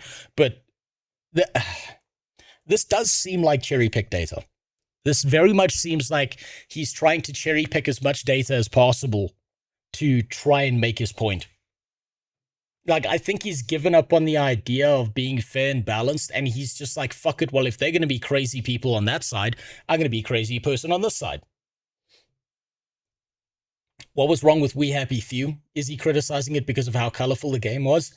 The game was a survival drug simulator with a dark story. I can't criticize it because I never played the game, so I wouldn't know. Why leave it out? Because it's easier for the facts to fit your narrative than it is for people to fact check you. Yeah, I think I agree. I think, now, if you remember that one video we watched where he was talking about how YouTube is full of slop and stuff like that, and how the YouTube algorithm narrows you down, right? This guy probably doesn't get very many hate comments based on his subscriber basis and stuff like that. I think he's whittled out all the people who would oppose him in his opinion and stuff like that. And maybe he gets 1 or 2 and he doesn't give a fuck. But it does seem like narrative pushing. This is just a narrative pushing on the right versus the left. Playing this game online. Guys, and before I get into it, I want to make it clear this is not like a console war thing at all. PlayStation. But I would say it would be better to showcase how hard the game fell, like New World, when it had 1 million on launch and then fell the hell off. That one's kind of hard to do as well, because that one only really works with multiplayer games that are meant to keep people around. If I look at like the chart of Baldur's Gate right now, right? And we look at this, you're going to see a massive fall off of Baldur's Gate 3 because it's a single player game for the most part. Right? You're going to see that peak and drop off, and then you can say, see, haha, the game is dead, blah, blah, blah. So it kind of doesn't work. You can't really lump together multiplayer games with single player games like that. Halo Infinite died out because of poor gameplay decisions, not because it was woke, and the peak proves it. It might be both, right? So I've talked about resource balance before, right? Resource balance kind of works like this, where what you have is you have a video game, and this is the sum total of all the resources you have in the video game to make your game, right? If you spend this much of your resources on retarded bullshit, then you've only got these many resources left to make your game. And the more retarded bullshit you use to make your video game, the less resources you end up with to make the actual game good. So if there's a giant, and I don't know this because I'm not a Halo player, but if there's a giant narrative push for certain writers and certain bullshit within the game, that leaves you with less to actually input into the resource of the game, the gameplay, the mechanics, the decision making around how the game's going to play, the multiplayer, all of that shit. So both of these kind of affect each other, but it's hard to judge from an outsider perspective that I have. So it might be both. You might be right. I don't know. I'd say it would be better to showcase how hard the game... Yeah, okay, well, I've read that one already. You spend too much time talking about people who should shut up. You know what? Well, I'm not sure what you mean. Are we in a pirate software stream? No, you see, Pirate failed so badly that Paint is now free to use for everyone. And Gay Station 5 is complete dog shit as well, and is completely cooked. Because as we know, and guys, some of y'all are simping for this stuff and allowing this stuff. Like, bro, I haven't seen anyone simping for God of War Laundry. I haven't seen that yet. I worked at Warner Brothers, and I have a friend currently been there for a decade. Industry is pretty woke DEI. Yes, it is. That's undeniable, right? It's undeniable that there's a bunch of woke DEI bullshit, both in video games and in movies, and these people have taken control of the narrative, and they're part of the middle management and the writing team, and they keep on pushing their stupid fucking opinions into video games. Yes. If you are a cuck, dude. You are a cuck if you allow them to take Kratos and replace it with a chick who looks like she hit the wall. Dude, if you're okay with that and you're just going to roll over for that and keep buying PlayStation exclusives, you're a cuck, dude. That's all you've ever been. You're just a big cuck. You shouldn't be buying PlayStation exclusives anyway. Same thing happened with Ghost of Yotei. They took Jin Sakai, our and then they fucked it up. Based bro here, and they replaced it with some dog ugly fat lesbian. Same thing happened with Naughty Dog. Naughty Dog here had Joel, in Last of Us 1. And what's the new game they're making? Intergalactic: The Heretic Prophet, aka Space Lesbians.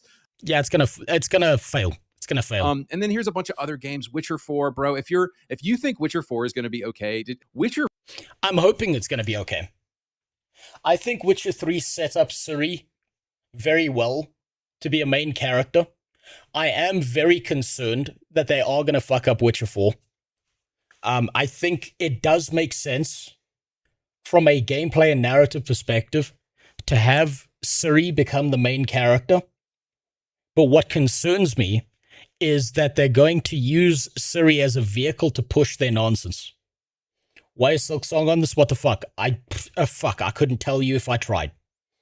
I think this is like, you see, this is like this is one of those lists where you're trying to push things that don't go together into the same category. Yeah, Suri being the protag for Witcher 4 makes sense. It does make sense. My big concern is that because it makes sense, it works as the perfect Trojan horse vehicle for them to fuck up Suri as a character. I would be perfectly fine playing as Suri as a character if she's an actual person in the game, if her narrative makes sense and they don't start pushing bullshit on me. If you start shitting on the fact that Witcher is using female character deeply rooted in the story from the beginning, he cannot be serious. It depends, right? It very much depends.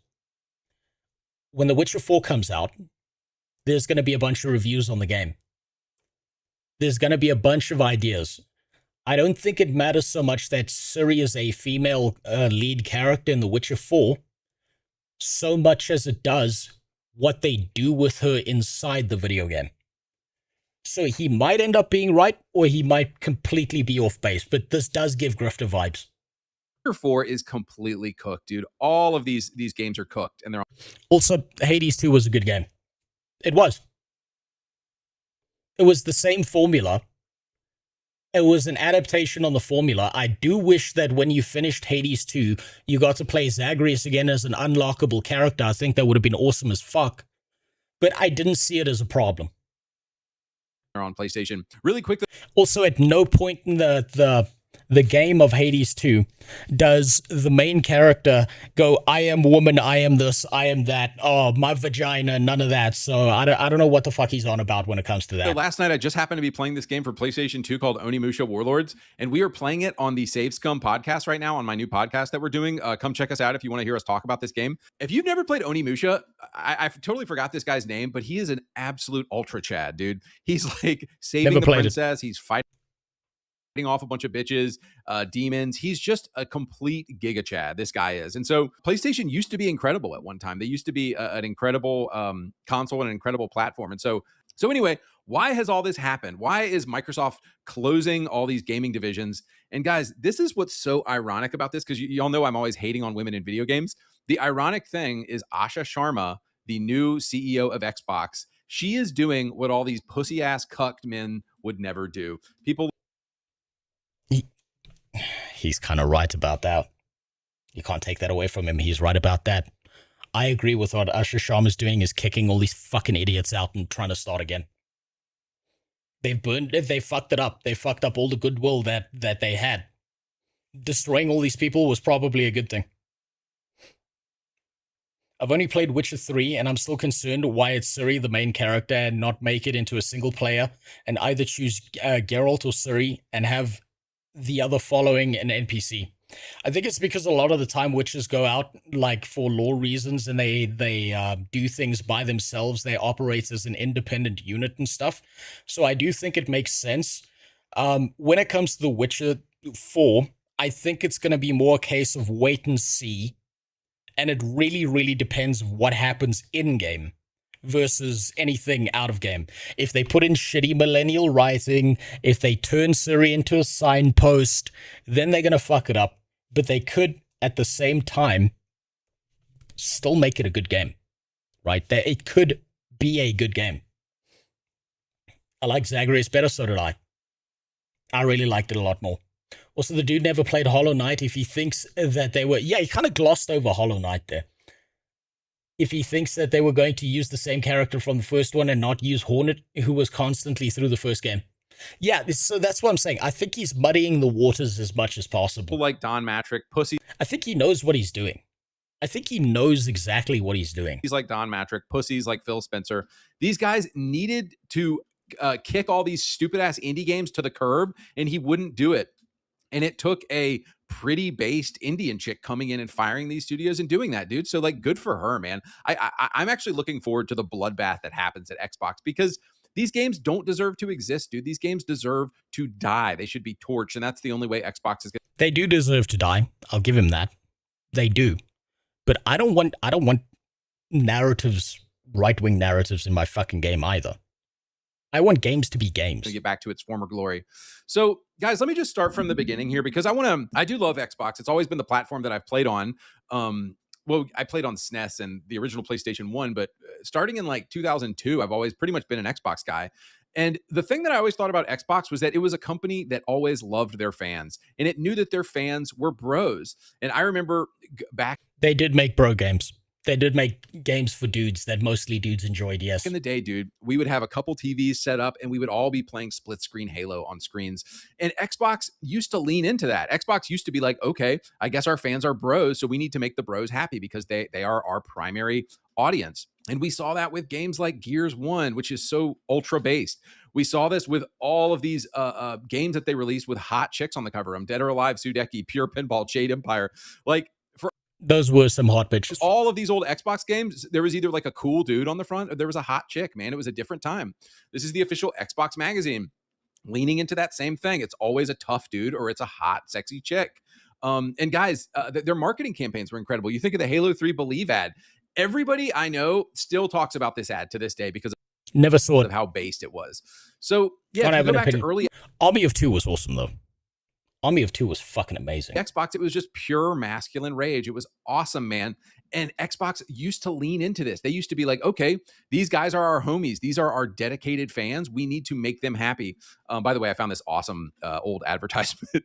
If you don't play Duke Nukem 3D, you like mid. Oh, dude, so good. Really a change in the way that Xbox viewed their fans is what happened here. Xbox used to love their fans, and now they hate their fans. But I'll get to that in a second. So we need to quick...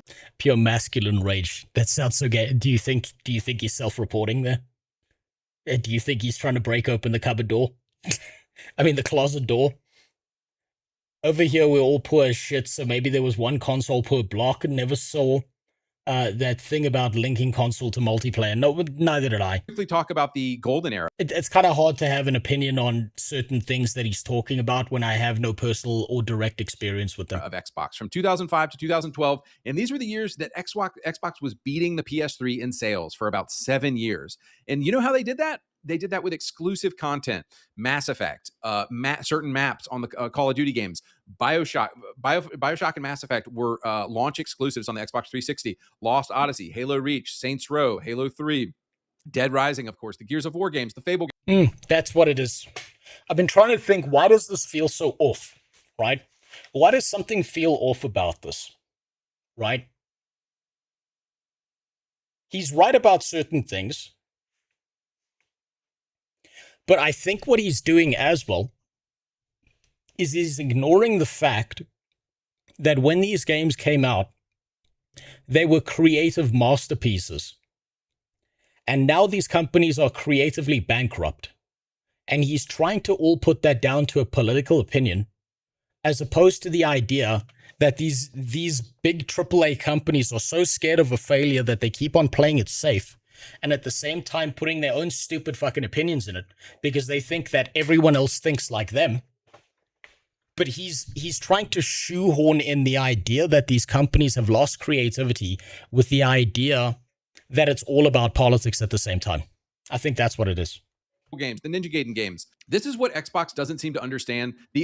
Isn't he going to call Mass Effect woke? Well, he skipped out on Andromeda. I don't think he played that. Only thing that has ever mattered in the console world is exclusive content. That is all that has ever mattered. That is all that will ever matter. So here's the thing. Xbox the past couple years has been pushing. Interestingly enough, he did skip out on some of the older titles that had some gay shit in it and stuff, and there were still really good games, like God Hand, for instance. He did skip out on that because I think he's cherry picking. I miss the edge and filth that used to be in gaming when the fruitiest thing in gaming was the Night Elf Mohawk. No, they did have gay characters back in the day as well. They had woman main protagonists. But he seems to be dodging a lot of that. He seems to be cherry picking a lot of things. But that also might be down to the personal things he's played versus the things he hasn't. It's hard to judge. I know nothing about the dude. Play anywhere. Everything is an Xbox. Should I buy Dino Blade? I wouldn't know. I haven't played it. Type bullshit. Nobody cares. Nah, I'm good. Nobody actually cares about that. I don't care that I can play a game in 25 different places if the game sucks. and all of these games that they have on Game Pass, that actually doesn't increase the view of consumer value in their eyes because nobody asked. Here's the funny thing, if I can be honest about Xbox, like Xbox, going back to games with gold, Xbox always kind of pushed this thing of like, let's give people a lot of free games. Let's give people a lot of free games. And so the games with gold strategy kind of morphed into Xbox Game Pass is my theory about how that happened. But what Xbox should have done is they should have polled their players and found out, is this actually valuable to you? Do you like the idea of paying? Yeah, you're right, Iconic.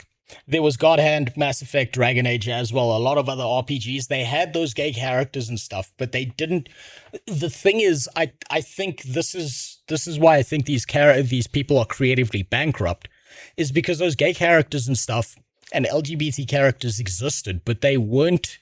Their identity wasn't around their sexuality. They were fully made characters for the most part. I think maybe the downfall of that started with a character like Anders, because he was just really shittily written. Either you fuck him or he turns against you. Yes, Gay Tony as well. Ballad of Gay Tony. Good point. Right? These characters always existed. It's not that they were the problem. It's that their fucking writing fell the fuck apart. It's that they were reduced and boiled down to the most basic elements. They no longer had a personality. They were just a signpost or a megaphone for the dev and their personal opinion to be screeched at you ad nauseum. Like, I played God Hand. I didn't find the two gay characters in there, like, grossly offensive. It didn't bother me.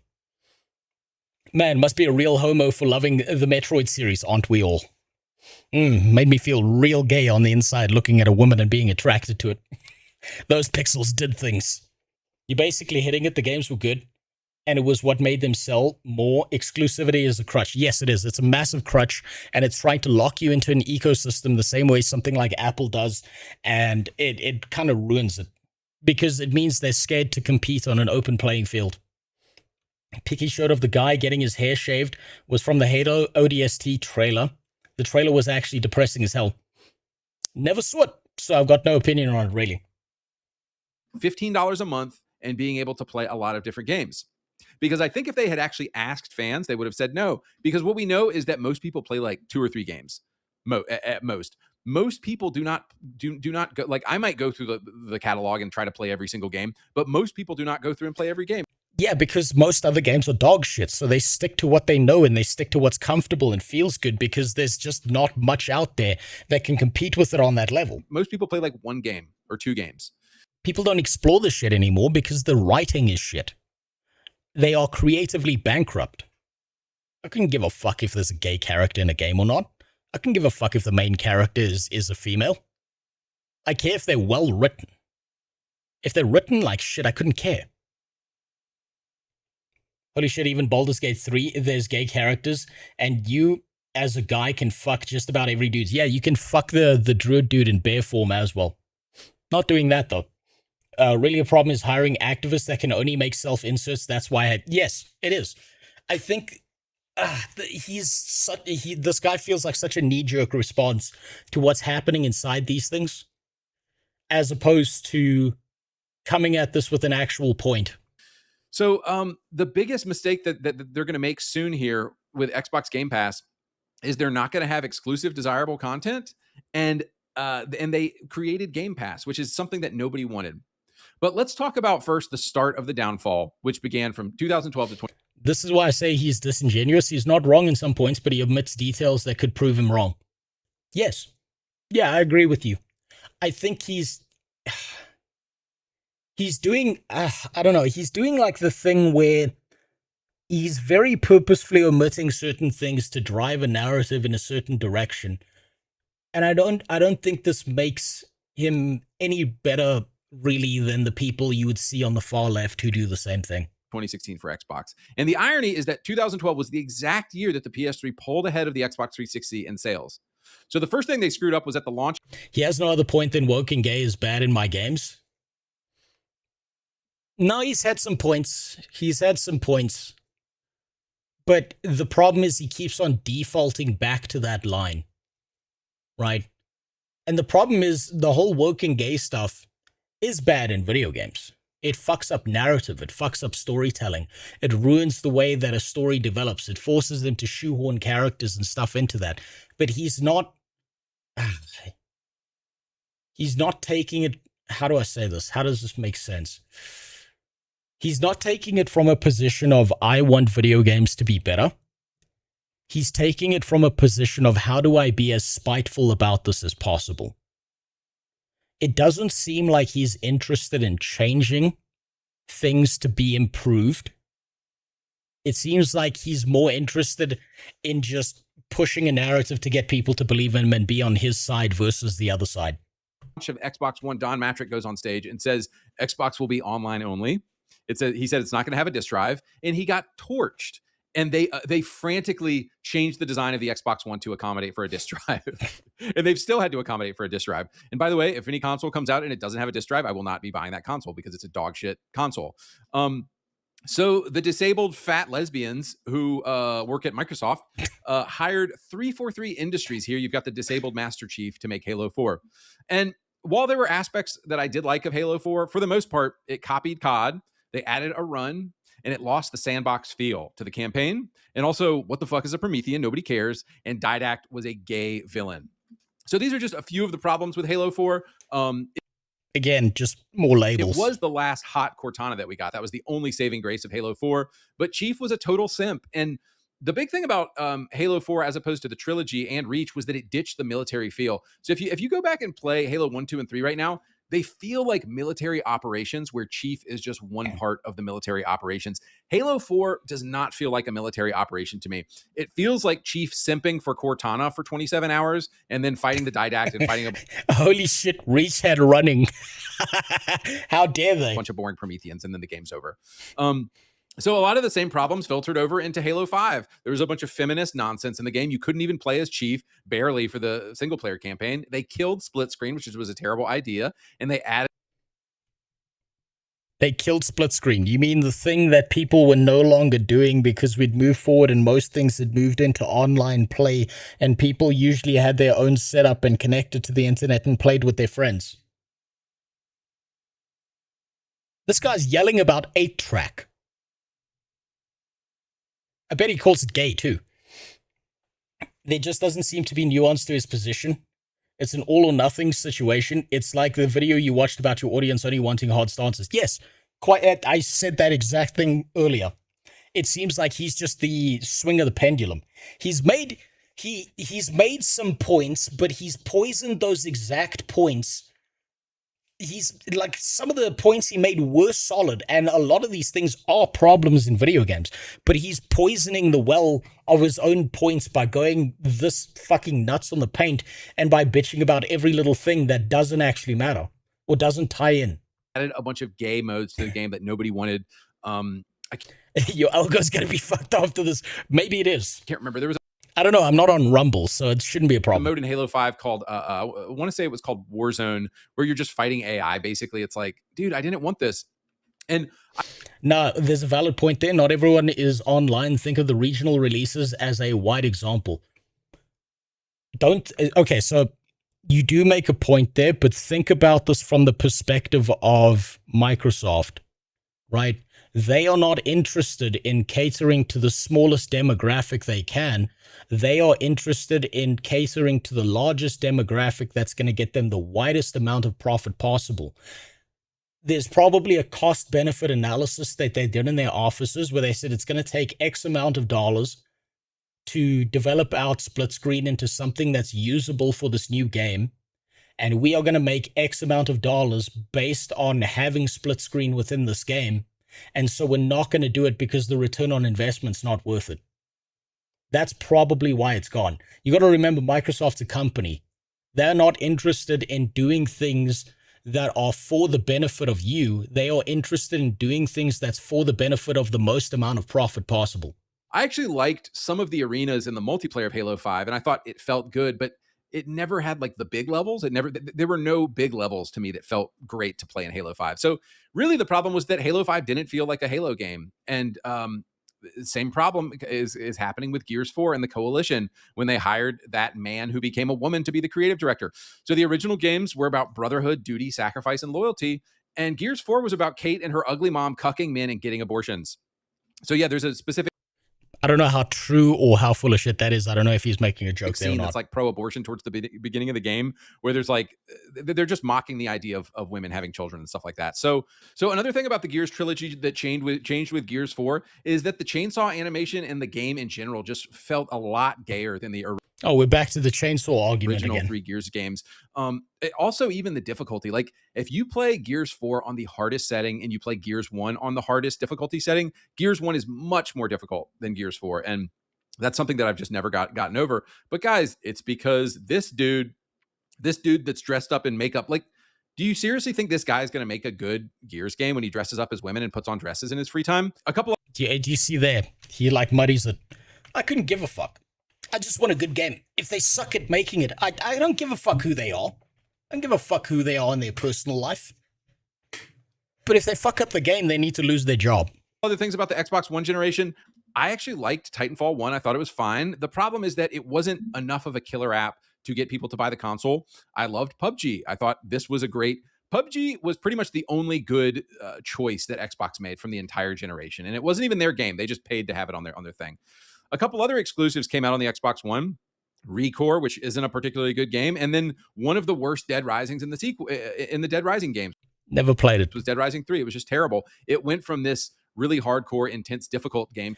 Did he just call the chainsaw bloody mess gayer? Does this fucking moan when you rev it or something? Look, he showed the clips in the beginning. I didn't get the point, but then again, I've never played Gears of War, so I wouldn't know. Like, it's a series that I completely skipped over. I'm in Africa. Xboxes, very hard to get a hold of. Sony had a fucking death grip on the market down here forever. When I don't like something, I tend to stop playing it. There are so much games nowadays and so much choice, and this guy's wasting time talking about AAA slop and making it more political. I think he's definitely got an agenda. Right, his agenda is to drive people towards things. He makes valid points and then poisons those own points. That's the issue. To just being insanely easy, which is what Dead Rising 3 is. And then, of course, they canceled Scalebound, which was probably going to be this really based masculine dragon game. So he says that, but if it released, then he would probably call it, gay communist slop.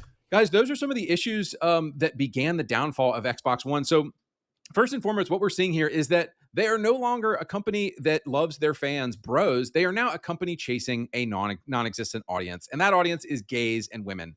So here are all the gays and women and fat retards that they're chasing now for their audience.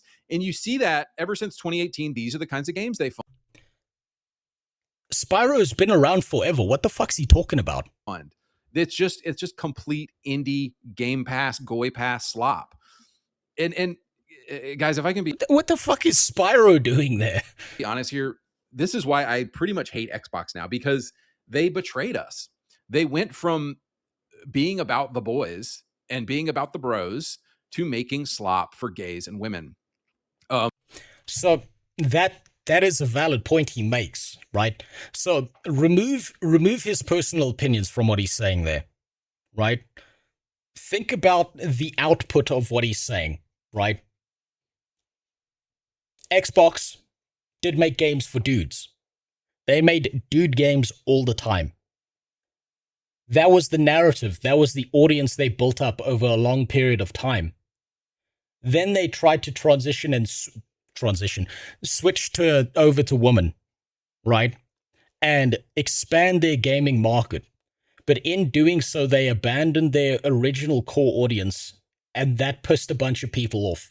Because instead of expanding out and making dude games and adding to that, they converted what were their dude games into games where they started pushing political agendas and shit. Spyro is probably the Insomniac Games representative. I joined late, but why is bro using, I'm assuming, MS Word instead of using MS PowerPoint? I don't fucking know. This is the biggest fucking sheet I've ever seen in my life while he's dragging through this. Here's their game accessibility workshop toolkit, and a quote from Phil Spencer, who got fired because he sucked so much. And then here was a Twitter post from somebody confirming. So this person confirmed, I've worked on a couple productions for Xbox, and I can say this is absolutely true. Microsoft doesn't want curvy women in video games, warns developer against certain body proportions. See, that's what I mean. That is a problem. That is a problem. That is a point, but then he's going to poison it. What? She's going to poison this exact point. And guys, is it any wonder this garbage has shown up in their games, guys? This was old Xbox on the left here. Good. That's an AI generated image. What the fuck are you talking about? Good, beautiful, true, masculine, manly, godly, goodness, beautiful, and truth on the left. And new Xbox is gay, Jewish. See, I told you he was going to poison the point. Evil, LGBTQ globalism. That's all this is, dude. Because these people are freaks and they're ugly and they're creatures. But really what this all goes back to, guys, is it's a battle between Christianity and between godlessness. It's a battle between Christ and it's a battle between Satan. Oh, here we go. Because as we know, Master Chief John 116 has always represented Christianity. And on the right here, this is the new direction Halo is going in. It's evil, it's communist, and it's satanic. To underscore that even further, this man, okay, I appreciate this video. He just filled me with nostalgia. He really did. Right. This brings me back to the days of being a young teenager, being called the devil in my library class at school because we were playing the Pokemon on our fucking Game Boy.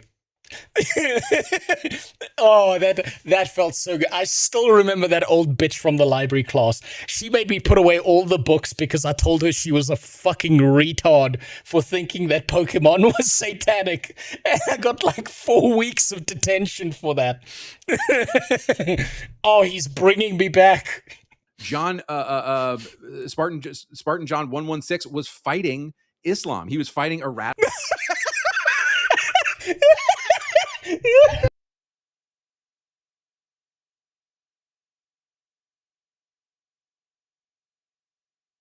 Space aliens are Muslims.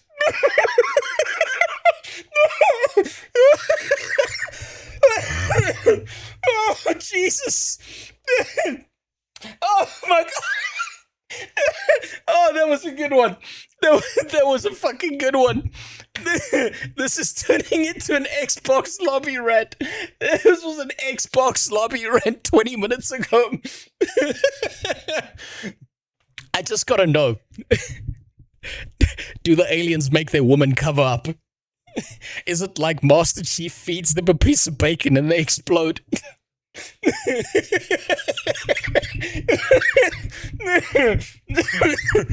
Radical version. 116, does he mean 117? Yeah, he corrected it in the video on screen. I remember in Hawaii we had teachers talking about checking if kids had D&D stuff in their backpacks because it's demonic. You know, I'll tell you the first time I interacted with Warhammer 40k, right? There used to be a mall where my mom had to go and like withdraw money from because there was no such thing as the internet. And so every Saturday we would go to this mall so she could wait in line at the bank. And she would like, you can fuck around in this mall, but don't like go too far, right? So there used to be like tournaments, like TTRPG tournaments that were held at the bottom of the mall. So usually I'd just go there and I'd watch what was happening. And they had like Magic the Gathering and Pokemon tournaments where you could actually earn badges and shit. And they had Warhammer 40k. And there was a guy, I was watching his like I had no context of what was going on, and I was watching his Warhammer 40k game, and he was playing orcs, right? And this guy caught me watching him play the game, and so he was like, "Hey kid, come here," right? And he made me roll dice for him for his orc army. And I was like immediately fucking captivated by this. And afterwards he gave me an orc mini, right? I wish I still had it. It was like it was really shittily painted. It was terrible, but it was my first interaction with Warhammer 40k as a kid. And I took that Orc Mini and I put it in my space case. I don't know what you guys call it, like your pencil case. And I brought it to school. And my piece of shit math teacher saw it and then said I was a devil child because I had that in my pencil case. And she fucking took it from me and never gave it back. I was so fucking angry at her. I disassembled a pair of scissors. And I contemplated stabbing her in the face. I fucking hated that math teacher so much. I was really fucking over the edge with how bad I was with that bitch. But I still remember that. This is what that feels like to me. My brothers and their friends got their parents called to school because they were caught playing Pokemon cards on the school lobby while waiting for our parents to pick us up. Yeah, this is going to happen a lot. We had shows in Brazil where people claimed Yu-Gi-Oh! Was satanic. Yeah, apparently the Egyptians are satanic. Oh, God. Of Islam in the games. But also, I should note, Chief's enemy was not Islam itself, but suicidal religious fanaticism. That's why the Covenant were originally called the Dervish. Those of you who know the lore know that really well. But guys, just to give a shout out here. Well, apparently I was Muslim when I was playing Guild Wars 1 because I played a dervish. Here, imagine how much propaganda it took to convince women that this is oppressive. So, guys, Jesus Christ is my Lord and Savior. You should give your life to him. He's amazing. Oh, God, here we go. Our true enemy, guys, is the gay communist. Never forget that. It's the satanic gay communists who are our true enemy. It's not the Jews, although they're bad. It's really the satanic gay communists. Oh, that was nice of him. He let the Jews off the hook at the end there. Did you see that? He let the Jews off the hook. He was like, no, you're fine. All right, so I only have 10 minutes left here. Let's get into the final point of this video, and I want to talk about the Xbox Goy Pass, because while the Xbox stumbled in the Don Matrix and Halo 4, Halo 5, Gears 4 era, they really sealed their fate in the Xbox. Should I share the Torah in my vids? No, you should post them on Reddit with the Israeli flag. They'll love you for that. Xbox Goy Pass era from 2018 to 2026. And you might ask me, where did all the money go? Well, all that money went to all of those exclusives that they've made the past 8 years. Guys, let's look at some of those exclusives. Hellblade 2, 68 people playing it. FBC Firebreak, 6 people on. Here's the problem, right? I'm not afraid to say this. I'm Christian, right? It's not so hard for me to believe that there is some higher form of life out there that is beyond our perception and capability to understand or comprehend, that may have had some hand in our creation and whatsoever and all of that, right? But the problem with a guy like this is he's so fucking retarded with these takes that he immediately makes people not want to get involved in Christianity at all, right? I went through my edgy atheist phase, and it was all because I had a bunch of shitty, retarded teachers who kept on shoving the retarded Christian shit down your throat without any actual, discussion and stuff like that, right? This is the kind of guy that would drive people way the fuck away from Christianity and directly towards something else. So he's actively working against whatever the fuck he wants. Unless that's what he's trying to do on purpose, right? Reality is, Christianity, whether you believe it or not, was a good fundamental system for the development and style of laws that got us to where we are today. Because intelligent people who would read the Bible and stuff would be able to pull nuance out of it. And retarded people, it gave them, people who are too fucking stupid to think for themselves, it gave them a threat of what happens if you do bad things, right? You're going to burn in hell for eternity if you're a piece of shit and you do all these bad things to other people around you who don't deserve it. So it was a very good system for keeping retards in check a lot of the time. And it's real weird. It's real weird watching this because it brings me back. It brings me back to childhood. Online. Dustborn, 7 people online. Unknown 9 Awakening, 3 people. Dungeons of Hinterberg, Aphelion. Just you want to ask them, guys, did anybody ask for this? Did anybody ask for these games? So you see, there he makes a good point, but he's already invalidated everything else he said. And of course not. It's a bunch of fat lesbians just making the games that they want to make, rather than, I don't know, maybe asking their audience what games they want. It gets even worse, though. In 2023, they made Starfield with a bunch of pronouns on it. There's only 4,000 people playing Starfield, guys. So that was a dog shit game. Starfield was a dog shit game. There's 26,000 people playing a game from 2011. Both of these games are by the good points he made, like remake fatigue and shit writing, are just generic talking points. Everything else after that has been pointless. You know what? You pointed something out, Moonstone. He might be making those generic points that you could get from someone else so that he can weaponize them and use them as a thing, right? If you don't think about it much, right? If you don't think about what he's saying much, and you're, pants on head retarded, you're like, well, he was right about this one point, so he's probably right about the other points, right? So you can get dumbass people to believe you if you make one point that's believable or realistic, and then add a bunch of shit afterwards with that. Bethesda, by the way. Bethesda, maybe you should figure out why your 2011 game has 26,000 people and your 2023 game with way better graphics has... Yeah, because it was a shitty game, that's why. 4,000 people on it. It's really just because it's more based. It's more based in min... No, it's because it was a shit game. It didn't have the polish, it didn't have the mechanics, it didn't have the story writing, it didn't have the world building, it didn't have the overall development that Skyrim got in comparison to Starfield, which felt rushed, it felt sloppy, it felt bland, they reused assets all over the fucking place. It was a desperate push for the most dumb shit imaginable. The gameplay, the world building, the style, the stories, the quests, all of that was well polished within Skyrim. But he's trying to weaponize that to use that to make his point. That's his problem here. I don't think Starfield was a dogshit game because a pronoun choice at character creation, but more the game systems and world building was shit.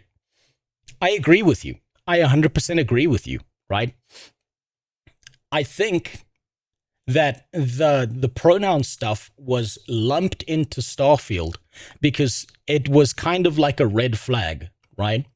The red flag wouldn't matter if the game was good, but it was like a key indicator as to what they were focusing on in the development cycle versus what actually mattered about the game, right? So it's like if you see like a bunch of woke shit in a video game, it's not an indictment on the game, but it does act as a red flag to the developer's focus, right? But if you see that red flag and then the game comes out and the game's a fucking banger, all of a sudden you don't give a shit because the game's good. Made this. Men made the game on the right. Women and gays and troons made the game on the left, guys. That's all it comes down to. Here's some other Game Pass flops and slop. Flintlock Siege of Dawn. 15 people in the game. The Gunk. A game about a bunch of fat space lesbians. 8 people online. Mixtape. 44 people playing it, guys. Mixtape is like the prototypical art puff piece, jack-off piece that nobody wants and nobody asks for, guys. So, guys... Yeah, he's just smattering things together now. I hope I've taken you through all of the phases of Xbox here. We had the amazing... Did he just use every slur? No, he's going to use the N-word now. Just give him a second. Rise of Xbox. The rise of an... You know, I'm actually kind of surprised, right? He hasn't said anything negative about blacks yet. I'm really surprised by that. Maybe he's going to get to it. Identity that they loved the bros who were fans of them, and they catered to us back then. And then we had the golden era. All of these incredible exclusives on 360. They were pumping money into it, and it was beating the PlayStation at one point. And then we had the downfall. And guys, you look at the woke politics in Gears 4, and it's so easy to see how all the activists. This is when the activists. So you see, this is the problem. He's making a valid point. This is a valid point he's making, and he's about to fuck it up again. This really came in to Microsoft to work on the Xbox. It was 2012 to 2016. So we have the downfall. We have the gays and women coming in with all the accessibility. Like, guys, no. Let me ask you this: Xbox talks about accessibility and inclusion.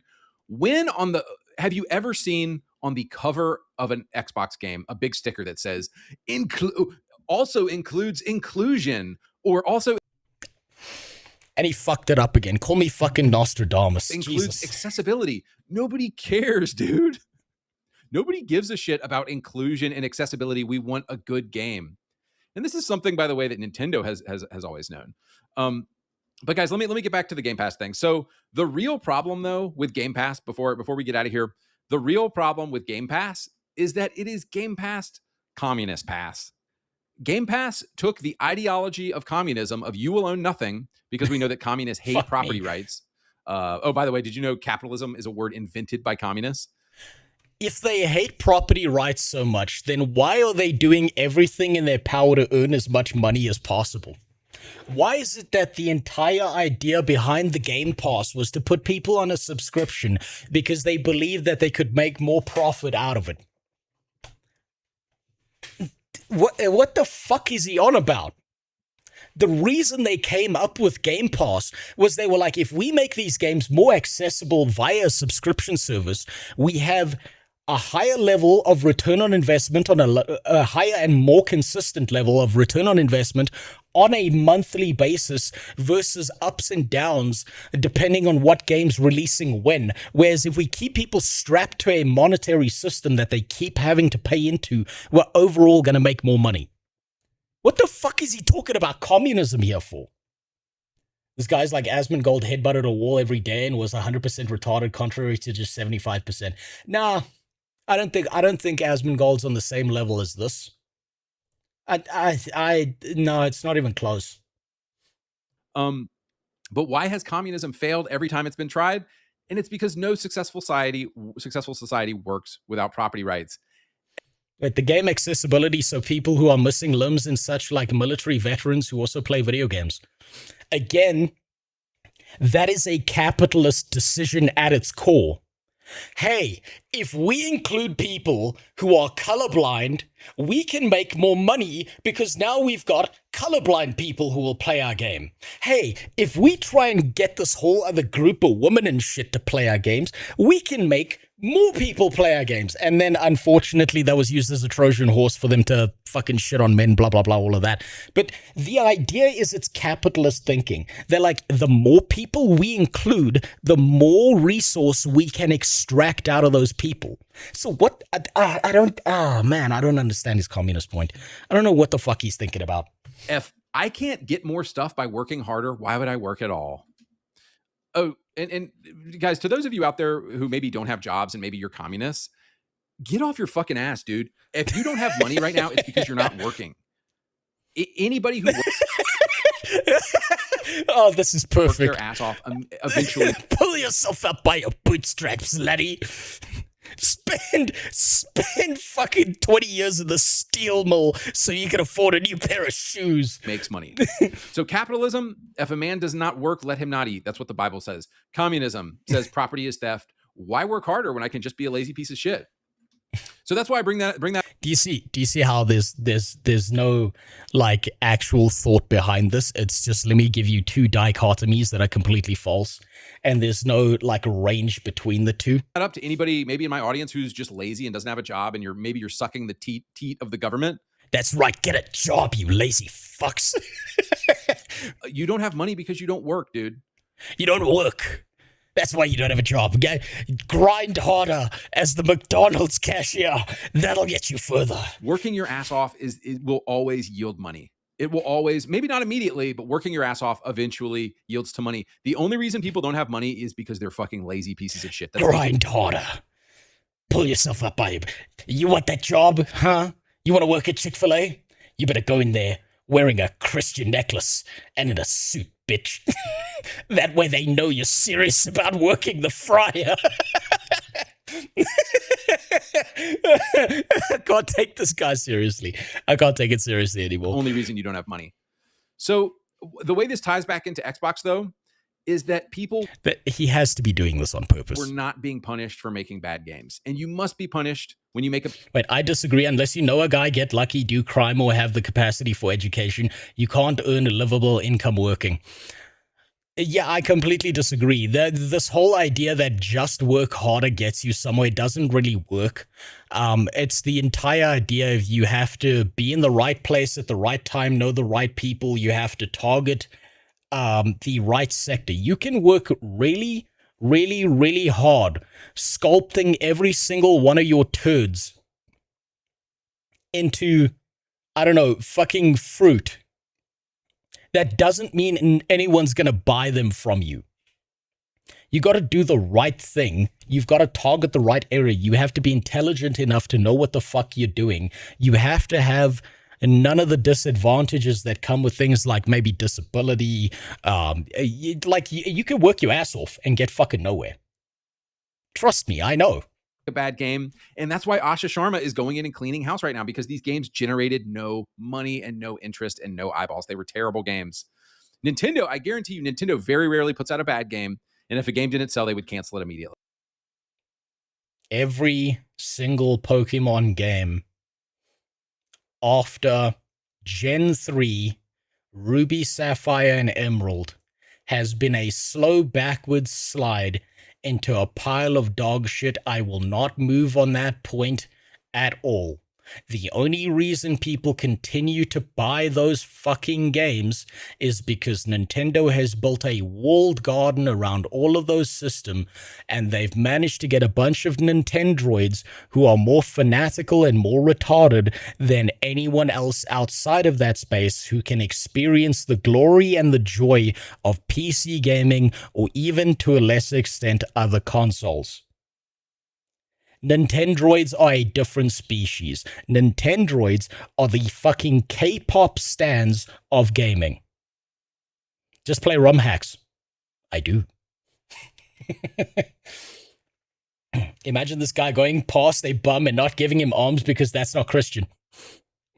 No. You don't understand, right? He would yell in the guy's face for a solid 15 minutes. No, don't work harder, be a snitch, and suck management PP. I know, get a job, get my last job, did that, and a chick at Bethesda. Yes, that's what you got to do. That's it. The game is rigged. You either play a rigged game and do all the manipulative shit. Like, you want a streaming example of this, right? I follow a guy on Twitter who tracks botting inside of the Twitch streaming space. He runs like a bunch of software and shit, and 99% of everyone he's looked at is botting. All of it's rigged. Doesn't matter where you go, the system's rigged. You either kneel down in the fucking mud and do the same thing as all the other subhumans and fall in line, or you don't, and you get nowhere. That's why I know I'll always be here. So anyway, guys, just to sum this entire video up, and there's actually a lot of talk right now that Xbox is going to close or it's going to be sold off to somebody else. I'll be disappointed in that because I won't be able to get my games off their servers. I still don't understand how capitalism ties into any of this. But why did Xbox fail? Because communism doesn't work, and communism is fucking gay. At what communist decision has this private company made? I can't think of a single one. And all communists are gay. Capitalism is your daddy. Capitalism always will be your daddy. Christianity and capitalism. He has to be memeing. This honestly, right? This feels like a worse version of a Swole Benji video, because when Swole Benji makes points, at least he makes fucking points that make sense. Right, at bare minimum. Like when Swole Benji says something, he says something with a reason and a point and a meaning behind it, and he knows exactly what he's doing. And this guy's just, it's like the Swole Benji formula, but without all the soul in it. Make the world go round. They make our beautiful, amazing world go around. So guys, just to bring this all back to the original point that I said here, I celebrate the closing of these studios. We all should. Yeah, you should. Again, a valid point. Celebrate the closing of these studios. Because he's being serious. I know people like this. I'm sorry that you know people like this. Lunch ain't free, dude. Nothing is free in this life. I don't believe in handouts. I don't believe in gay-ass government handouts. The only thing I believe in is that you work your ass off, and you should be able to enjoy the fruit of your labor when you work your ass off. Jesus wasn't a communist because those terminologies didn't exist back then. Jesus was just a person who walked around with 13 of his buddies and tried to do some good shit. All right, boys, I'm getting out of here, but check out the Save Scum podcast. We review and play together and talk about them a couple games per month. Click on the link down below to follow Save Scum. Oh, my God. Oh, my God. What a fucking wild ride that was. Andy Pants gets 800k long form views a month, and I've dipped barely above 400k. His grift is either successful or something doesn't make no sense with his numbers, or it's like when we watched that video where we talked about why YouTube has so much slop on it, and it's the fact that it's managed to eliminate all the people that wouldn't watch his content, and it's narrowed down his audience to the people who do, so they keep on coming back for it over and over again. I think the problem with you, Benji, is you don't narrow down your audience like that, right? You have hard opinions, you have that shit, but you're willing to engage with people outside of that. I think he's following a formula.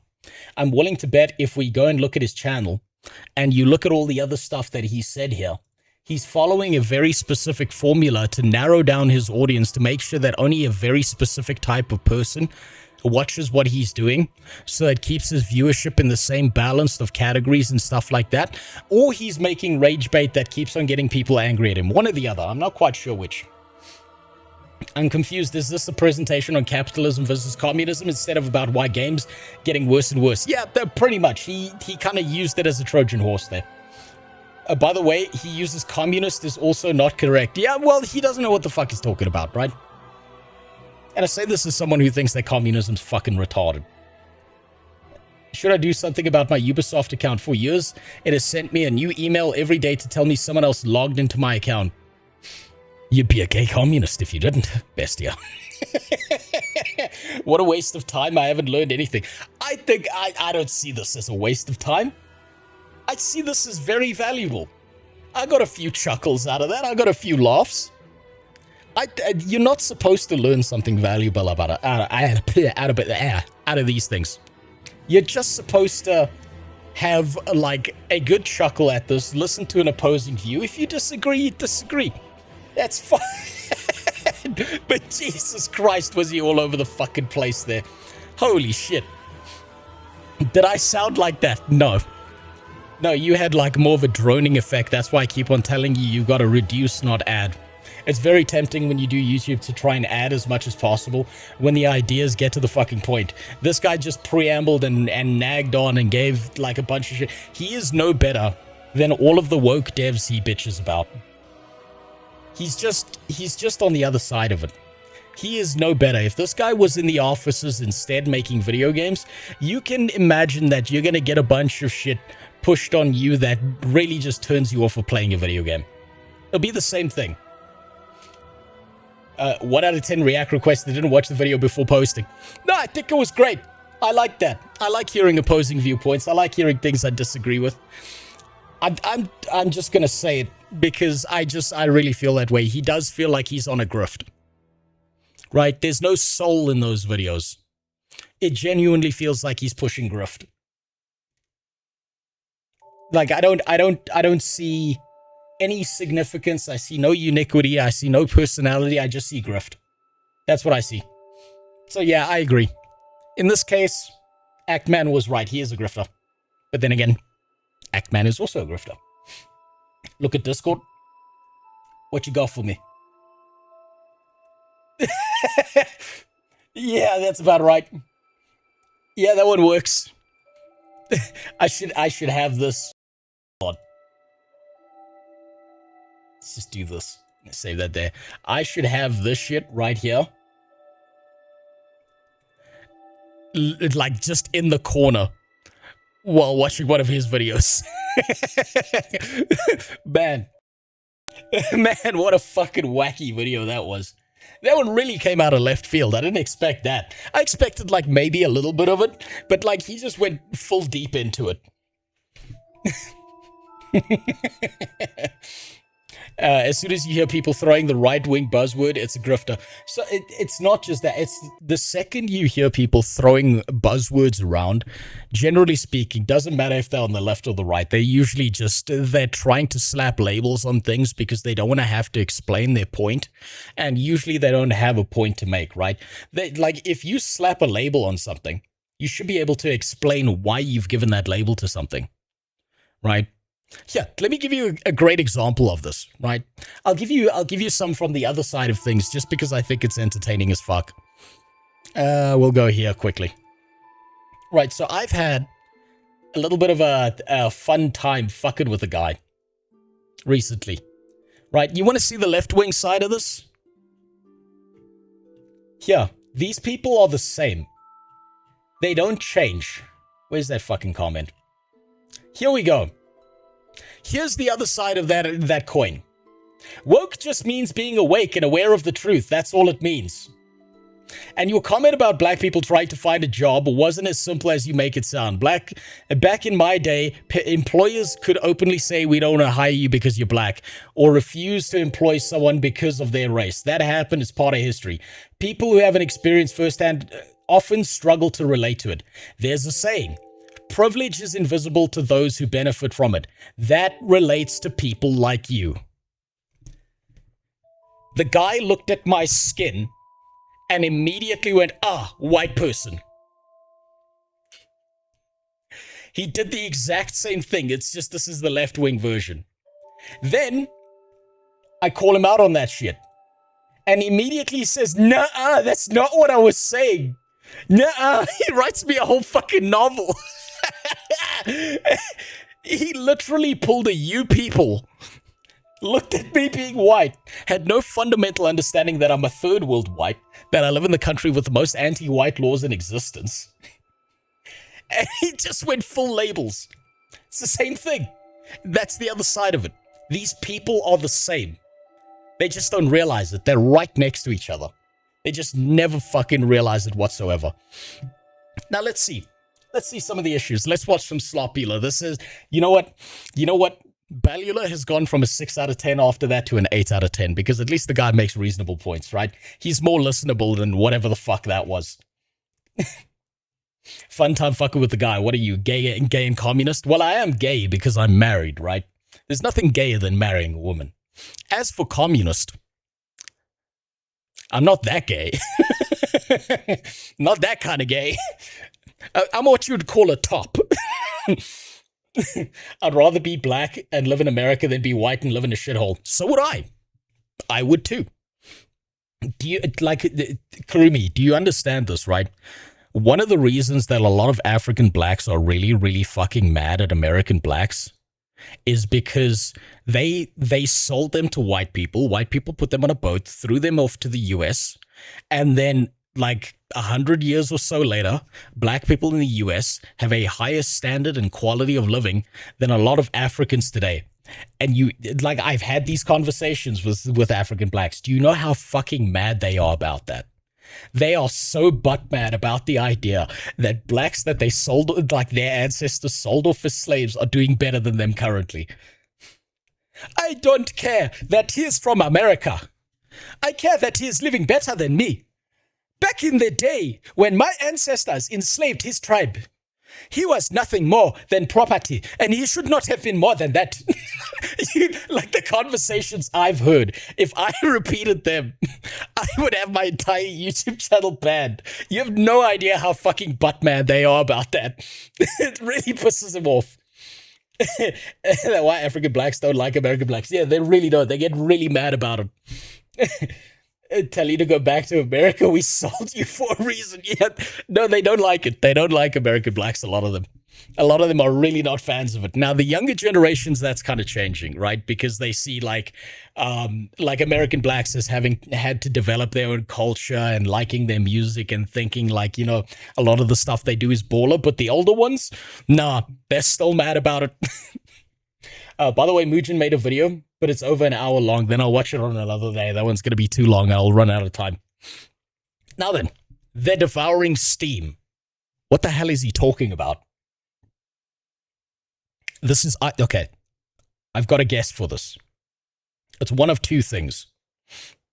Either he's talking about how people are putting malware in video games and then people buy and download those video games and then the malware activates.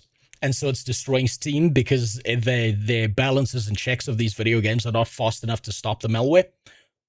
Or this is about copycat video games where some indie game pops the fuck off the same way that something like Vampire Survivors did. And then there's just a million fucking clones that people make after that. One of those two, I think. Probably completely wrong, but let's find out. Welcome to the Clone Wars. Don't worry, all will make sense. very soon. Okay, it might be the second one based on that. You've probably seen the streams and the viral clips. You've maybe even played the game yourself. Mecha. Oh, it's this shit. Man, I could not be interested in this fucking game at all. Chameleon is the latest low streamer slop to me. budget indie darling to go viral. And honestly, it's gone so viral that it kind of breaks one's brain to think about. It's almost certainly been this year's best-selling game so far, by which I mean 15 million sales in a month. That's wild. But it's not the full story, because millions and millions more are playing Mecha Chameleon's gameplay than have ever paid for the game. Not just many millions, in fact, tens of millions of people. And that's because even as pundits crown games like this as the future of gaming, free of AAA demand. You will eat the friends slop or admit you have no friends. I'll just say I have no friends. And I can't get my Discord and my fucking stream to behave, and so I can't just hop in a Discord call and you hear them and I hear them. I'm still trying to solve that fucking problem. It's been months. Chameleon has got a bit of a copy. Mecha Chameleon is fun, honestly. Maybe not for me. If other people are having fun with it, good for them, but I just don't see it. Copycat problem. To understand the copycat problem, we got to actually understand the game being copied here. Mecha Chameleon is prop hunt with a paintbrush. Essentially bone white stick figures spread out onto the stage, seekers have to find them, and the hiders get a whole Microsoft Paint's worth of drawing tools to recolor their bodies and blend into the environment. It's pretty awesome. The game costs only $6, and it is a wild... I've seen some gameplay clips of Mecha Chameleon, and I'm just gonna be honest, it kind of... Do you have to, like, be functionally retarded to be the guy with the gun hunting people down? Because everything I see seems so obvious. I don't know if there's something else that's happening there where there's, like, a changed viewport when you're the person with the gun. But it always seems so obvious because there's that, like, 3D popping out of the wall and stuff.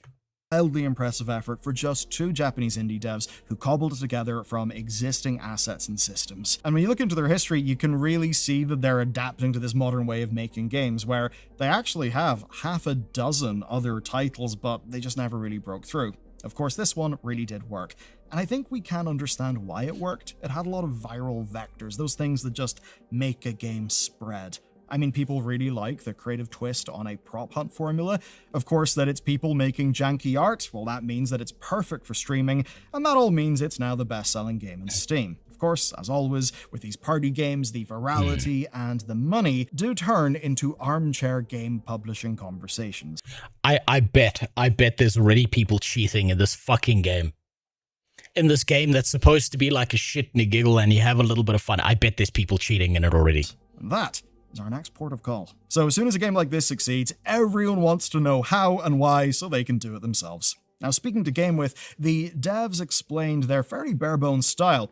They said that they... As the hunter, it isn't as obvious. Okay, so there's probably some viewport fuckery going on there then. Start with a minimum viable prototype, and then they build on whatever works. And to build this one, they cannibalized their previous multiplayer games, like Link Penguins, to basically get the multiplayer backend up and running. Hosting then ran through Epic Online Services, so that's free, and then they spent a grand total of nothing in marketing. And as a story, this is about as close as indie games get to the platonic ideal. You know, years of modest results, and then the audience latches onto one of your ideas and leaves you basically set for life. We've seen this with, say, games like Among Us, with Peak, with Lethal Company, and as is tradition in gaming, this becomes a competition. Mecha Chameleon is succeeding where massive big-budget games are failing. This... I bet AAA game studios are going to try and adopt this exact thing. I bet this is going to happen. This is what gamers want. This is the future gamers deserve. Wait, there's a cheat that but god damn. Oh man, look, I can imagine hopping into a lobby and just having a great time cheating by ruining everyone else's fun and making them really fucking mad.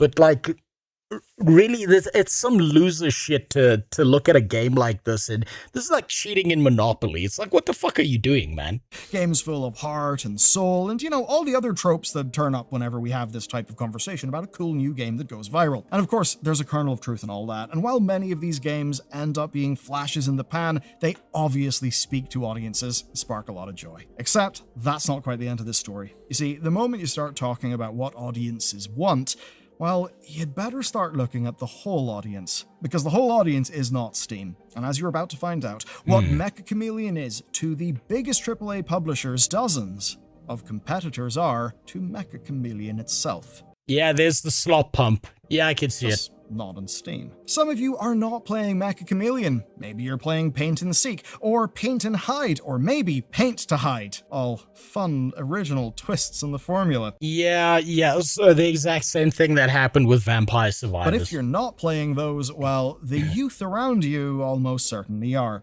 And that's because Mecha Chameleon went mega viral on Steam, but Steam is not the only place for gaming. And it is definitely not the biggest. So, yeah. My fellow millennials, this is going to be grim. This chart is from Roblox data analytics site RoWatcher, and it compares Mecha Chameleon's concurrent player count with the equivalent games over in Roblox. Now, most of these clones that I just mentioned here are the things that come up in Roblox's search if you search for Mecha Chameleon. And you can see...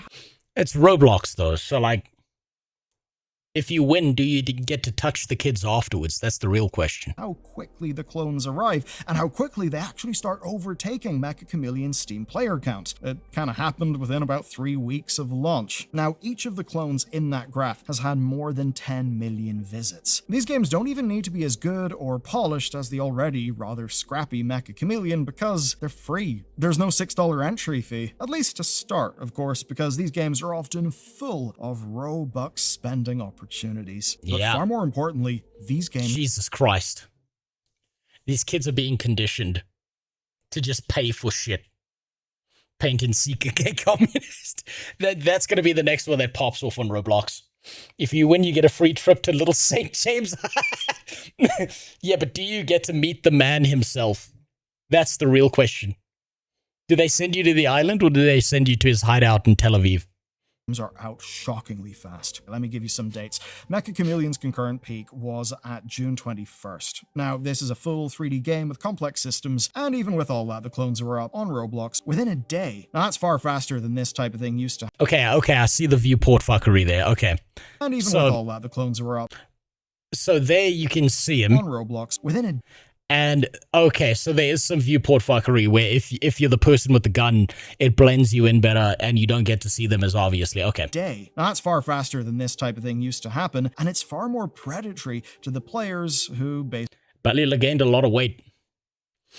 For every news article he reads, he has to eat the paper afterwards. Basically hop into these copycat games. I mean, it's not like I'm one to talk. I'm a fat fuck myself. Because he looks skinny in comparison to me. It's not like there haven't been other copycats on, say, Steam. As an example, Mecha Chameleon launched on June 9th, and within weeks, Steam started to see updates for Scribble Hunt, a game where you paint the bunny man, a hide and seek where you blend in like a chameleon. Not exactly subtle with your keywords there, lads. But it is subtle when compared to what that game calls itself in Korea, where it is just called Mecha Chameleon. Yeah. Now, they just removed one of the C's. There's, of course, a long tradition of copycats in gaming. You know, Doom clones to, say, the mobile store surges around games like, say, Flappy Bird, a game that was generating a clone about every 24 minutes back in 2014. And sometimes the clones do really well, like, say, the battle between Threes and 2048, where the clone completely eclipsed the original. But this here in Roblox doesn't actually seem to be one of those cases. When we look at all these numbers, do we think this ultimately hurts Mecha Chameleon? No, these devs have No, because those kids who are playing the game inside of Roblox would have never touched the game anyway. Already made many millions in the last month with a game that absolutely did not cost millions to produce. And it's a game that doesn't need growing player counts or rising concurrence. People can buy it, play it for a few rounds with their friends, enjoy a few evenings, and then that can be that. Happy days, right? Their business model is completely just upfront sales, and on that count, they have wildly succeeded. So they're not directly hurt by these copycats, the same way that, say, other games have been hurt. But that graph does show that even as players crown Mecha Chameleon the future of gaming, the people who will comprise that... Ugh, God, I hope not. Oh man, I'm so burned out by looking at friend slop games. I couldn't give a fuck. These fucking streamer specific games and stuff like that. I get it. Go have your fun, but it's just not for me. That future are playing in a very, very... This game is popular with millennials because they have a use for their art degrees.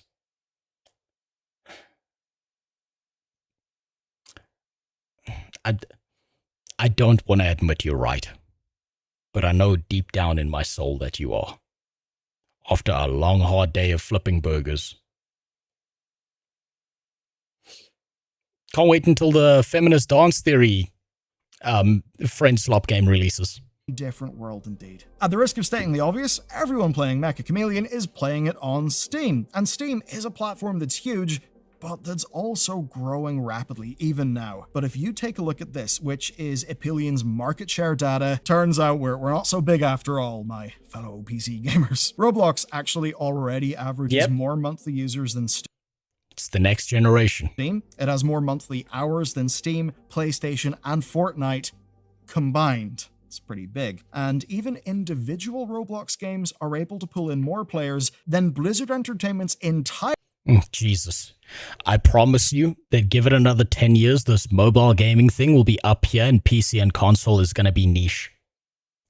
They love their iPads. Their output put together, or say more than Dota, and they're often trading blows with the likes of say Fortnite and Counter-Strike. So they are shockingly high numbers, and that's how Mecha Chameleon can be surpassed in aggregate, even as the devs of the original are adding in say maps, so the Mecha Chameleon's getting lots of new content, and of course... Wait, their fads, just look at Among Us, Fall Guys, and others, they all fall hard after the streamers are done with them. Yes. Yes, they are. They are fads. But these fad games are going to start becoming what is seen as a strategic marketing strategy for, like, I said strategic twice, but it doesn't matter. It's going to become a marketing strategy that's going to be adopted and kidnapped by AAA games who think they can do the same thing, and they're just going to pump out dog shit that no one likes. It's going to happen. It's got a Steam Workshop page. It's also flooded with more... This is the beginning. Understand that this is the beginning.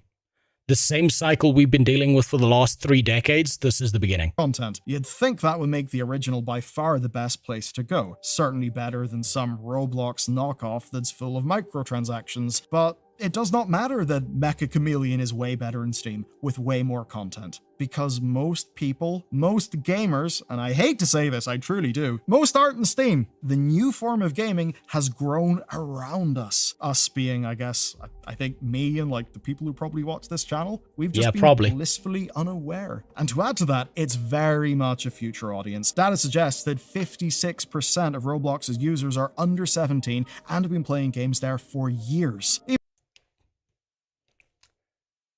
Don't tell Doc to disrespect. Whatever you do, don't let him know that. Not just because they love their iPads, the PC components can only get so expensive before people start jumping ship. No, absolutely. It's a lot easier to play games on your phone on your way to work, or if you're on a train or something like that. It's a lot easier for kids to fundamentally understand an iPad because they can switch over from a game to hopping on YouTube because mom's too busy getting fucked by the neighbor while dad's at work to pay attention to a kid who's watching another AI compilation of cats having sex with dogs and getting pregnant and giving birth to a strawberry that's the wrong color and therefore it's not the dad. So yeah, it's multiple. It's like a confluence of multiple variables all converging towards the same point. Yes, you're right. But that executive marketing strat straight out of the 80s with toy fad, music fad, etc. Yeah, it's the same cycle. It's the same cycle happening again. It's just now happening with video games. Even if, of course, that causes endless problems and controversy. Another interesting thing is the location split. It is broadly even across the world. So for the copycat, Steam is obviously just irrelevant. It does not matter. This is an entire new audience, and this, by which I mean free knockoff games and Roblox, well, that is what video games actually are to those people, and right now, they feel no real reason to move. Yeah. Roblox is still growing fast. They won't until something else comes along and replaces Roblox, but does the same formula at a more appealing, more brain-rotted level that takes over and then dominates, but they'll be using the same patterns just in a more optimized manner. Far future of gaming honestly spooks me out a bit. Because that's what this graph really shows. 2net, most A-net mods already know they're playing Roblox as we speak. I mean, well, they'd rather play Roblox than Guild Wars 2 anyway, because the Guild Wars 2 player base is a little bit too old for them. Take it back. The pussy's spoiled. We see that as viral sensations come along, the biggest platform in the world spins up alternatives super quick, and those alternatives very quickly serve a far larger audience than the original. There is an element of sheer ingenuity to this, I suppose. You rely on the likes of Steam to sort of find new hits, and then you quickly copy-paste them over, right? And whenever you copy-paste them over, well, you know you're copy and pasting over a winning, proven formula, and even better, you're copying it over to a distinct audience that literally doesn't play Steam games most of the time. But of course, there is also a question. It's a perfect isolated market. Question of ability, and this is where I also get spooked. You see, modern tools and systems can get these clones out within a day or two. Roblox's development suite, with the Gen AI stuff behind it, means that these games can be put in front of people unbelievably fast. And since these games are free to play, you get a world of quickly spun up disposable games, all trying to get you to spend as much as possible, all building into the hype, while Roblox collects its ground rent on every microtransaction purchase. And that's what gaming is to these kids. That's actually pretty slick the more I think about it as well. You spend months, maybe years, developing a video game. It pops the fuck off.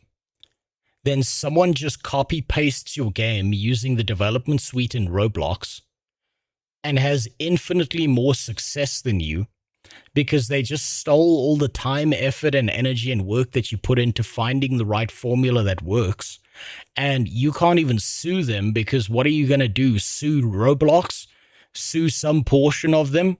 Like, you're not going to be able to touch them just because they made a clone inside of Roblox, because Roblox is going to be like, this is one lobby of a thing. It's not your game. This is our IP. We can do whatever the fuck we want with it. You're untouchable. That's genius. They get the experience they want, and they get it as fast and cheap as possible, all in the location their friends actually hang out in. And for the most part, it seems they stay in Roblox. So with this, the whole AAA versus indie darling debate doesn't even come into it. Games like Mecha Chameleon prove that there's a market for a great idea, but that doesn't mean that games like that are the future. If you ask me, more likely than not, in terms of revenue, they're a fad. The future is these disposable Roblox games. Yes. I mean, I hate that. And I hate what it teaches, because it teaches people that games are disposable. I don't think that's healthy for the long term of our industry. I think that games have always been disposable. Well, not always, but games have been disposable for a very, very long time now. You don't own them. You own a license that says you can play this game until they decide to take it down. Capitalism is rapidly becoming India. Or is India becoming capitalism? Games are disposable. They're there for you to have a good time and fuck off. And they've been like that for a while. Like, that's their whole point of the Stop Killing Games movement, is they can take it away from you at any given point in time. But the more we treat games as disposable junk food entertainment, the less we'll respect what games can do, and maybe the less we'll actually get out of our games. I think our standards will lower. And of course, people need to eat. So as Roblox grows and grows and grows and grows, we are likely going to see more people with game design and development skills making Roblox things. Because ultimately, that's where a lot of the upcoming audience is. Fish where the fish are, yes. Of course, the sad part of that is the monetization all relies on Robux, which honestly absolutely sucks. Just a future of disposable games stuffed full of microtransactions doesn't feel great to me. And do you know? It doesn't feel great to me either, but you're not going to stop it. There's nothing that's going to make it stop. This is just the path we're on, and we're rolling down that hill at high speed. No, we're reaching a level of copycat scammery, cutting corners, and general corruption that the West will probably become India before Indians are imported to do it. Yes, probably. Right? I think that like we're moving slowly from capitalism over to corporatism. And as we do that, you're going to start seeing that there's going to be corporate entities that have more power than a lot of governments and shit. And then you're not going to be able to stop it. It's going to cause an entirely new system to be born where a lot of things get fucked over time, right? Where there's no There's no dominance of a government, but that's also me, doomsaying, and that's my little tinfoil hat conspiracy. Who the fuck knows what's going to happen? It's dangerous because it reinforces how disposable the world... What? Hold on.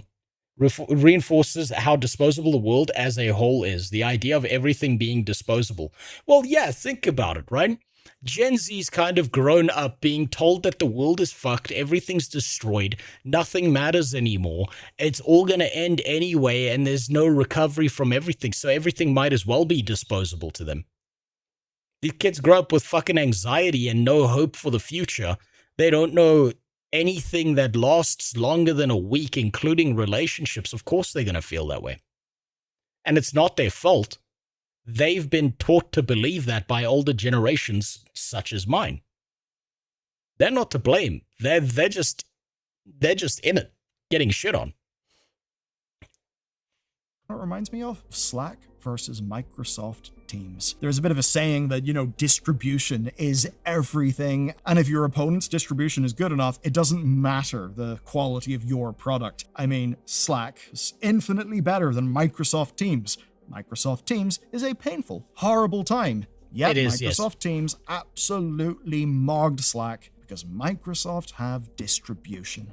Roblox has distribution, and that's going to be not how they come in and kill Steam, but it will be how they grow around Steam to the point where Steam just kind of looks like a rounding error.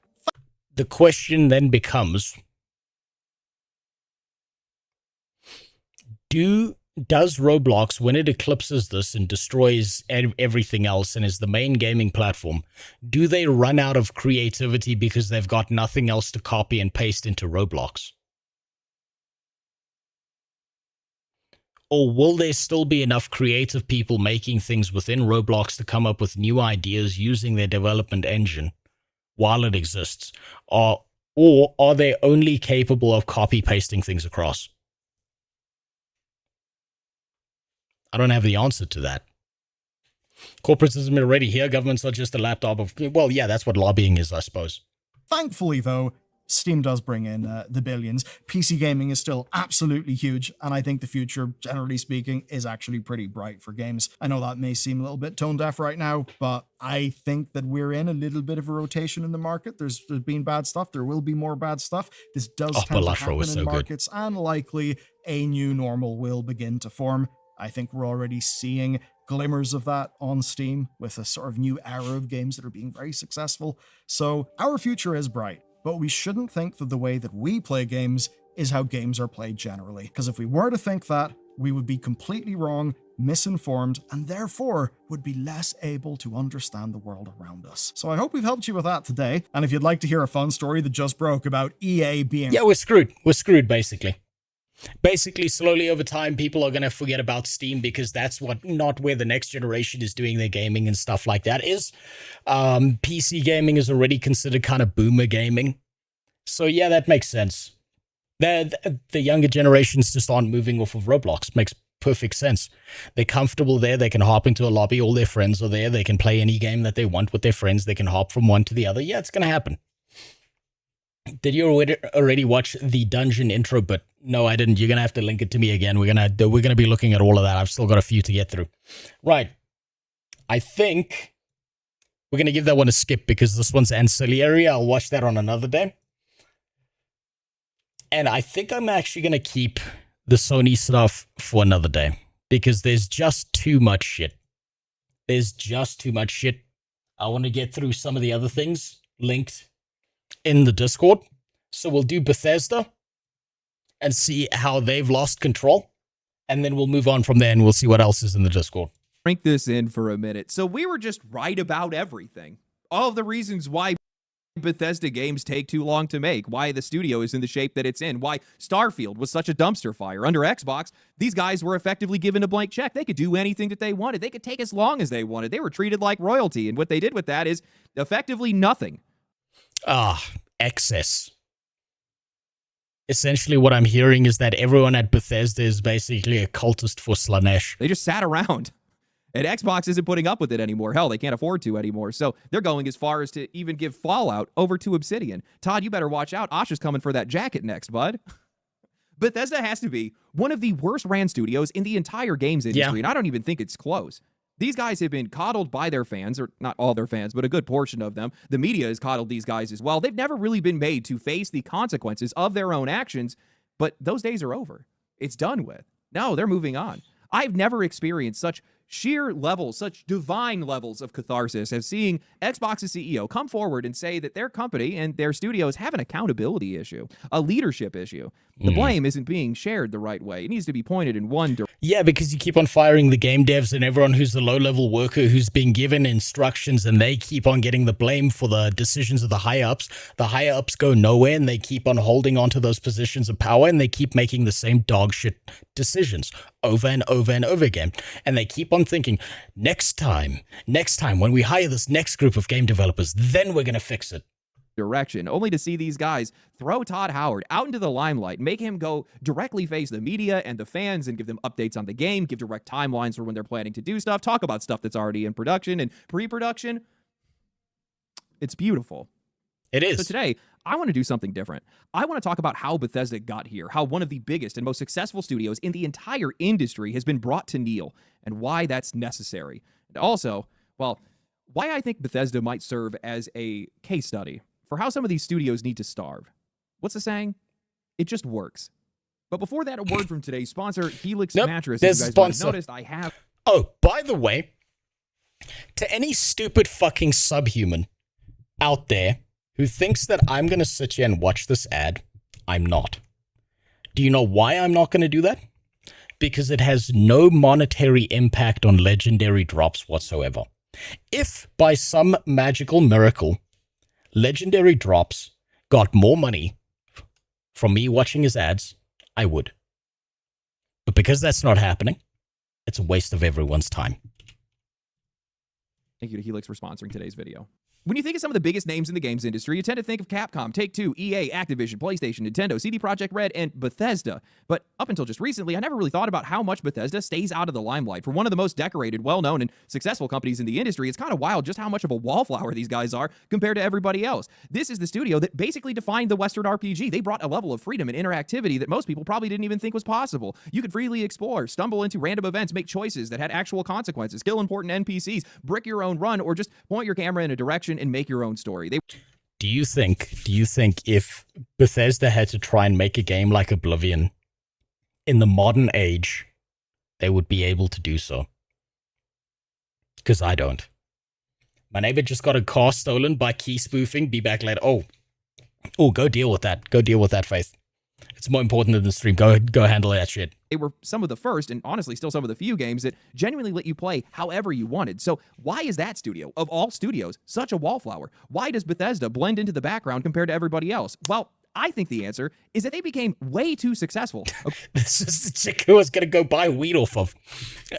I hope you were going to smoke it together and then do stuff to her afterwards, at According least. to Bethesda, Skyrim has now sold 65 million copies across all editions, while Fallout 4 has sold 35 million units. That's just 2 games. Skyrim alone has already brought in well over $2 billion, and that's before DLC or microtransactions, and off the back of that success, Bethesda stopped facing the normal pressure to release games consistently or even support those games that they already made because, well, they had enough money just not to care.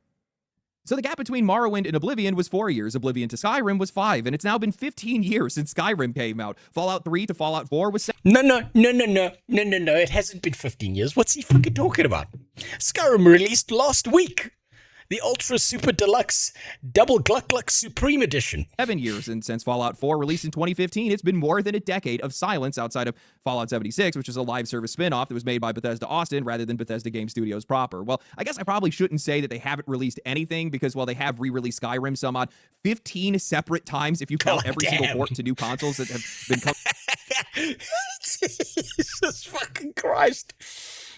They released the same fucking game an infinite amount of times, and it's still worked. Coming out ever since the Xbox 360. They even made a text-based version for the Amazon Alexa, which, yes, Bethesda actually made that themselves. These guys will do anything other than make a new game. Now, as funny as the Skyrim re-releases are, I think it reveals a real problem with Bethesda. They made a game, or they made games that were so successful that they no longer had to operate under the same pressure as everybody else. They could take their time. They could do whatever they wanted. They didn't need to release games consistently, talk to their audience, or even finish fixing the games that they had already sold because, well, the old ones kept making money anyway, and there was always somebody else there to fix their games for them. For years, people have treated Bethesda's problems like they were part of their charm. The bugs were funny. Broken quests were just something that happened. Characters falling through a floor. Save files corrupted. NPCs walking into walls. Entire systems that barely even worked. And somehow, well, all that just became a part of the Bethesda experience. People would laugh, they post clips online, and they just download a fan-made patch that would fix half of the game. Bethesda benefited and let you fuck the characters, let's not forget that. from that, probably more than any studio ever has. They have had one of the most talented and dedicated modding communities in the entire world that have been working for these guys for free, fixing bugs, rebuilding systems, adding content, improving performance, and keeping these games relevant for years. Bethesda would release the framework, and then the community would spend the next decade finishing it. And now the funny thing is that Bethesda is so terrible that they'd come back years later and break all that work themselves. Their next-gen update that they had for Fallout 4 broke modded playthroughs, completely ruined VATs, and damaged a game that a community had already spent nearly a decade fixing. Then Bethesda left it like that for a year and a half before returning with their Anniversary Edition, hands out asking for more money while fixing the problems that they caused with their previous update. I could never really get into Fallout 4. It was so divorced from the experience of Fallout 3, Fallout New Vegas, Fallout and Fallout 2 that I could just never really get into it because I feel so shoehorned in this fucking game. Maybe I need to give it an honest try though. Think about how insane that is. This wouldn't be acceptable for anybody else in the games industry. Their modding community wasn't just expanding Bethesda's games, they were protecting those games from Bethesda itself. And even then, nobody inside the company seemed to face any real consequences. What I find insane is how this has just become so normal for this company. Bethesda now started actually defending this kind of behavior. They would talk about the scale of their games, the freedom that they offered, how these bugs were unavoidable when you're making something that's so ambitious. And, you know what, sure, games this large are going to have some problems, but there is a massive difference between a game having some bugs and a company expecting somebody else to eventually clean them up for them. And that's where I think a lot of the real damage was done. When nobody is forcing you to actually fix your processes, well, you don't have to improve it. You already have people that are patting you on the back. You have tons of money that's coming. And then they made Starfield, and not even the community could fix that. The slow backslide is right there for everyone to see. From Fallout 3 to Fallout 4 to Starfield. Skyrim was a good game at its release, but to be honest, I still think to this day it was overhyped. It's good, but not that good. I think people liked Skyrim because, unlike Oblivion, it had a lot more simplicity to it, and a lot of people got confused by the Oblivion's technical systems that you had to use. I think if Oblivion was released after Skyrim and made after Skyrim, it would pop the fuck off way more than Skyrim did. But they reduced technicality and systems and stuff, and that's why, like, people loved it. I think it also just hit at the exact right time, and there was just nothing quite like it that felt like it had that much open world expanse, that much questing, that much story, that much interaction as anything else around it. That's why it popped the fuck off, right? If you feel it's not that good, I think that's more of a personal take, and there's nothing wrong with that. I think some people fucking love Skyrim. God, I've got a... God, he's basically my nephew. That's not what he actually is, but he's basically my nephew, and even he's still playing Skyrim. Fallout 4 is way worse than New Vegas. I've played a little bit of Fallout 4, and I just feel so fucking shoehorned into decisions that I can't get into it. It doesn't feel like it has that RPG element where you could do whatever the fuck you feel like. It just doesn't do it for me. What happened to the Black Bald Space Lady game? It got destroyed. Not even the modders want to touch that shit. And you don't have to worry about that, and you have players that are the ones that are fixing your games and giving them more content for you. Bethesda could keep using the same development philosophy, the same production habits, the same excuses, because, well, people just kept showing up. They could release something broken, disappear for years, re-release Skyrim again, and guess what? The money just kept flowing. And what made it worse, I think, is when Microsoft bought these guys in 2021, Bethesda suddenly had access to one of the largest companies on the planet, nearly unlimited resources, and a parent company whose entire management philosophy at the time was just leaving those studios alone. Xbox constantly bragged about giving developers creative freedom, letting these studios maintain their culture, and refusing to interfere with how these guys were making games, which honestly sounds great until you realize the kind of culture that you're actually protecting. I don't think Bethesda needed more freedom. I think that they had already enjoyed decades of it. What they actually needed was somebody that was willing to walk into the building, look at how these games are being made, look at where all that money was going, look at how broken a lot of these games were launching, and ask why one of the largest RPG studios in the world can no longer release an RPG in a reasonable schedule or with any standard of quality. Instead, Microsoft just handed them a blank check and waited for Starfield.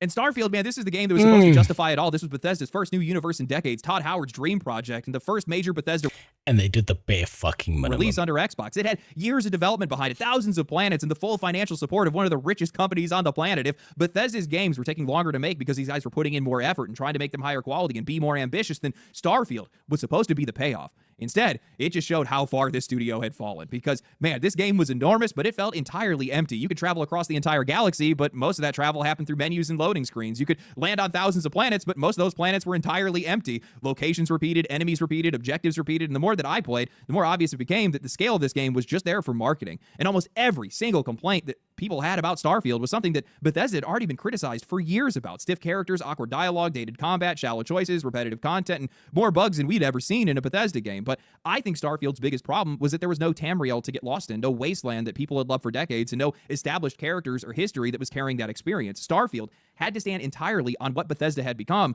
once you remove the nostalgia and the mods and... Let's not forget, and people shit on me when I said this about Starfield. When I watched the trailer before the game released, I said Starfield was going to be a pile of dog shit because it's going to have the exact same elements and mechanics and styles of the things you see in Fallout 4, like Fallout 4, Fallout 3, and they're just going to be reusing a bunch of assets, reskinning them, and using the exact same mechanics. And then people got really fucking mad at me saying that, and then it turned out that that's exactly what they did in Starfield. I still remember that. I saw the trailer and I immediately knew this was just a reskin. It was Fallout in space. Damn, it feels good to be right. You remember back in the day of Morrowind where you could accidentally kill a story character and hardlock your save? I know. It was great. I loved that freedom, but most people fucking hated it. all the reputation, there really wasn't all that much holding this all together. To me, Starfield just... I love the potion of flight as well in Morrowind. That was so good. Yeah, you can fly, but you've also got to land. That was so good. Revealed Bethesda. It was the clearest look that we'd ever gotten at this studio and what it had become over all these years of success, isolation, and nobody willing to tell these guys no.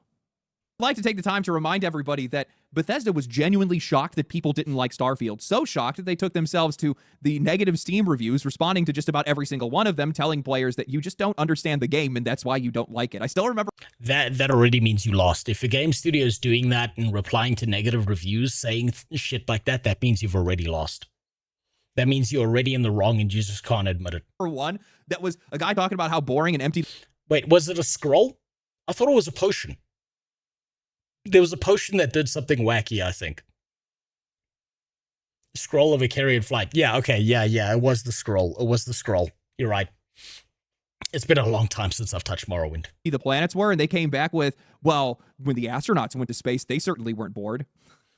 Comparing actual real-life space travel to your video game is a whole level of ego that that's impressive. I'll tell you that right now. You had Emil Pagliarulo that was taking to Twitter to argue with gamers about how they just don't understand how the soup gets made, and they shouldn't even try to question the entire experience or anything like that. And that's how you know they lost. That's how you know your game's dog shit. If the guy who made it has to go pick fights with people on Twitter who didn't like his game instead of listening to the feedback, you've lost. Eventually deleted his Twitter account right afterwards, like many of these developers end up doing. This is the kind of reaction that only comes from a studio that is completely isolated, and their success had isolated these guys for so long. They were so genuinely surprised that people were not impressed with what they had done. And it's because they essentially just locked themselves in a closet and made this game and never thought they really needed to think about anything outside of themselves. These guys, they took themselves off. No, that's false. That's false. They didn't just lock themselves in a closet and didn't think about anything else.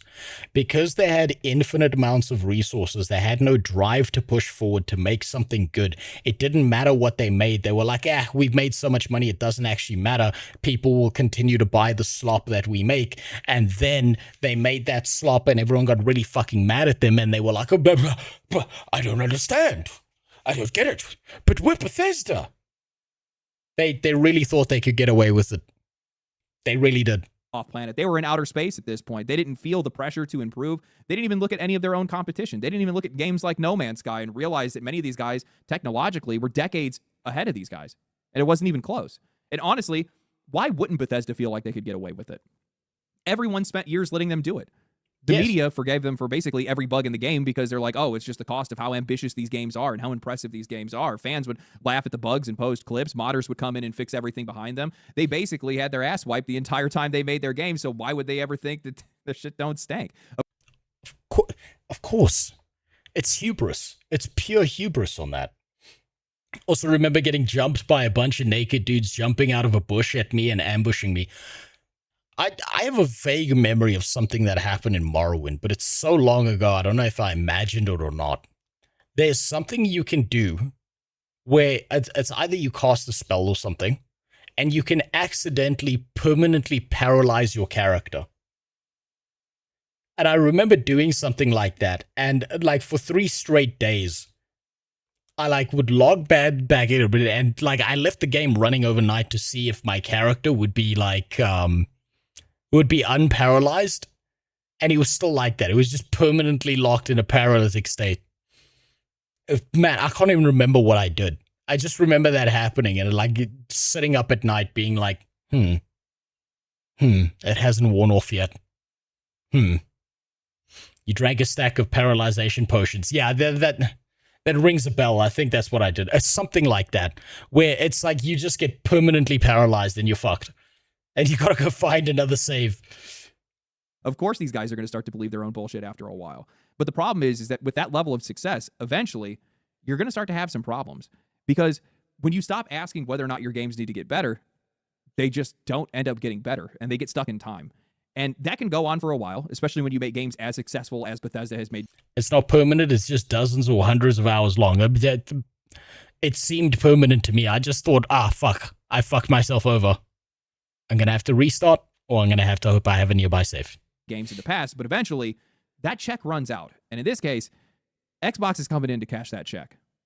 I don't think people fully comprehend just how much of a failure Starfield was. This was Bethesda's first game in 2 console generations, a brand new IP that spent 7 years in development, had a massive marketing campaign, and likely cost that studio over $200 million to make, with some estimates putting the total with marketing between $300 to $400 million. And this game hit the water and sank like a brick. On Steam, Starfield lost half of its players in 2 weeks, kept bleeding from there, and then when they dropped their first expansion, Shattered Space, it only brought back 9% of those players. Yes, 9%. This game was a dud. If you guys don't believe me, then explain why Bethesda will happily tell us how many copies of Skyrim and Fallout 4 sold, but with Starfield, suddenly it's all just players and hours played. Bethesda made billions off of its older games, but that money doesn't last.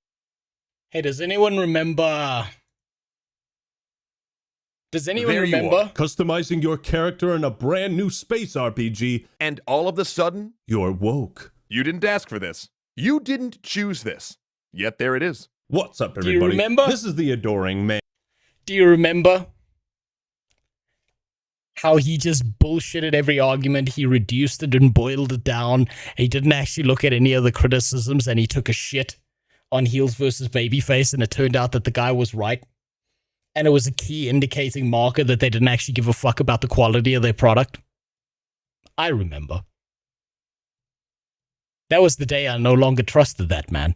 Last forever. You can only re-release Skyrim so many times. Their newest game flopped, nothing else was close to release, and Xbox was left footing the bill. Xbox itself wasn't making any money anymore, so new management came in, and man, that bill eventually came due.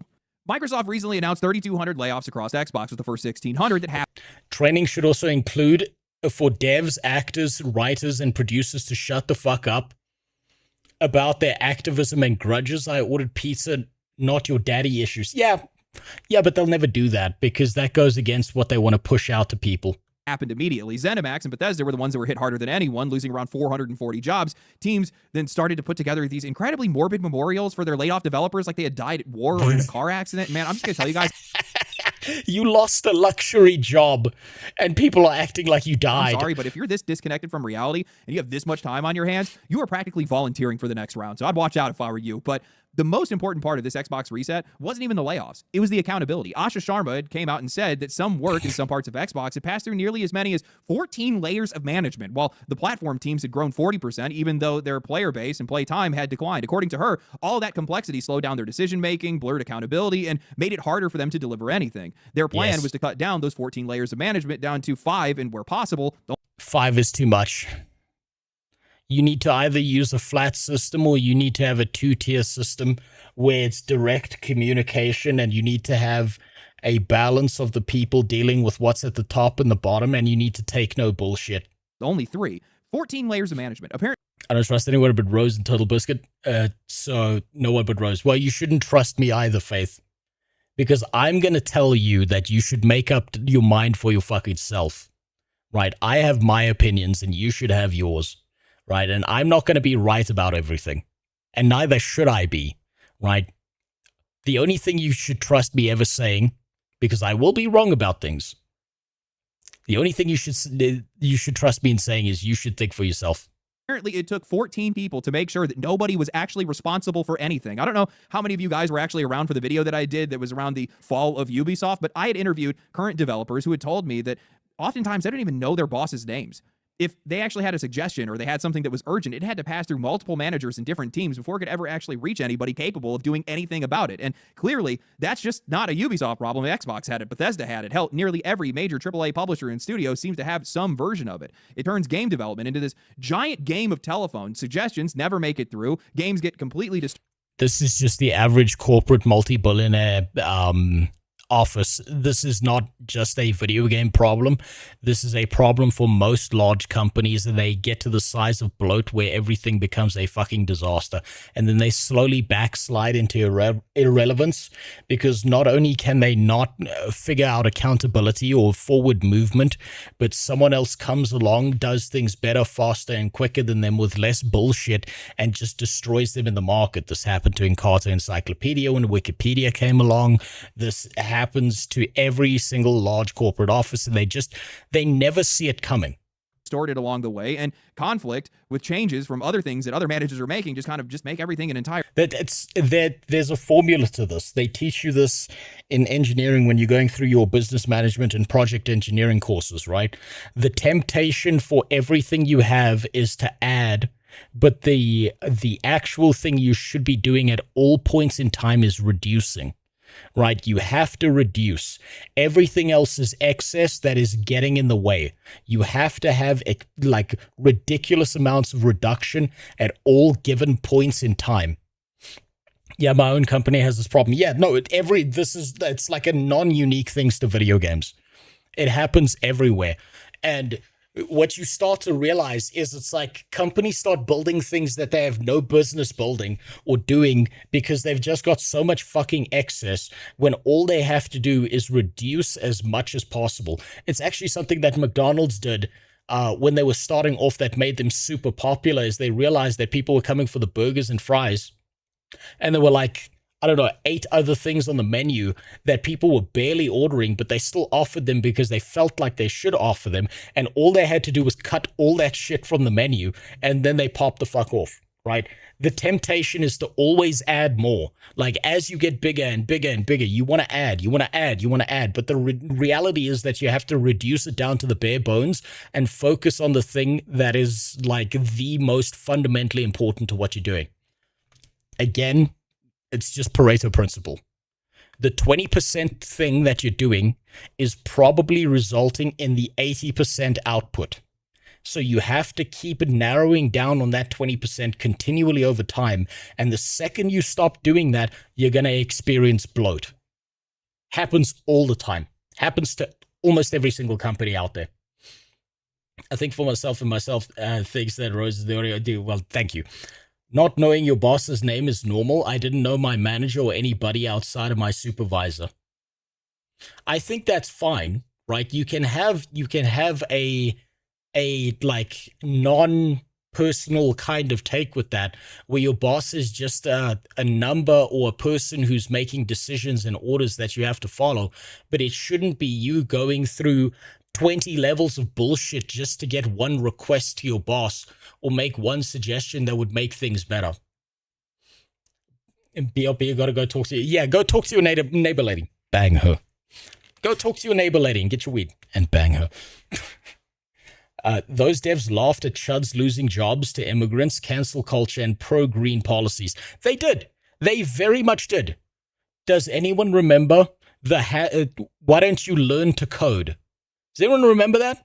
How these people mocked and derided people non-stop for when it was happening to them, and now that it's their turn to get spanked around, now all of a sudden it's unfair. How could this be happening? Please feel sympathy and empathy for me. Boo-hoo, my life is so bad now.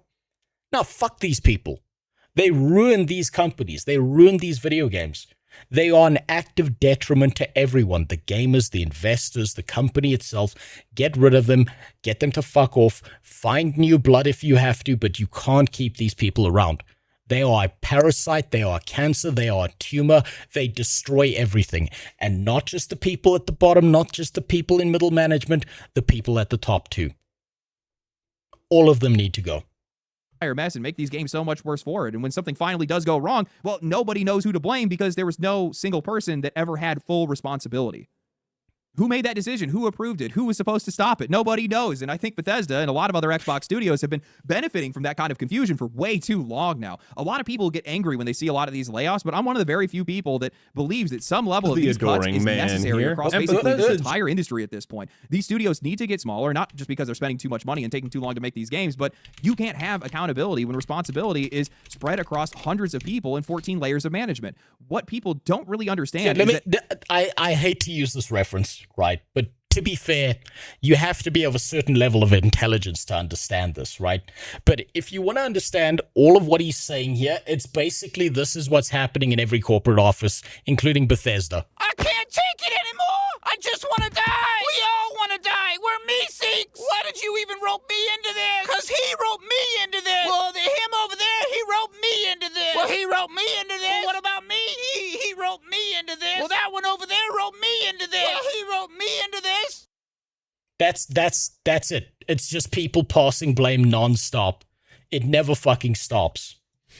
Ideally, this means that there's going to be fewer mass layoffs. Instead of one failure having AoE damage across the entire studio, a smaller, cleaner chain of command makes it a lot easier for you to identify who the actual problem is and who actually is causing the problems and remove them before the entire company catches fire. And I think that's what we're already seeing with these layers of management that are getting stripped away because Todd Howard was dragged out into the light almost immediately. Xbox started finally asking questions that somebody should have been asking years ago. Why is the next Fallout game so far away when we have a successful TV show and it's already been over a decade since Fallout 4? Why is the Elder Scrolls... There was actually a huge miss not having a Fallout game ready for release on the release of the series Fallout. Oh, massive so miss. Far out when it's been 15 years since Skyrim. Why is there no urgency from a studio whose newest game just flopped and isn't bringing the money in that it used to? Xbox tore away that protection that Bethesda had been hiding behind for all of these years and placed Fallout and Elder Scrolls squarely on Todd's shoulders. They removed the media blacklist. They made Todd give a public update on the studio and on all of their projects. They pushed more of their games into development, and they even handed Obsidian the responsibility of leading another Fallout game. Now, this is the change that Good. These are good changes. Have you read the letter of the main guys from ESO who got laid off posted over at Blue Sky? No, I didn't. I honestly, Eucharist, I couldn't give a fuck what they have to say. Because it's just all going to be bitching and crying and pissing and moaning. Dodging accountability and responsibility and pretending like this is the second Holocaust. That's what they're going to be acting like. I think says the most about what's happening at Bethesda, because I know that these guys do not like Obsidian, and I know for a fact that they do not like New Vegas, because despite it being one of the most beloved games in the entire franchise, we just heard just a couple months ago, Chris Avalon, one of the former leads for New Vegas, told a YouTuber, TKS Mantis, that Bethesda had sat the team down and gave them a PowerPoint presentation for everything that they had done wrong with Fallout. And now Xbox is handing Fallout to Obsidian. To me... Good. They, like, if you go back and you look at the history of how badly the Obsidian team got fucked over by Bethesda when they released Fallout New Vegas because of a single review percentage point on their game. It's fucking brutal. Good. Hand it back to Obsidian, they'll probably do something with it, as opposed to Bethesda, who's been sitting there with their dick in their hands doing nothing. Me that says accountability has finally come. It's just emotional blackmail. I'm not surprised. I'm not surprised. It's just him crying and bitching, pissing and moaning. Those devs fought for justice and equality. You owe your life as well as Africa to Black Lives Matter. Those people fight against fascism and greed. You know what? I'll give them this. They did put body cams on a bunch of police officers. And there have been some really entertaining videos that have come out of that. If you're seeking out Blue Sky to post instead of Twitter, he's probably not the talent that players will miss. I bet that he posted it specifically on Blue Sky because he knew that it was more of an echo chamber, and he knew that he could get away with it on there. And if he posted on Twitter, there would be a massive backlash of people shitting on him, right? So he thought that was his safe space. For Bethesda, but so has a loss of control. Xbox clearly doesn't think that these guys are handling their franchises properly anymore. They're essentially saying that you're not going to hoard the family jewels and do nothing with them. Either you're going to invest in these IPs properly, or we're going to find somebody else who will. And while I'm not the biggest fan of modern Obsidian outside of Grounded, I can't deny that these guys actually make games. I mean, since Starfield came out, they've released The Outer Worlds 2, Grounded 2, and Avowed. And if you zoom out even further to like Fallout 4 for Bethesda, well, that was 2015. Obsidian has released 11 games to Bethesda's 1. Again, I don't love most of their recent output, but they keep their budget. Yeah, neither do I. I think a lot of their recent output is bullshit and kind of shitty and trash. I mean, look at Avowed. But they are putting something out there, which is still better than nothing, even if it is garbage. That does make me concerned for the next Fallout game, though. I wonder if Bethesda can take the hit of a Fallout game flopping the same way Starfield did. Budget's lower, they keep their performance higher, and they keep their schedules tight. We are going to see another Fallout game within a realistic amount of time, and more importantly, Bethesda is going to finally have some real competition, someone else that's going to be making games with their IP, and Bethesda is going to have to live with being compared to these guys. And honestly, I think this is exactly what Bethesda needed. Not just the layoffs themselves, but the pressure, the accountability, and the understanding that they just can't keep sitting on some of the biggest franchises. Fallout 5 is going to be cringe under modern Obsidian. If it is, good. And I hope all of them lose their fucking jobs. The Obsidian of today is not the Obsidian of the past. And if they ruin Fallout and they keep on fucking it up like that, I hope all of them get destroyed. I hope every single one of them get fucking shafted, lose their jobs, get kicked out of the video games industry. But I also understand that's a fantasy, and the incestuous, nepotistic behavior of the video games industry will never let that happen entirely until every single one of them are gone and replaced by someone better. Top to bottom. In gaming, while sitting there taking a decade to make anything. For years, Bethesda was treated like they were above the rules. They could take as long as they want. They could release their games broken. They could get those games fixed by modders, and they could still sell because, well, people love Fallout and the Elder Scrolls that much. But Starfield proved that Bethesda's name just isn't enough anymore, and it's not going to be enough anymore. I mean, it's been decades or over decades for some of the games that they put out. There's entire generations of kids that don't even know who these guys are. You're not going to have anybody to buy these games. So now they have deadlines. They have competition. They have somebody above them asking them where the games are, why are they taking so long, and why another studio can release 11 games, why they can still barely manage to make one. That doesn't automatically make the next Elder Scrolls or Fallout game good. Xbox still could overcorrect, rush these games out, or expect fewer people to do more. No, they won't overcorrect. I think the video game studios themselves and the way they behave in the modern day is the real problem. It's not about rushing the product. It's about what the product is fundamentally within itself. Those devs have starving families and tons of student debt. Well, then maybe they should have learned how to make a good video game when they got all that student debt. Then they wouldn't be in so much trouble. Police body cams were because people wanted proof that the police were all bad. Only thing that body cams proved is that they don't get paid enough to deal with the amount of bullshit they deal with. Man, I've seen some of the body cam footage. Holy shit. God damn. It is fucking wild the way people behave. Man, police officers go through a lot of shit. Work, but at least Bethesda can't hide anymore. They have to communicate. They have to deliver. And for the first time in a long time, they have to prove that they still deserve to control these franchises. Bethesda's free ride is over. And honestly, I think it should have ended a long time ago. Yes. Bethesda being Should've. forced to change is a far better alternative to seeing this company completely dismantled and destroyed and seeing their franchises wither and die on the vine. Their free ride is over. The money from the past is running out. I think that's something to probably keep in mind, is that like while these guys have made a ton of money, a lot of money, after a while those sales are going to start to dwindle because people just aren't going to be buying your re-released games all the time. And Yeah, but they thought it was going to last forever. Starfield definitely did not give these guys the boost that they were looking for. The Xbox welfare checks are being cut, so it's time for these guys to actually get to work and start acting like a real studio again. This is either going to be a new era for Bethesda, or it's going to be the start of their downfall. And I don't think that there's going to be a middle ground with this. This is also going to serve as a case study for a lot of other companies and what they're probably planning to do with their guys as well. Because I don't think it will. I think they'll ignore it. They'll say, no, this was a Black Swan event. This isn't the way we run things. We're different than them, and that's why we'll be fine doing the exact same things and behaviors. I don't think these people are self-aware enough to look at these things and think that way.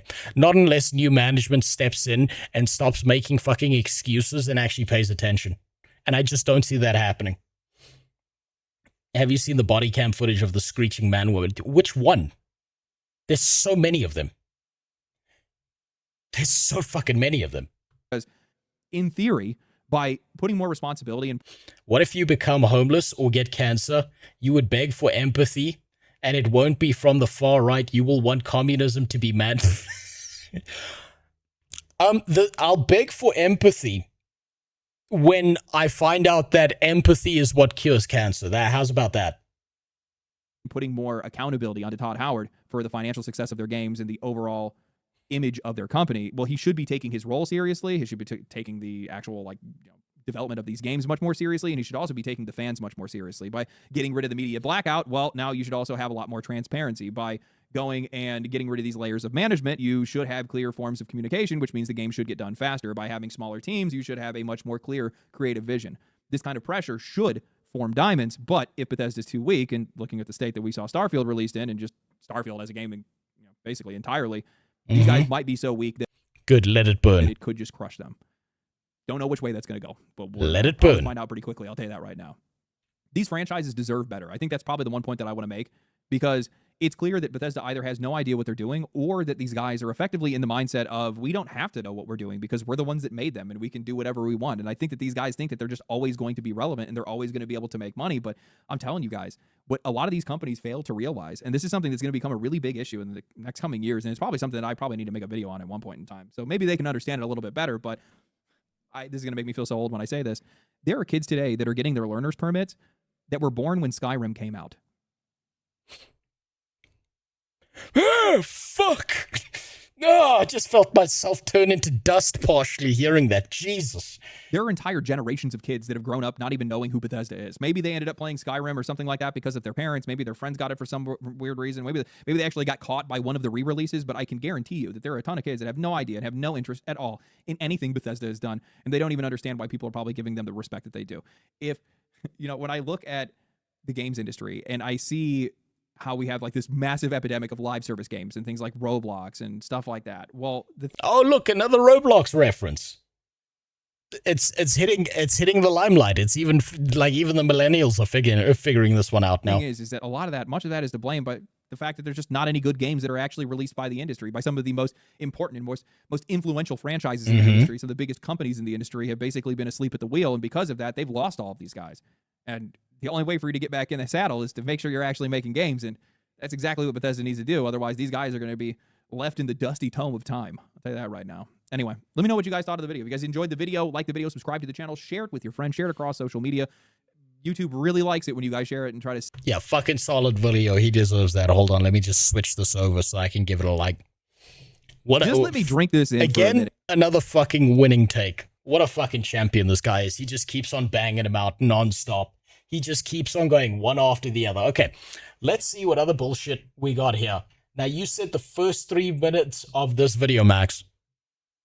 Just the first 3 minutes, huh? So here I was waiting for July 6th, racked with anxiety. I was afraid id would get closed because I know how this goes. We saw it happen with Embracer, we'll see it happen again. After buying up every company they could possibly think of and spending more money than the fucking pharaohs to acquire them, there were rumored studio closures and they didn't make a single good purchase, never forget from that. Microsoft. Because they couldn't recoup that revenue, because of course they couldn't. There was no way that was gonna happen. Nobody has money anymore. Microsoft gambled and lost. So now the developers who make successful and wonderful games like the 136 people they laid off from id, which is more than half their staff by some reports, have to bear the brunt of that stupid, incredibly short-sighted decision. Yeah, but what have the id people done recently to justify their position in that company? What have they done recently, right? It doesn't really matter what they did 20 years ago. What have they done recently that makes them so valuable that they cannot be, like, ejected from this? Because like most industries, it's run by bloodless sociopaths who have been told that crushing people's dreams and livelihoods is the cost of doing business. Here we go, the empathy angle. Not cutting underperforming staff, not gutting companies that are unsuccessful, but stripping the copper wire out of the walls because they got too fucking greedy. And now id Software's tech team is a skeleton crew. All of the layoffs infuriate me, but there's something especially gross and predatory about bleeding id like this. Yeah, I know, none of the original members are still there. That doesn't matter. They put out Doom 2016 and Doom Eternal. Yeah, but how many of those people working on that were ancillary to the success of it? How many of those people were really fundamental to the success of this game? On top of that, I don't think you just need to get rid of the people at id. I think you need to get rid of management and everyone at the top. Take them down with you. And Dark Ages, to a lesser extent. Action games that hit so hard that they revived a once dead franchise and people still talk about how Doom Eternal is the best Doom. Doom Eternal is one of the most influential games of the decade. I don't even need to explain this. Yeah, id still exists, but for how long? A mostly unrestrained id put out some of the best action games ever created, and now it's going the way of all good studios. Chopped up, torn apart, and forced to be less passionate, less creative, less themselves, and beholden to the whims of people who would slit their fucking throats for the next sacrifice, which is gonna happen sometime next quarter. He's got one half of the formula. He's understanding the people at the top of the chain, but he's not understanding the bottom of the chain here. But this surprises me. This is how everything operates. We've been told our entire lives that business has to be run like this or else we'll all be poor and starving because the investors will have a money sad. What if they aren't promised obscene wealth? Then we'll have no games at all. No one will have jobs. It makes perfect sense if you're only driven by money. I think we should be taking the same attitude towards them. Fuck them. If they die penniless and alone in the street, relieve yourself on their fucking corpse. That he does have rights. Because that's more than they'd give you. You, the person, the consumer, the customer, the employee, are less valuable than a drop of their piss. They have no respect for art or history or design or humanity at all. That's why they're in the positions they are. What they tell themselves is that they make the hard decisions, and that the world would fall apart if not for their steely resolve to steer the ship through the troubled waters they navigate into out of hubris. That they are objective because they don't care about those human concerns. They are ugly, empty things that are trying to convince you that praying to the god of greed is atheism, and they will kill again. And now, our feature presentation. So apparently that's what you wanted me to look at, was the first three. So he's right about half of the equation, right? He is right about half of this. Right, the people at the top are greedy, money-grubbing fucks who keep on making shitty decisions and stuff, but you need to cut it from the top to the bottom. You need to go all the way through. Right, you can't be employing 160 devs when you only really need 40 of them. For what fucking reason? You're just burning through money that you don't actually need, and you need to get rid of the people at the bottom that are just a money drain on the company, because the company's onus is not to employ people. They are not a handout system.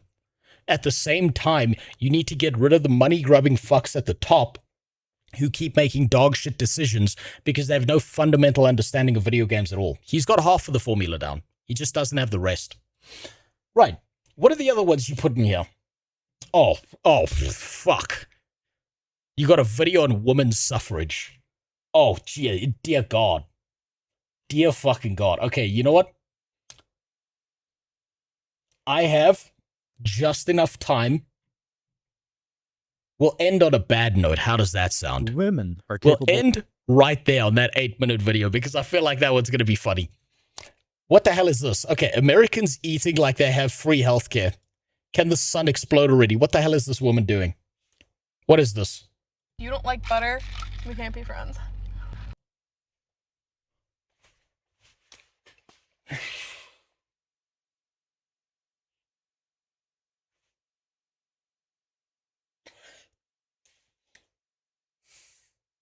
Did she just fucking chomp down on a stick of fucking butter after dipping it in Coke? Oh, Jesus Christ.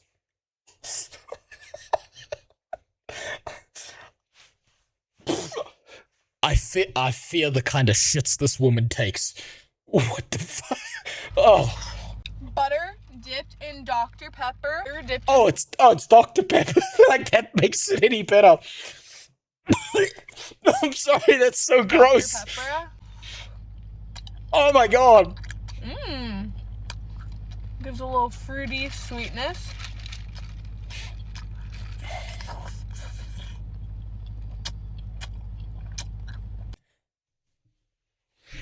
So you're telling me in 2026 you can't get a girlfriend, huh? You need to find yourself one like this. Because her standards are so fucking low, she'll accept anything from you. Jesus. So good. Oh, that's so gross. Don't look at my stained nail. You know how there's a bunch of people posting videos of like Indian street food where they're like barehanded touching everything and shit? This is the video that the Indians are going to be sharing around to be like, oh, you think you're better, huh? Oh, you think you're so much better than us? And they'll share this video and you're going to be like, ah, fuck. She must be baiting. No, she's chewing that butter. I believe it. That's so gross. Mmm. Oh. Like creamy cherry. Oh. Last bite. Oh, that's a big bite. Oh, fuck me.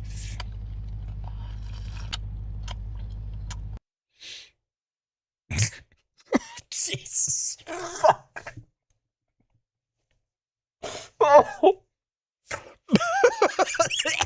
Oh, that's so fucking nasty. Jesus. Oh. Find yourself a bitch like that because she will accept anything from you. She has no standards. You could do anything to her and she'll just be there. Oh, burn the witch. That's the same girl who will have 6 feet, 6 inches, and 6 figures in her Tinder profile. No. No, you forgot 6 sticks of butter and 6 Dr. Peppers to go with it.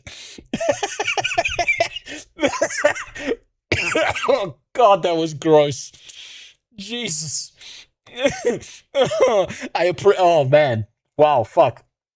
You should have just hit me with goatsy. That would have been less fucking jarring than that. Holy shit. Stone her for that haram. You know what? Maybe the Muslims have a point. That video is why women are property in most countries. Because the second they get freedom, they don't deserve it anymore. Jesus Christ. I don't want to think about that video. It makes me actually want to throw up. Asmongold lucked out. Yeah, no, he got himself an Asian one because the white ones are fucked now. Jesus. Oh my God. Jesus. Okay. Okay, let's end off here. Oh man. Oh, give me a second. Oh, fuck, that one was bad. I didn't expect that. Who was that? Buffy the Vampire said, fuck you for doing that to me. Jesus. I need poison. Yeah, give me some rat poison. I feel better after eating that. After watching that. Holy shit. Whew. Alright, let's move on. Let's move on. An honest review of women's suffrage. Women suffering? They deserve more. Women are capable of many things, but voting well doesn't seem to be one of them. In their defense, men don't vote that well either, but are still considerably better on average. In this video... How so? What metric is he using to explain that one? We go over the political gender gap, the causes behind it, and some ancient wisdom to give an honest review of women's suffrage. And if you enjoyed, consider subscribing, it helps the channel. First, let's get some basic things out of the way. Contrary to propaganda, we do not live in a patriarchy. Collectively, yeah, we don't. Women are the economic powerhouse. They control 80% of the spending in most households. One of the things that have been written for a very long time is that if you want to change society, the first thing that you do is you fuck up women, because if you fuck up the woman, they will automatically fuck up all the men that they date as they go along with that. So women are the primary targets for that kind of shit, right? People who believe we live in some kind of patriarchy are fucking delusional. A bunch of retards, and what they're trying to do is push a narrative and get you to believe a bunch of stuff. That's not how the world works. Women have more power in the West than men do. We live in... Did I already react to the Woman Simulator game? No. You'll have to send it again in the reacts, and I'm going to be watching that one tomorrow because I am running out of time here. Democracies where everyone can vote, and women both outnumber men and have a higher voter turnout. Do they? Do they outnumber men? I'm not sure about that one. If women voted as one united bloc, they'd win every election. Secondly, women control education through sheer numbers. And as anyone of... That's true. That is true. My generation can attest, will often force their politics down children's throats. That's also true. The worst teachers I've had were all women. And they all tried to make you believe and think it the same way they did. Thirdly, women control the professional environment through HR, again through numbers, to the point... True, that's another womanful job. Where we've even had cases of HR ladies on social media openly saying that if you post right-wing content, they won't hire you and they will ruin your reputation with other companies. Yes. Yeah, that's true. And lastly, the consistent pro-woman bias in family courts have given them asymmetric leverage in marriages. There was a historical reason for that in the past, is because men worked and they were the breadwinners and women would stay at home and not have a job and take care of the family.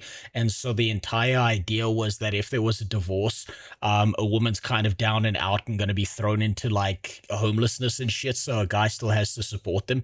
But that's kind of a holdover from a previous system. And now it's fucking up things in the modern day because things just don't work like that anymore. The only power men still have in our societies are reactive. They have... Oh, I thought he was going to use a different R word. The power to use force, for obvious reasons, which they simply don't nowadays. And they have productivity, because despite of all the efforts we went through to get women into the workforce, they have not occupied the essential jobs that keep society running. Yeah, dark, dirty, and dangerous jobs are usually done by men overwhelmingly. There's not many women in these fields.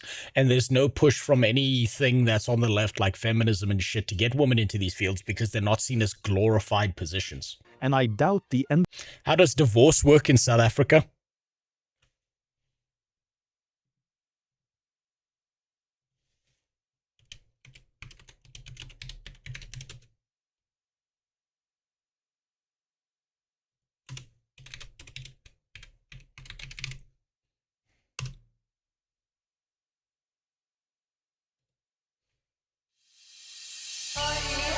Well, you see, my friend, when they get divorced in Africa, what you do is you cut the head off of the bride.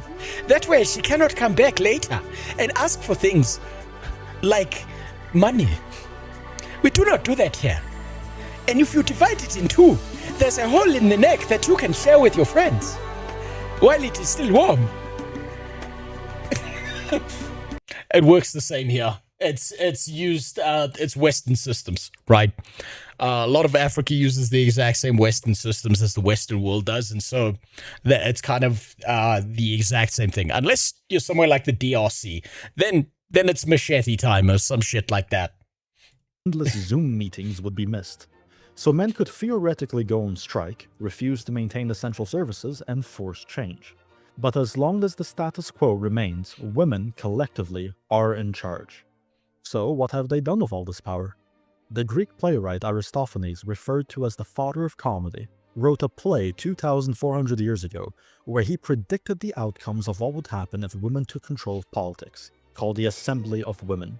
His predictions included massive welfare expansion and equity focus, enabling free riding and draining the treasury, hostility to private property and private relationships, erosion of the family unit with the state as a substitute provider,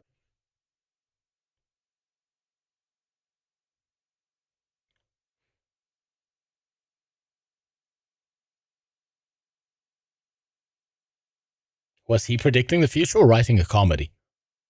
weakened commitment, chaotic dating markets, and ironically fiercer female competition, as well as the punishing of masculine traits leading to more effeminate men. Aristophanes was eerily prescient, with modern voting data showing women, on average, strongly backing the patterns he warned about. An 8 to 15 point swing over men in favor of increasing welfare beyond its already extensive size. A 20 point swing. I bet he had sisters. I bet that guy, I bet he was like the one son in the family and he had like 7 sisters. That's how he arrived at these conclusions. In favor over men in support of increased gun control. It's not Aristotle, it's Aristophanes. And as much as a 15 I don't know if that's the same guy. point swing over men in favor of is. mass immigration. And perhaps something not even Aristophanes would have predicted, 56% in favor of killing their own unborn kids for any reason. A 15-point gap compared to men. Looking at the downstream social effects, declining families, rising spending, polarization, Assembly of Women feels less like satire and more like a warning. There are 2 clear patterns here. Firstly, many women are clearly voting to use the state as a substitute husband. Instead of men protecting and providing for their families, the state does it. But the irony is, the state can only provide for them by taking resources from men. After all, the state itself does not produce anything. Well, shit. Did he happen to write a solution in that play? Maybe? In essence, this is a form of forced disenfranchisement against men. Men's naturally advantaged ability to protect and provide was once leverage for them in the dating market. Leverage they could use to get a higher quality spouse. But by these being forcefully taken from them and given for free to women, men's value and agency have been vastly reduced. One of the only things nowadays that men get to keep entirely for themselves is their own physical attractiveness. Historically, this make me think that gay dudes are just living the life. They're just having a great time. Physical attractiveness is a trait women would use for more or less ancient and smarter version of Andrew Tate. Yeah, he was probably more literate. He was probably more well thought out, and he knew how to put an argument forward without being like, put the woman in cages and rape them or something. Leverage in the dating market. But since that's all that men have left for themselves, it explains the recent trend of men becoming so obsessed with their appearance, and as a result becoming more effeminate. People blame dating apps and social media for the extreme focus on male appearance, but the fact that so many other aspects of masculinity have been forcefully substituted by the state seems like the greater cause. Since men are now less incentivized to acquire the necessary masculine skills to protect and provide, they'll do so less, and focus instead on more rewarding feminine traits, and as such the state will have less and less masculinity.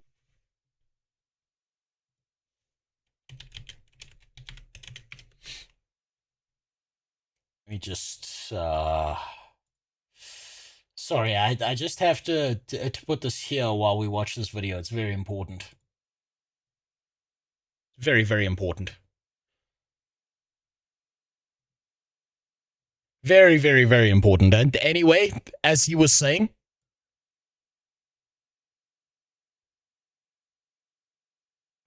fucking, come on. Man. This is just feeling a little bit too real. To draw on, ultimately leading to less provision and protection for society over time, as we're already seeing.